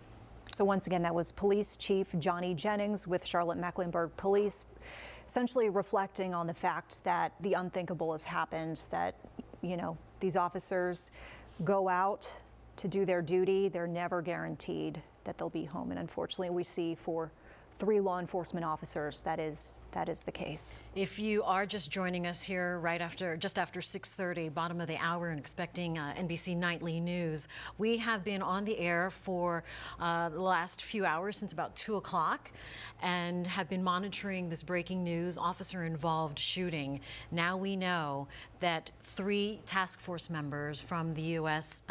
Marshals Fugitive Task Force have been killed in the line of duty as they were serving a warrant on a suspected felon for possession of a firearm. And then another task force member was also shot, in addition to 4 CMPD officers shot while responding to the scene when the task force was fired upon. The initial gunman, was found deceased, but the officers received additional gunfire as they were approaching this house in East Charlotte. And so, yes, they basically say in total 8 law enforcement officers were shot. And the police chief remarked he had never recalled a situation in more than 30 years that he's been doing this job where they've had such a large toll, if you will, to mention, a large number to mention. He talked about the fact that, yes, this one suspect is dead, but they have 2 others that they are questioning right now. He referred to them as persons of interest. Our Colin Mayfield has been out there at that briefing site, so Colin heard firsthand this update from the police chief and other elected officials, and we can clearly see the emotion having to relay this news. Yeah, and you heard it said multiple times, tragic day, unfathomable day.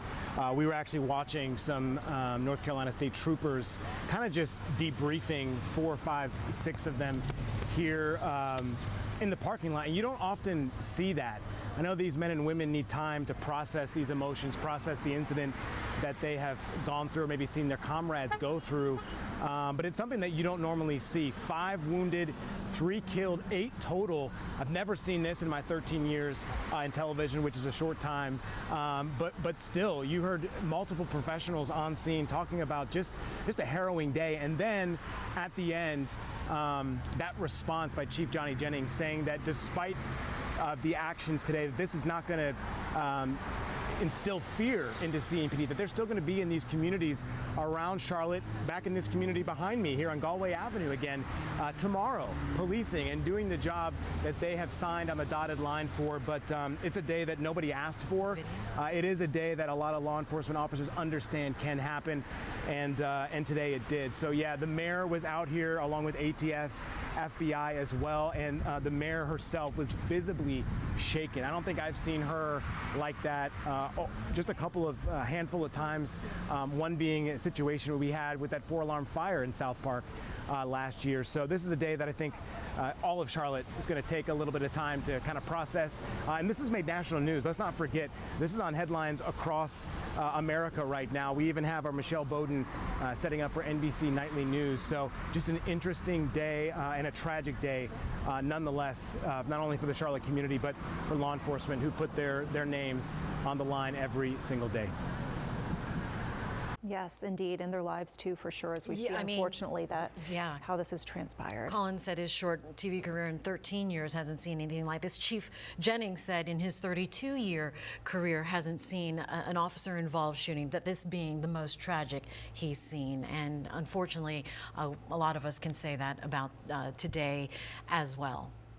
We have new video where someone who was so close to the scene shot some video. They are safe, and they've given us permission to show their cell phone video of the gunshots. Then you could hear some of that gunfire being exchanged earlier this afternoon. They bust. Oh my God. Police. All right, so there you see some of the accounts that we're getting from folks in the neighborhoods. We've been hearing from various people saying that they heard the gunshots. We're actually getting some new details. Jane, it sounds like the governor is weighing in with some new information as well on those who were killed. Yeah, a little insight here too. Our hearts are with the families and co-workers of officers in today's brutal attack, including 2 State Department of Adult Correction officers working with the U.S. Marshals Task Force who were shot and killed. So just for a little bit of background here, when we've been hearing here from police that 3 U.S. Marshal Task Force members were killed, of course, as you see here, not all are U.S. Marshals themselves. So now we've been able to piece together a little bit more about the lives lost. So we do know from a prior U.S. Marshal statement that one of the task force members killed was actually with U.S. Marshals. They were a deputy marshal. And then now we're hearing, of course, from the governor, it sounds like the 2 others were corrections officers. So 3 task force members with the U.S. They were all Marshals with the Fugitive Task Force. 1 additional shot, and then 4 CMPD officers also shot, with one of those Charlotte-Mecklenburg officers in critical condition, fighting for their life. Let's go over to our Kaylin Hagwood now, who has been monitoring things about 5 minutes away from the scene, but this scene has really grown and had little mini scenes across Charlotte. Kaylin? Absolutely. I'm in the Shannon Park neighborhood near Galway Drive. Galway Drive, where this all taking place when the U.S. Marshals were working to serve a warrant that turned into a shooting with these individuals. But it's really just been chaos. That's the best way to describe it throughout the day. As it just sort of expanded from here, there were many CMPD officers, Charlotte, the Mecklenburg County Sheriff's Office, SWAT. I saw myself, medic, the medic bus for mass casualties was also in the area, and the traffic was locked. It was at that time where students were getting out of school, so you saw a lot of students sort of scattering. You saw families trying to just get answers about what's going to happen with their kids, some of them stopping us because we were in a news van saying, hey, do you know what's going on? There were helicopters above this neighborhood. I spoke to people in this neighborhood who imagine, they say it's quiet now. This is how it normally is. They say it's very quiet. Hearing 1, 2, 3 gunshots, dozens of gunshots again and again, not knowing what is taking place. Scared people hearing the reports from other areas of Charlotte, calling their loved ones who live in these areas, because again, there are multiple neighborhoods in this general area, letting people know, hey, is something going on where you live? And then them finding out from that phone call and piecing everything together as they hear the law enforcement sirens and the different first responders. It's been extremely scary for all of the people who live in this neighborhood. And of course, we now know that 3 of those task force members have died, those members of law enforcement, 4 CMPD officers in the hospital, 1 fighting for their life this afternoon, and another individual shot as well, another member of law enforcement. So, yes, it's been an extremely difficult day. It's been an extremely scary day. Traffic locked up, a lot of confusion from folks who live in this area. As things sort of get back to normal, there's really no true sense of normalcy, and Colin talked about that from the reaction of the mayor. I wasn't at that press conference. He's at that press conference. I'm in a different location, but I was listening in to that press conference from my earpiece, and I could hear her voice shaking up.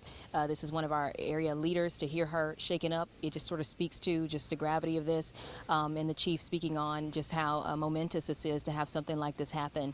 And the neighbors, just sort of everyone kind of trying to get back to a sense of normalcy, some kids out playing, parents obviously at top of mind for them as they work to just everyone kind of get back into the groove of things. Exactly, Kaylin. Mayor becoming quite emotional when she was making a statement and just asking that our community respect and honor the officers that lost their life, and we're going to continue to do what we can do to keep our city and make it safer. Yeah, and to Kaylin's point, yes, there are 3 families now that will not achieve a sense of normalcy at this point ever again. Our Jesse Pierre also at that press conference today here off the plaza and monitoring things.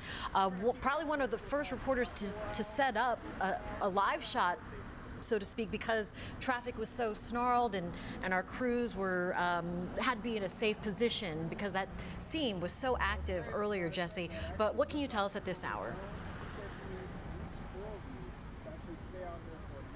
Yes, well, like you mentioned, yes, I've been here for several hours, and I was here during the presser, and, you know, the CMPD Chief Johnny Jennings, you know, one thing he said that stood out to me was we lost heroes. You know, he confirmed that, you know, 4 people with U.S. Marshals were shot, 3 died, and then additionally, 4 CMPD officers were also shot, one of them in critical condition. You know, these are folks who risk their lives to, you know, protect communities and so forth, but unfortunately, you know, we are looking at the loss of 3 lives. Again, the police chief calling this a tragedy for law enforcement as well as for the community. Now, when we got here hours ago, again, early afternoon, you know, roads were blocked. There was a shelter in place that was in effect, so all of that is done. Roads that were closed are now reopened. However, you can expect to see investigators near that home, you know, combing through that scene, you know, probably for the next couple of days. Throughout all of this, you know, even during the presser and from community members, you heard an outpouring level of support for those officers, for the law enforcement community overall, because as we know, one hurt means we all hurt. And so it's just a really tragic and sad day for law enforcement and for those in the community, and a really long day. But, you know, as far as closures, all of those things have reopened, and, you know, folks who live in that area no longer need to shelter in their homes and so forth. But again, I think the main thing here is just that it was just a really sad day for everyone involved here. So true. Jesse, thank you so much. And of course, there's going to be so much left with this to follow. Yes. I mean, just like the chief said, we're still putting the story together. And so there are going to be many more questions that will need to be asked as we learn more. We're going to ask more. We are wanting to know the conditions of the other officers that were hurt. Austin Walker has been outside Novant Medical monitoring the situation. They're seeing a lot of troopers and processions and a lot of people coming out in force to show their support for some of these officers. Austin, what do you see now? Yeah, Jane, I actually think you said it best right there. We are just trying to put the pieces together and learn more, because the story right now is not complete. There are still a lot of questions that are left unanswered. While CMPD did address a majority of them in a good amount, there are still things that the community as well as us are still wondering at this point. But yes, today has been a very intense situation outside of Novant, a very big police presence from multiple agencies across the state. Let's actually show you some video if we have it queued up and ready. It's actually of state troopers zooming and speeding down 4th Street on the way to Novant. Again, a big question we had was who was transported to the hospital from that scene. Now, we did speak with Novant and try to ask them exactly, you know, what they know so far, and they directed us back to CMPD, where they did not specifically answer the question of who was at Novant or any other hospital in the area. We do have a crew, Julia Kaufman, over at Atrium as well, trying to get the same answers from their department to see if anybody from that scene was also taken there. Now, as of right now, we are still, again, trying to put those pieces together, but things for the most part on Hawthorne are pretty much calm. As you can see behind me, there's not much going on, not a single cop in sight. On the other side, there are a few officers still outside of the hospital, including agencies like Mecklenburg County Sheriffs and CMPD, of course, and Charlotte Fire and state troopers, again, because it was a very intense scene earlier today. So as we learn more, we are updating you as we get that information on air and online. But the scene as of right now, very different from what it looked like just a few hours ago. We first got here maybe about 2.5 hours ago. Very different. It was just a gridlock of cars. But as you can see, we're hitting the 7 o'clock hour soon. And as of right now, traffic is moving pretty much as is and as normal. But again, at that 5 o'clock when people are getting out of work, it was a little hectic. But like Mayor Vilisle says, if you had to wait in traffic, I don't think that was the importance of the day. The fact that 3 individuals lost their life and they don't get to go home to their families, as well as, you know, we are here with them and we are supporting them as the community continues to come together, rallying behind those officers. But for now, we're live from Novant. Austin Walker, WCNC Charlotte. Austin, thank you. You can see traffic is back to normal, but nothing normal about this day. That's right. All right, so we do want to go ahead and check in with weather, just because amid all of our reporting this afternoon, we did not touch on the forecast at all. And Brad, what are you following for us this evening? Yeah, a tough day here in Charlotte, but we will talk about the forecast here as we've had lots of sunshine today. Temperatures still somewhat pleasant out there, around 80 degrees. But tomorrow, we're going to keep an eye on the potential for some scattered storms moving in late in the day. So your weather headlines, storms late tomorrow, probably isolated into the evening hours, near 90 by the end of the week. And we're going to see some weekend rain. A lot of events going on this weekend. And right now, it looks like we got a slow moving front, which is going to give us a chance for some rain. Tonight, temperatures cool back down to about 60 degrees.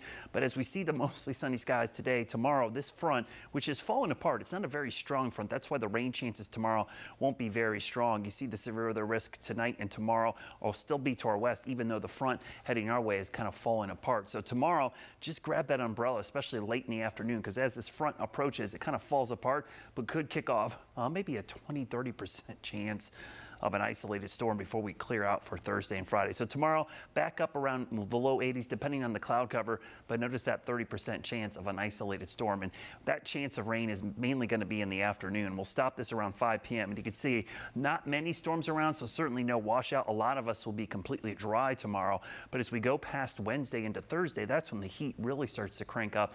And we're going to be flirting with 90 degrees for your Thursday and Friday. And that could set the stage for some rain this weekend because that's when the next front arrives. So rain chances over the next 7 days. Notice they start ramping up Friday night, but Saturday and Sunday, certainly no washouts, but a 40 to 50% chance of rain both days. And if I had to pick one that had a better chance or higher chance of rain, unfortunately, it does look to be Saturday because here comes the front. This is 8 o'clock in the morning, slowing down a little bit and kind of stalling over us. So scattered showers and storms Saturday. By Sunday, the front's weakening, but it's still over us, and that gives us a chance for an isolated shower and storm. So if you have any outdoor plans this weekend, and there are a ton of them, festivals, concerts, just be prepared right now for some rain. Tonight, though, temperatures will cool back down into the 50s, so still pleasant. Even though temperatures have been warm the last couple of days, the dew points are staying pretty low, and that's setting the stage for some pleasant mornings. Your Guy Roofing 7-day forecast shows those temperatures warming up to the mid and upper 80s by the end of the week. We'll keep an eye on Saturday and Sunday right now, looking at low 80s, but a good chance of rain possible both days. Brad, thank you so much. So as we wrap up here, coming towards the top of the next hour, we're almost upon 7 o'clock. Let's go ahead and take a look back at everything we have learned so far over this very long and difficult evening, really, for the Charlotte community. We're awaiting more information, and we know that will come in the coming hours, days, and weeks. But we can tell you at this hour, 3 U.S. Marshal Task Force officers have lost their lives, and then a CMPD officer is also fighting for theirs in the hospital. 4 other law enforcement officers were hurt. Well, all of this happening just after 1 o'clock this afternoon. Police say they were serving a felony warrant at a home on Galway Drive in East Charlotte when the shootout started. 1 suspect is dead. 2 other people, police are calling them persons of interest. They were inside. They're being questioned right now. So a very emotional day, and as you could see by the mayor's remarks earlier ago, her emotional remarks. Keep your prayers, keep your faith. Make sure that these officers who have families have people to reach out and hold them up, because they will need this. And we are a city that will make it possible for them to be this way, to be able to live and know that we honor and respect the loss that they have.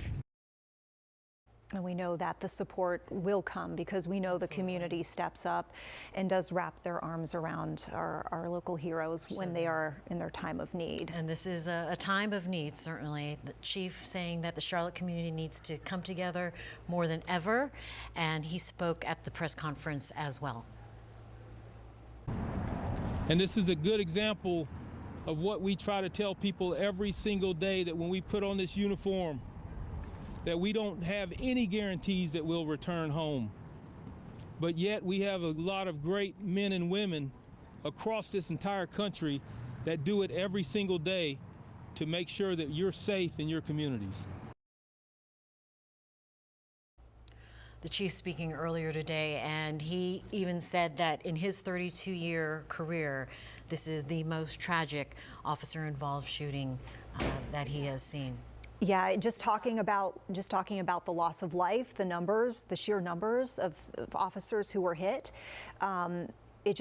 It was clear by his reaction that this was just a day he would never imagine that he would have to talk about.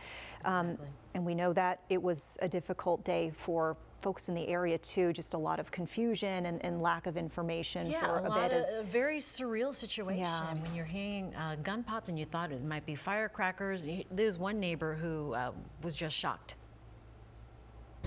First of all, at 2 o'clock, they shut this street down. So I asked somebody who was on the street what happened, and he said they're shooting, somebody's shooting. So I came out and went to Shannon house to get into the neighborhood, because my house is apparently in the middle of the center of all of this.